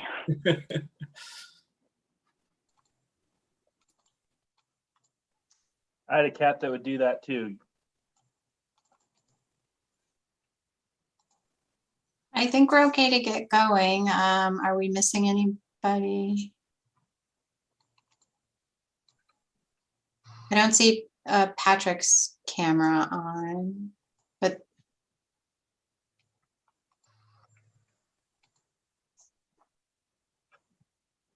wait a minute, and then I think it's okay to go. Well, this part is just a little bit of background on the process and where we are. So we're wrapping up the rack, and like John said, it's been many, many hours. And first of all, I just want to say thank you to each and every one of you for taking the time to be involved in this, voluntary position. It's a little bit of pressure on you to be representing a group of people, especially when you know that there may be interests that aren't always 100% consensus. And spending 3 whole days with John, Jamie, Ian, Corin, and I moving through this process. So it's really, there's no other way to do rule making without being able to get the kind of input. And it shows how dedicated you are. And as a person who kind of is in the background, putting together filing notices and whatnot, it's a really good experience for me to really get to have that kind of firsthand feel and experience from all of you. So thank you for your time and all of the input and experience that we all have. As we move forward, we can see that the meetings of our RACs have been open to the public. They haven't been able to comment yet. That public comment period is coming. It's going to be open after the commission decides to adopt it. So, or not adopt, I'm sorry, to open the rulemaking. So in that proposed rulemaking packet that we'll send to the commission, there are a couple of things that are required of this RAC. So the first one is, if you look at number 3 here, indicating if the rule will have a significant adverse impact on small businesses. And if it will, move to number 4, how the agency will consider those recommendations from the RAC.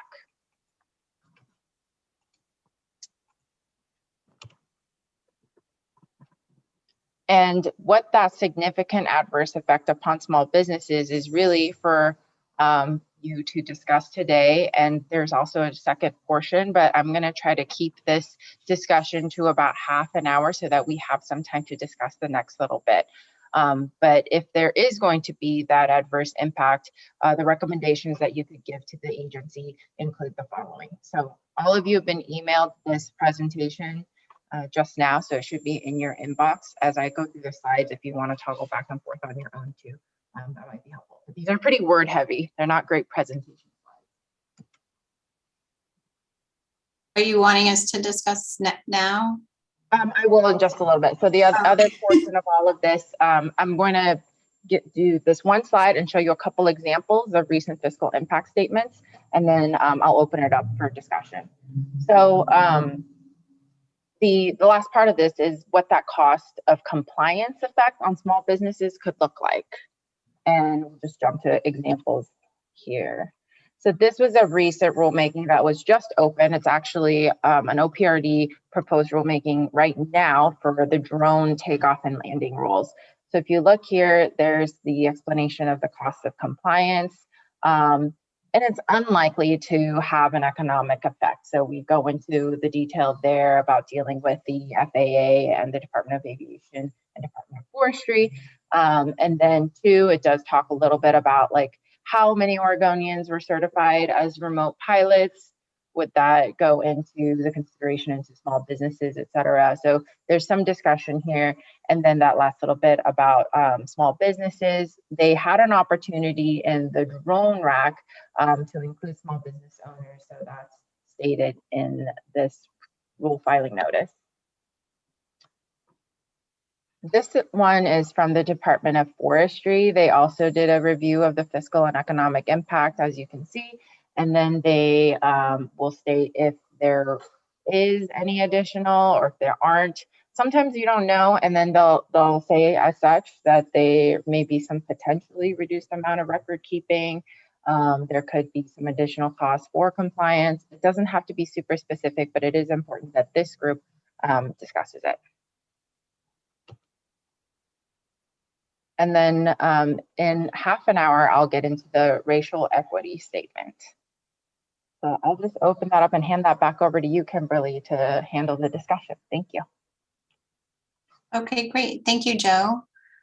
All right, so I just want to restate what I think I heard, and I want to make sure I'm understanding the direction and what the RAC's quote unquote job is here. So I can put boundaries on it. What we are responsible for doing is making recommendations to staff regarding the proposed changes. So not the rule as it exists today. It's the changes that we're making or you're making and we're advising on. Okay, that's helpful. And then we need to look specifically at the potential impact to small businesses. In the last slide you showed, it also referenced a lot, I'm sorry, the slide before, also a potential impact to local governments. Is that correct? Or are we just really focusing on small businesses? It's to discuss fiscal impact as a whole and specifically small businesses. Okay, thank you. And then racial equity as well. Is that correct? We'll get into it. We'll save the last 20 minutes there for the racial equity conversation. Okay, great. All right. So let's begin. Does anybody have any feedback regarding your opinion about whether there will be a fiscal impact as a result of the proposed changes to small businesses? Anybody? Catherine?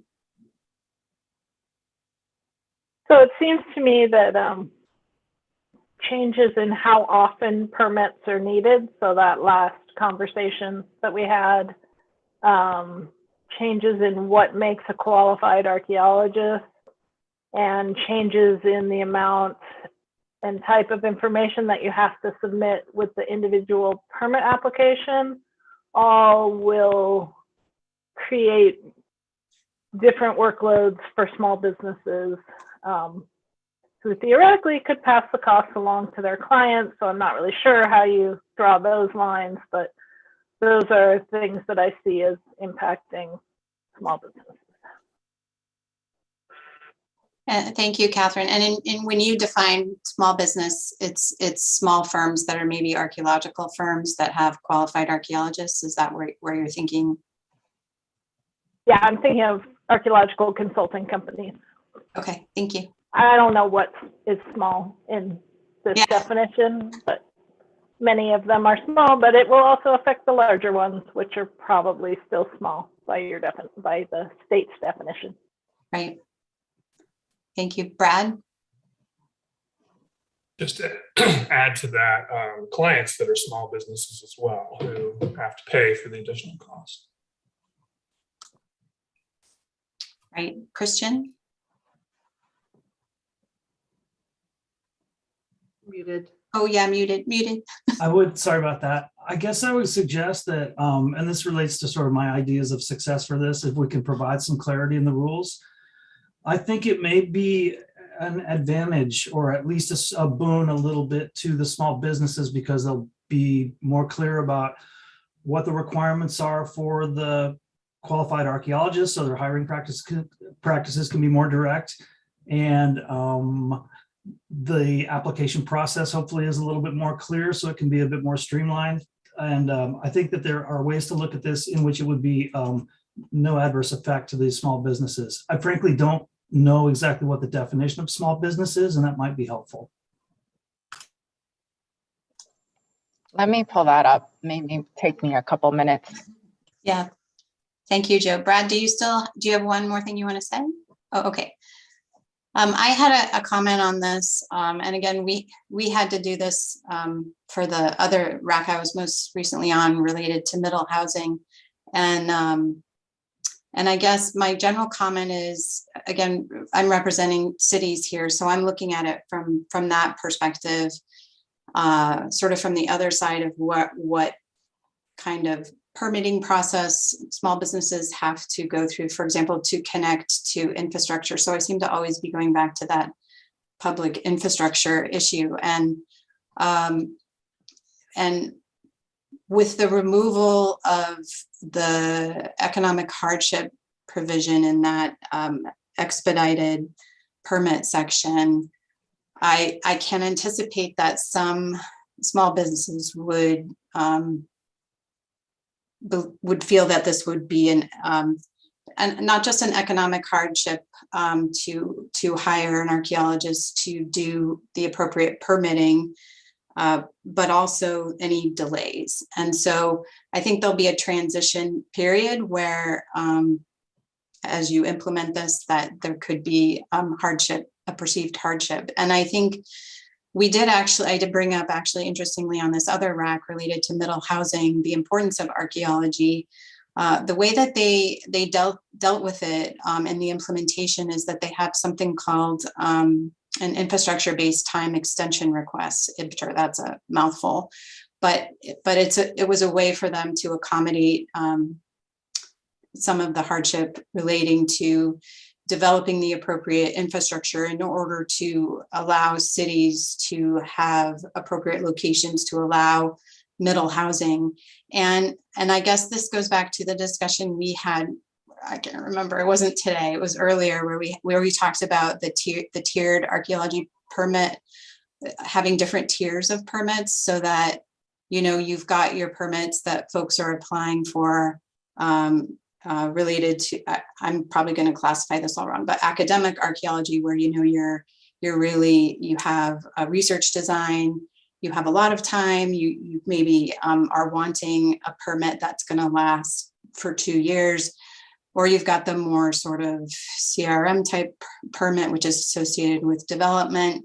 And maybe there's a third type, which is, I don't know what to call it, but even more narrow than that.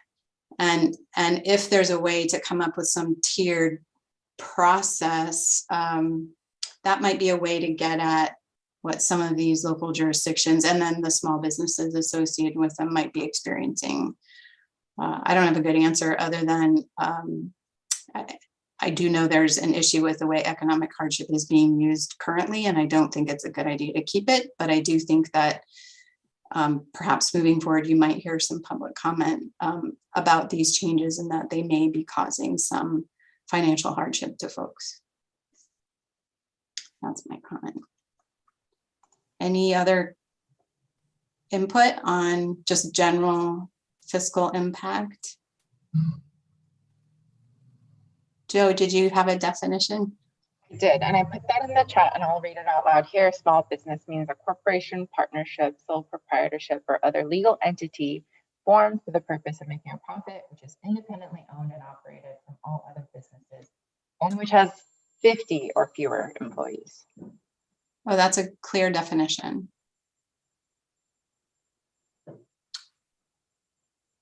Thank you.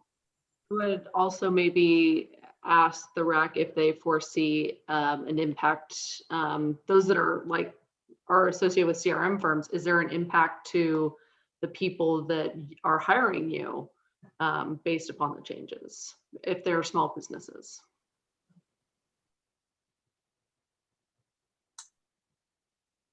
Call on Brad.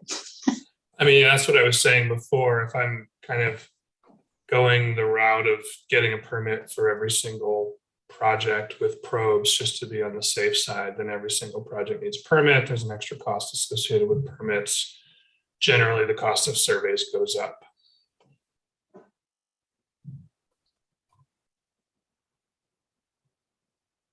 Yeah, thank you, Brad. Does anybody else want to comment on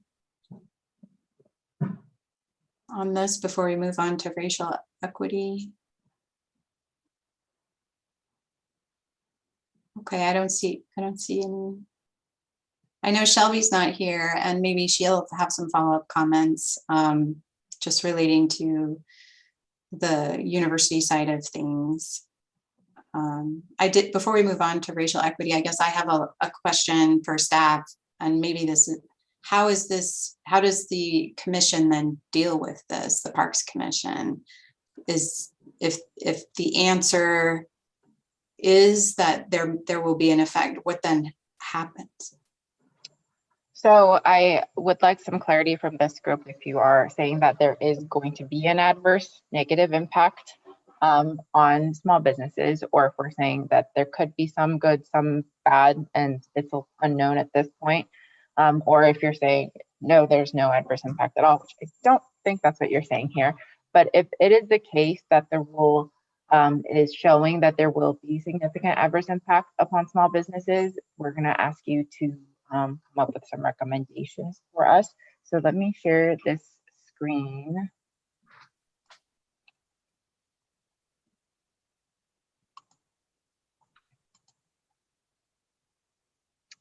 And here are some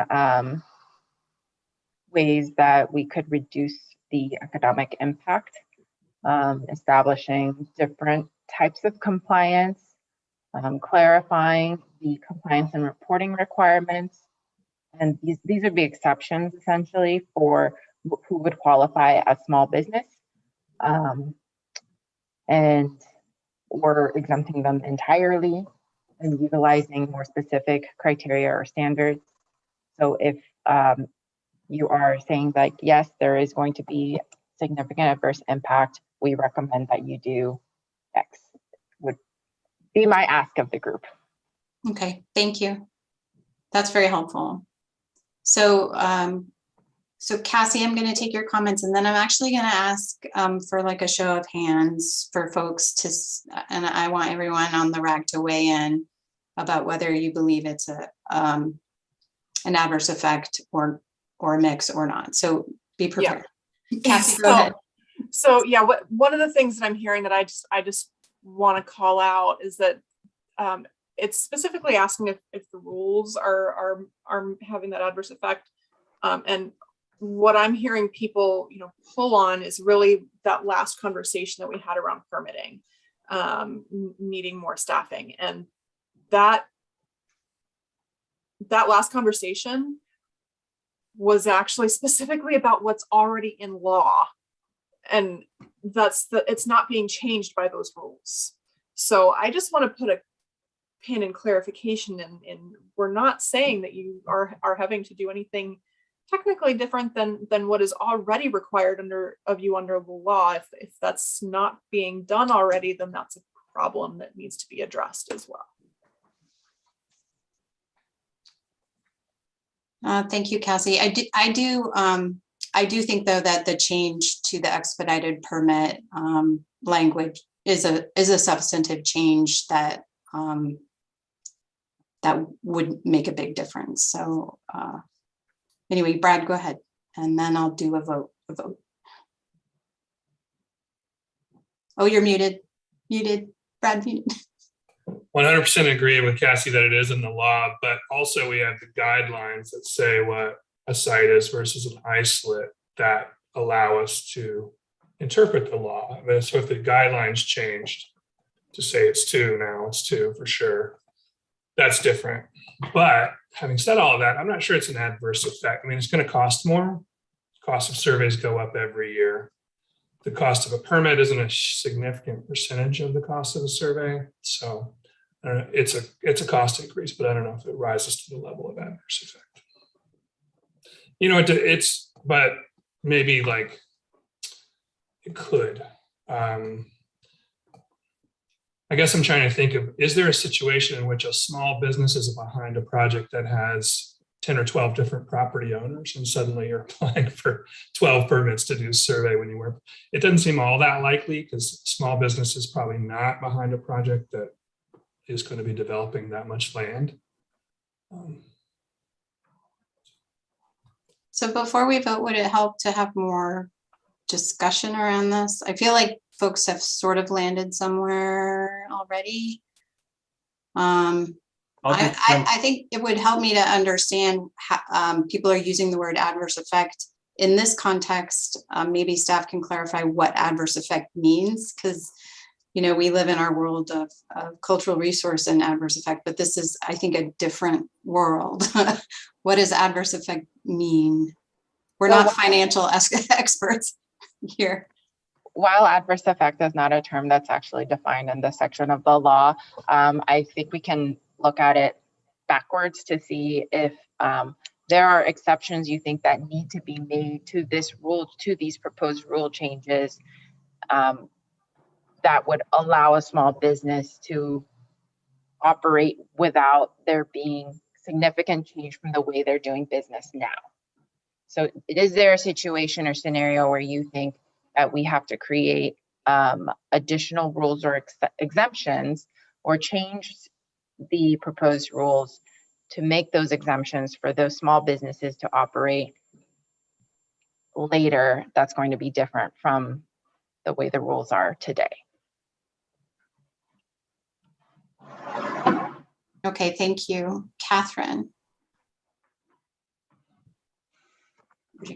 Yeah, so I too don't know whether we're talking about adverse impact or significant adverse impact or what. It will have an impact. But Cassie makes an important point that where do you draw the line between the law and the rules?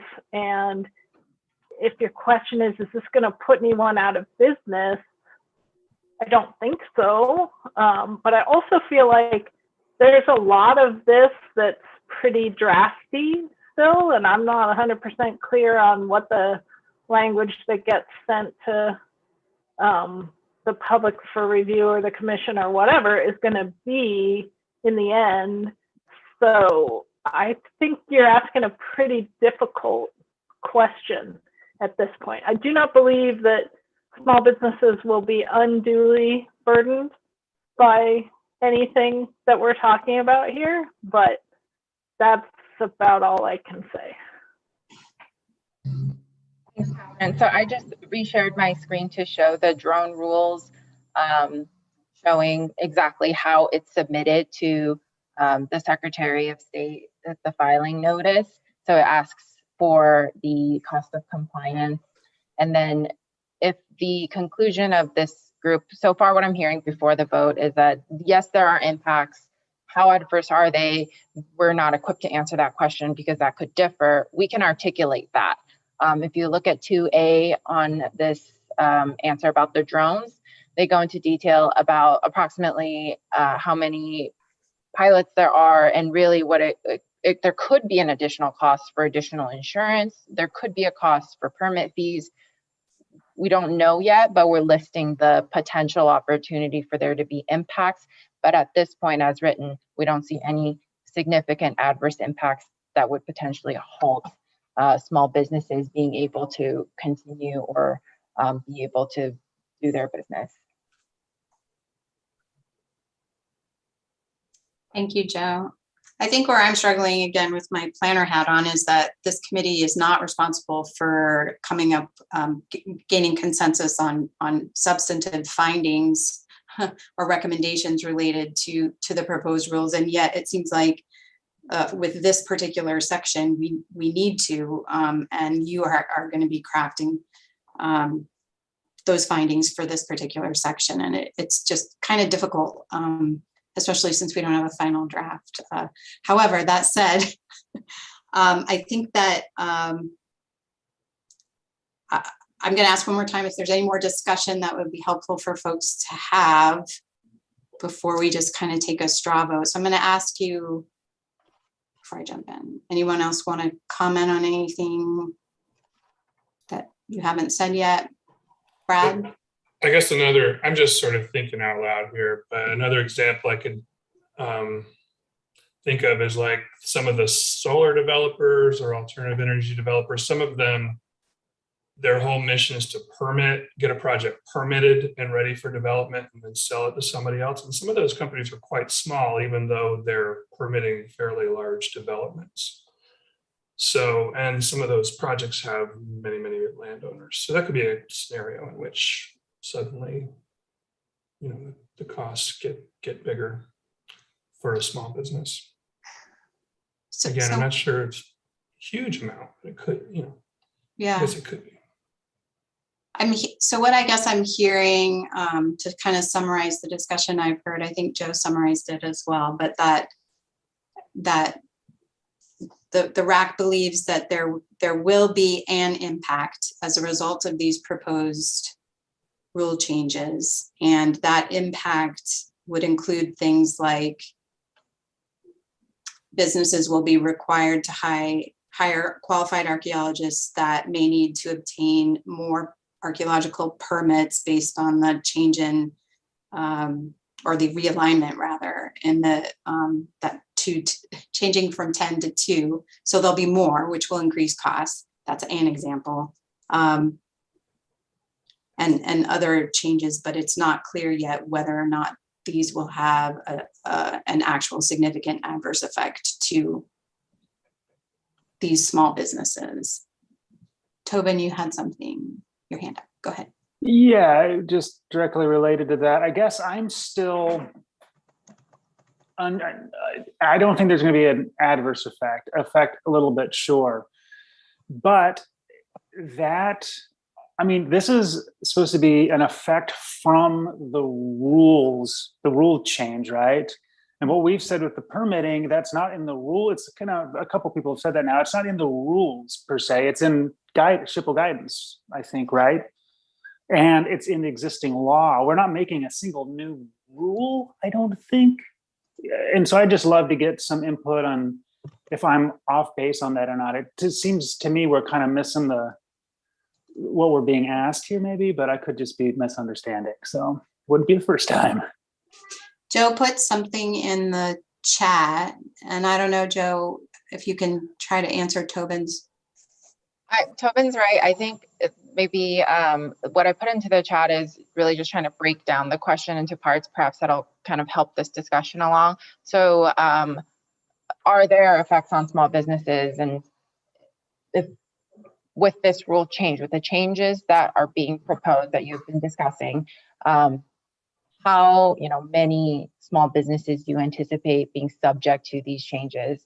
And then within those changes, what are those small businesses looking at? Is it the record keeping? Is it the reporting? It sounds like it's permit fees. So then we would say it would be permit fees, increase of permits, increase of the number of permits or hiring practice, so we can identify exactly what that is, and then estimate the cost of the actual impact. Does that help break that down a little bit? Yes, but it's still hard to answer. Yeah, it's okay. Brad, do you have your hand up? Yeah. Oh yeah, just I don't know how others feel about this, but it's not just permitting, it's the fact that you have to collect, analyze, curate, might only be 3 items, so it might not cost that much, but it could add up. In terms of like how many companies, I think it's hard for me to see that it would affect very many. It seems like it would be just a random now and again thing where a small business happens to be behind a project that requires a lot of permits and everything that goes along with that. Thank you, Brad. Catherine? Yeah, I mean, I feel like that the cost to the archaeological cultural resource firm, small business, that gets passed on. The administrative burden is that I think that these rules have changed is the amount of stuff that you have to put in with your permit application, explaining a few more things, like perhaps explaining why you're qualified to get that permit, or those kinds of discussions that we've had. I'm gonna disagree with Brad on the level of work it takes to submit a bunch of permits for the same project on different properties, because you pretty much just redo the front page and the rest of it's the same. I think that, the real unpredictability of this is, as Brad brought up, with the people that are hiring the cultural resources companies. And, so those people, small businesses with small projects. And I honestly have zero idea how many of those are doing projects that require permits every year. I don't know. I'm dubious that anybody knows that. So their costs are going to go up, and they would perhaps call them administrative costs, because it's the cost that goes with the clearance of their project. I'm not sure what category they would put those in, but I think it is important that there's an impact. It's not an adverse impact. It's not definitively worse for small businesses than for any other size business, and it is to achieve a goal that the state of Oregon thinks is valuable, which is why we're doing this. But how would you really solve this? You wouldn't require permits, but that's not in the interest of the state of Oregon. So there is a cost that goes along with it. And I think that we could also say that all of the clarity that we're going to add to this language is going to make life easier for various small businesses, that okay, I actually understand better what it is that is expected of me. So I'm not going to have to submit multiple drafts, hopefully, of permits, because I know what I need to do. So those are my thoughts. Thank you, I will remind everyone the small business part is one part of this fiscal impact. The other part is the general question of how do you think fiscally it'll impact governments, people in the public. And I'll put that question into the chat as well. Well, I'll speak to the local government and just reiterate what I said before. And I can only, right now I'm speaking just as with my direct experience in the city of Salem. And I can tell you that currently with our program, we have a local archaeological compliance program where we track archaeological permits and grading and building permits where there's ground disturbing activity. And I already get pushback from small businesses. So in our and especially the last 2 years with COVID, where a lot of them have been suffering.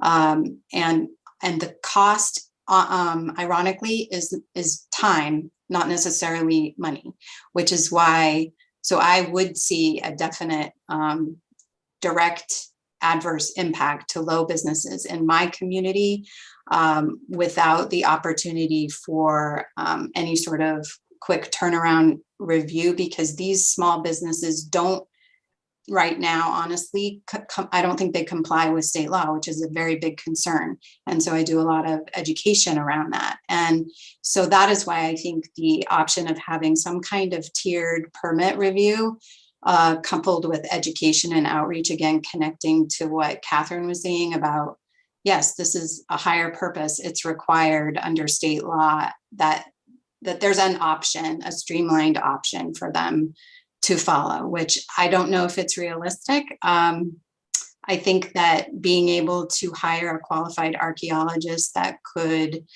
potentially do what needed to be done for the kind of thing that they most commonly need for a lower cost. Because again, the costs, and Brad and others have a better sense of what those costs are, but the cost for doing archaeological testing for a large redevelopment project like they often do for like the airport or our parks department is very, very different than the kind of work that would need to be done for a small business where they're connecting to a sewer line or connecting to a water line. So I guess that to me is why I would like to see that tiered permit option. Catherine. So in terms of state agencies, I don't know whether the University of Oregon counts as a state agency or not. I think we established earlier that they did. So increased permit review falls upon the State Historic Preservation Office and the University of Oregon. In terms of state agencies,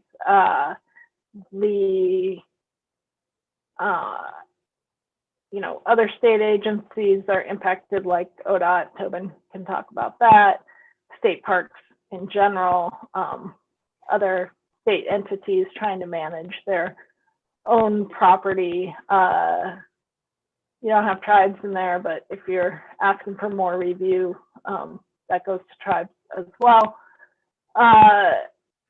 If more things have to be curated, I imagine Pam can talk about this, but curating 5 artifacts is probably a lot of work, not that much more work than curating 500 artifacts in terms of setting everything up. So those are the impacts I see to those entities. The members of the public, if a private landowner has a project that they're dealing with that's the same as a small business hiring a cultural resource company, but the general public, I think this would be a beneficial impact to them. Thank you, Catherine. Does anyone else have any comments on this? Brad? Just to further discuss the issue of many, many more permits out there. I can tell you from our perspective, we just wouldn't take the risk of sending a crew out into the field for anything other than an acre or two, where we thought we'd have to stop and come back and get a permit and wait 35 days or so to go back out again. It's just an incredibly inefficient way to do business, and we would never do that. So we would respond by submitting a permit every single time, guaranteed. So, SHPO staff probably take the brunt of that, but as Catherine mentioned, anybody else that has to review them would as well. Another, I guess, factor is if the state could not respond quickly to ramping up the staffing needs in those agencies, then you could have a potential small business or effect to the public at large, but small businesses, because it would just take so long to get the environmental process completed for certain projects. And those projects just may not be viable if it's going to take that much additional time. So that's just something to put out there. I don't know how often it would happen, but it's one we haven't discussed yet. Yeah, thank you, Brad. I too am just concerned. Again, this is more solidly in the concerns about the local government cost and delays. I'm just concerned about compliance. That's my worry, that if it gets to be everything has to have a permit, and then you've got a small local jurisdiction who doesn't have funds or capacity, that they just won't do it, which worries me. So I think it is, go ahead, Patrick. I was just going to say, as someone who spent 11 years also prosecuting environmental crimes, which you just mentioned is no different than what we dealt with in every environmental crimes case, right? The law said that you needed to do certain things to comply with the environmental statutes. And we routinely ran across businesses who made a pure business decision to not comply with the statutes and hoped that they would get away with it. But that's why we had enforcement actions and prosecutions. That's called an unfair business advantage. You had the businesses that were doing the right thing and getting the permits and complying with the laws. And then you had the businesses that tried to get around that. So that's no different than any other statutory scheme. And that's no different than just even individual permitting. You know, if I want to do work on my house or build a house, I need to get permits. And people are always making a decision on whether they're going to follow the law and get those permits or not. And there's a backlog, and it takes time to do that. And that's part of your fiscal analysis too. So I don't think we're putting anything on anybody that it doesn't exist in many, many other arenas as well. And all we're doing here, this conversation, as Tobin said, we're not changing anything in the rules. What we're doing is acknowledging that there are requirements under the law that maybe haven't been complied with up to this point in time. We don't have to change the rules to do that. There may be some changes in guidance or guideline documents, but the rules themselves aren't really changing that tremendously. All we're doing here is having a broader conversation, acknowledging what the law requires.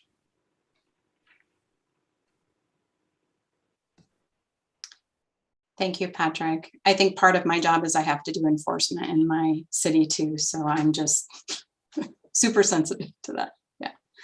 So I'm looking at the time. I want to be conscious to be able to discuss the next section too. So I think we've had a really good, thorough discussion. For Joe's benefit, I'm going to ask that everyone raise their hand. I think I know how everyone's going to vote, but I'm going to give you I guess 3 choices if you're comfortable with that. So the first choice will be if you believe there's an adverse effect, as it's been discussed here. And if you believe that is the case, then raise your hand. The second choice is going to be that you think there's going to be an effect, but it's not easy to quantify. And the third is no effect. Okay, so these are your choices. So does anybody believe, and I guess I've never raised my hand. Does anyone believe there's going to be an adverse effect? Raise your hand. Okay. Second question, who believes that there will be an effect, but it's not easy to quantify at this time?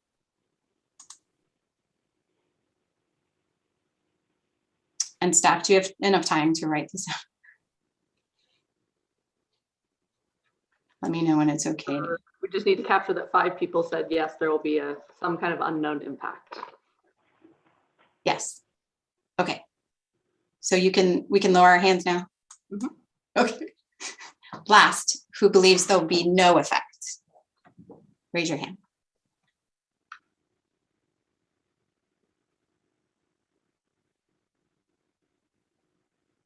I think we have 2. Okay. Now, Joe, is that what you need? Have we given you enough to do what you need to do? Yep, I can articulate all of that and you'll see it as part of the packet. And then if we can jump right into the racial equity statement, I will share my screen once again.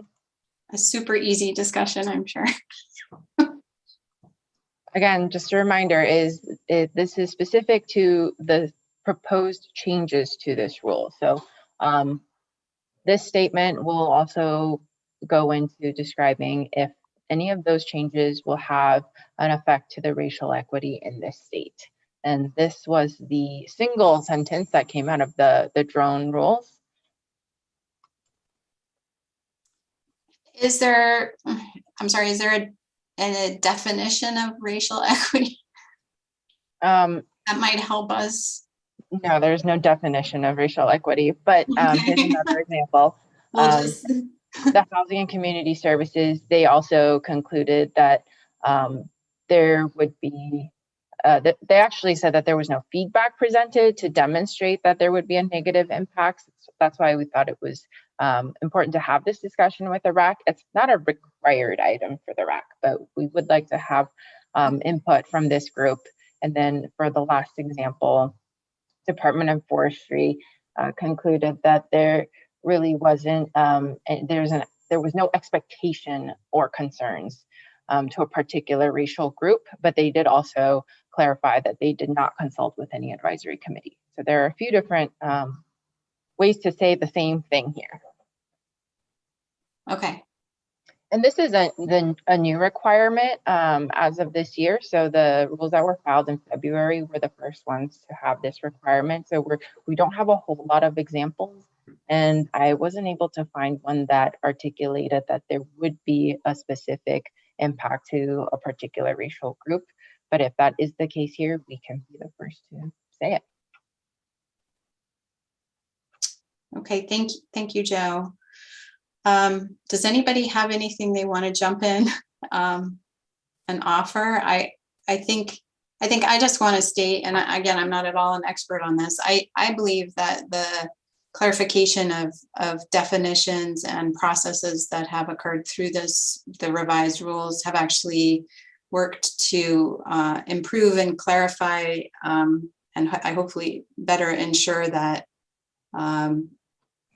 more perspectives are recognized, and that especially the tribal perspective is honored. And I especially appreciate both Cassie and well, everyone's, Catherine's perspective and Christian's perspective about the tribal perspective. I feel like it's been broadened, and I think it's a good thing. So those are my thoughts. Brad, you have your hand raised. Yeah, I mean, the thing that comes to mind most is that the further clarification or details about what it means to be a qualified archaeologist could limit the number of peoples of color that can become qualified archaeologists, potentially. You know, thinking about it, I'm not 100% sure because it's really clarifications of what's already there. But it's one of the things we talk about in general in our company is that, you know, a lot of the requirements that we have for what it means to be an archaeologist to be employed by us could be seen as limiting to peoples of color that may, you know, have advanced degrees in anthropology or related field, but may not, for whatever reason, have some of the experience that we're looking for. So to put that out there for discussion, I'm not 100% sure, but it's the thing that comes to mind. Thank you, Brad. Catherine. Yeah, I think I agree with what Brad said, that I don't think we made any changes to the rules that will further that. I think it's important to note that these rules already have a racial impact, right? That they disproportionately, those requirements on what makes a qualified archaeologist. Shelby did a really good job maybe at the first meeting in talking about how that those requirements impact people of color. And so we did not fix that problem at all. So that remains a problem. I think it's important to, it's not like we're having a neutral effect on a neutral situation. We're having a neutral effect on a situation that already had an effect. I also agree with Kimberly that I think that the changes we did make do a better job of making sure that tribal concerns are addressed through the process. So that is a beneficial impact. So got the good and the we can't fix it in rules, it has to be fixed in statutes. The statutes are racially biased. Thank you, Catherine. I have a question for staff, Joe again.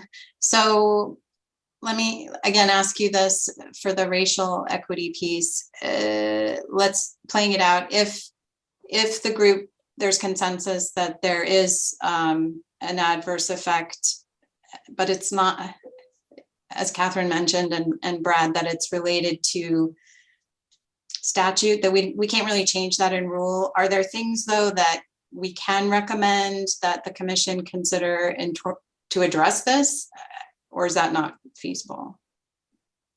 So the commission themselves can't do anything about the statute. The statute changes will have to come from legislature. What can be done is there's no template for how to write this statement. So we can say that this was discussed with the Rules Advisory Committee. The committee identified areas where the changes could, I could use better words later, but like uphold continuing barriers for certain racial groups, minorities in this field of study. But what you're saying is that the rule itself isn't blocking any one specific racial group from any of the rule changes, right? But that existing barriers are kind of upheld in that way. And we could identify where that comes from and say so, saying like, we're not saying that this is a fair rule for everybody across the board as it's written, but the changes haven't made it worse. Right, but maybe is it appropriate to include some sort of language just so that we can document it that the group is recommending that the legislature look at this particular statute to address this particular issue, or is that not appropriate here? There's no template. It can add in there. It's not to say that it'll be pursued in that way, but if that's important to the group to say like that is where it stems from, then I can out a way to incorporate I think since, at least this is my personal opinion, and I'm conscious of time, it's 2:55, that it would be nice because we're being asked this question to basically document, articulate what Brad said so well, and also Catherine. And the intent of identifying these statements as we're doing rulemaking is to see like, are there inherent opportunities or areas that we're creating barriers essentially? And what are those? So if that helps clarify that and this group wants to put that in there, then that can be an explanation of what you want to say.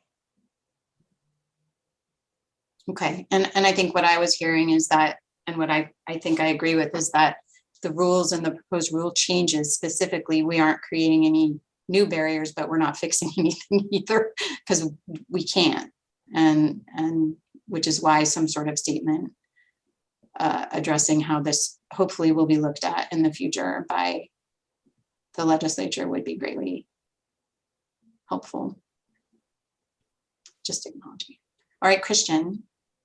With any luck, the broadening of the definition of scholar and the broadening of, hopefully the broadening of the requirements and backgrounds for a qualified archaeologist will provide access to tribal folks and to other people who may not have that kind of access today. I just want to state that a more ethical and more well understood process will benefit tribal identity. Thank you. Thank you, Christian. Since we do have to stop at 3, I'm going to do the same sort of thing, do show of hands. If you're ready to do that, does anyone want to say anything else before I do that? Okay. Okay, so again, like before, raise your hand if you think that there is specifically an adverse effect due to the proposed rule changes. Okay, I don't see any hands.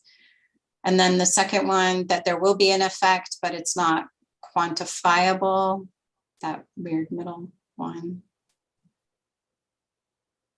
And then the last, no effect.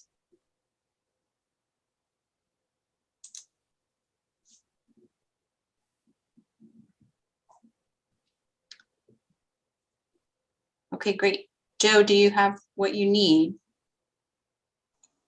Does the group want the explanation to include the reference to the statute? Oh, I don't know if everyone heard that. Is there consensus that there be a statement related to the statute as we discussed earlier? Let me change my.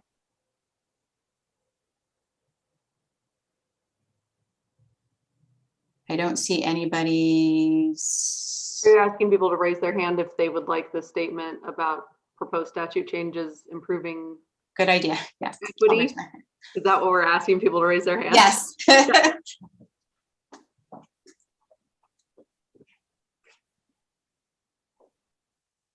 Okay. Does that help? Joe? Yep, it looks like there's 5 hands up. Yep. And again, this part will be specifically stated under what the Rules Advisory Committee recommended. It could be that staff may also find additional effect to racial equity, and that statement gets included as well. So we will articulate that. Thank you so much. I know you guys all also have a copy of the presentation. So that last slide is really just talking about next steps. It's been articulated a few times throughout this process, but it's just there as a reminder. Yeah, and thank you. And I would like to circle back to Pam's original, I guess, concern. And I have a question, and I'm wondering whether John and Jamie can speak to this. If it would be possible to get a final draft at, I guess, at the same time that the commission gets it. I don't know. Recognizing that we wouldn't comment or discuss it again as a group, but that way. You're making individuals could send in comments. Can you maybe speak to that, whether that's feasible? I'm gonna Pam. Go ahead, Pam. Sorry. Yeah, if I could clarify what I was saying is at least to have a final summary of the RAC's recommendations. That's kind of more where I was going with that. And I didn't phrase that that way, but that's really what I was thinking, because you've given us, after each one of these sessions, a revised version incorporating your understanding of what it is we were contributing. And I said, for starters, that I haven't had the time yet to review the second version that came out, just because it was, the timing, it was just the evening of the day before yesterday, and I had other commitments. But also it would be nice to see a summary of the conversation that happened today. So it's not so much a final draft, but just a summary of the RAC's recommendations. Yeah, I don't know if Ian's still here. I'd defer to him on that. My understanding is that my marching orders are to prepare a clean draft for the commission, which will become available to everybody for public comment. These recordings of these meetings are available to everybody to capture all the discussions and all of that. And I am not at all, I hope this doesn't sound disrespectful, Pam, but I don't know going forward for me personally if I'm going to have time to summarize these comments while I'm trying to get the draft ready for the commission. I've got a fairly short timeline. We tried to plan this out internally before the last RAC meeting last week, and it's a very tight schedule with all the things that we have to do. And on top of that, we're adding in now trying to get DOJ in earlier. So that might affect how this looks. So I'm not saying no. I'm just saying that I'm going to defer to Ian. And if he's not here right now. Right there. But Well, then maybe we should go back to Kimberly's initial question of getting a clean draft. But again, that's probably the same issue. Yeah, it kind of is, because I think that at 3 o'clock, 3-ish, the RAC ends. And so I think that folks then become either part of the public, or the tribes have a little bit of a different avenue than the public, because they're at the government to government level for this. So if I can send you guys all a draft, I will. Perhaps just a link to you're going to have a web page or something. And I know Ian's got his hand, and then I think Cassie had her hand up from a bit ago. So if it's okay, Ian, before you jump in, if Cassie could.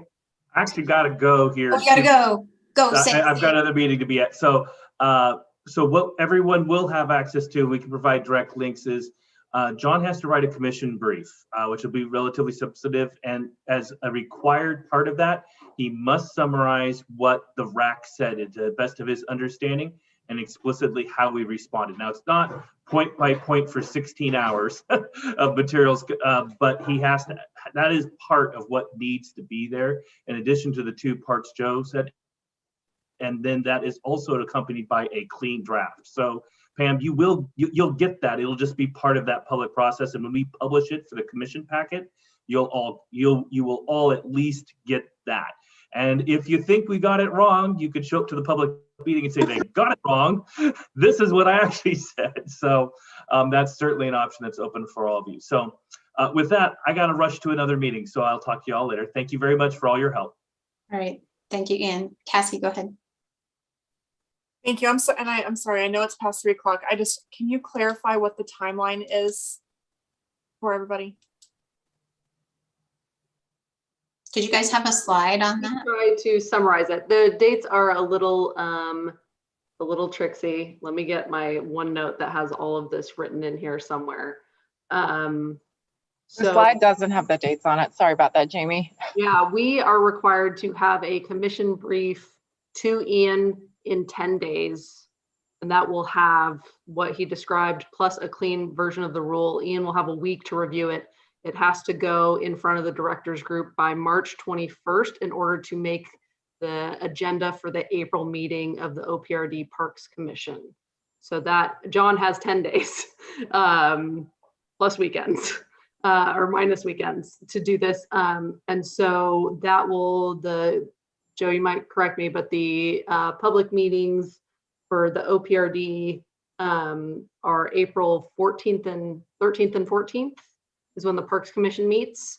And all of the packet information for those meetings is published on the OPRD Commission website ahead of those meetings. So that's all available through there if you want to take a look at it. I'm not sure at what point it goes up, but I believe it's at least a week ahead of time. Joe can probably tell me if it's. When we're on the ball, it's a week ahead of time. There you go. I'm guessing about a week. So, and then once the committee sees it, they will have the option to allow us to open rulemaking or not. And at that point, depending on their choice, public comment period will either open for 30 days or we will come back internally as staff and figure out what we want to do if they don't agree to open rulemaking. Public comment can also be open for longer than 30 days. It's a minimum of 30 days. And if they also grant that to be open at that time, we'll work with SHPO to figure out public comment hearing dates. And we're making the assumption that we're going to be getting enough comments that a hearing will be required. And when the public comment period closes, whether it's 30 days or longer, then we'll have some time to review the comments, the hearing information, and put together a new draft with the proposed changes. And then that would go back in front of the commission to see if they would vote to adopt the rule probably this fall. Great, thank you. And I know that everybody on this call knows this already, but I'm going to say it for the record. Tribal consultation is not the same as public comment. And so in order for the tribes to do appropriate consultation, we will need a clean draft of the rules as we put together here. So I look forward to getting those, and I appreciate you guys really taking the time to hear and listen to all of our concerns and talk through all of those things. SHPO staff, John in particular, I want to see you are doing great. I really appreciate you. Thank you. Well, it's 3:08. Is there anyone else who just wants to say anything for the good of the group? Yeah, go ahead, Brad. I just want to say thanks to everybody. I really learned a lot from each of you, and especially thanks to Kimberly for facilitating this. She did a great job. Well, it's my pleasure. Thank you. You guys have been a wonderful group to work with. And I do also extend special thanks to staff, Jamie and John and Joe. And I feel like there was more staff that they're not here anymore, but thank you. Corin, and I can't remember the gal's name. Who is it that helped set things up at the beginning? Anyway, yeah, tell her thank you. All right. Well, thank you guys. This has been 3 very long days, and we appreciate all your help and input in trying to get this changed and edited. So. And if you haven't seen it yet and given me your personal address, I want to send you something personally. So check your email. Thank you. Thanks, everybody. Thanks, everybody. I really appreciate your work. Yeah, thanks, everybody. It's been enlightening and a pleasure. Yeah, a pleasure. Okay, bye. Thanks, everybody. Bye.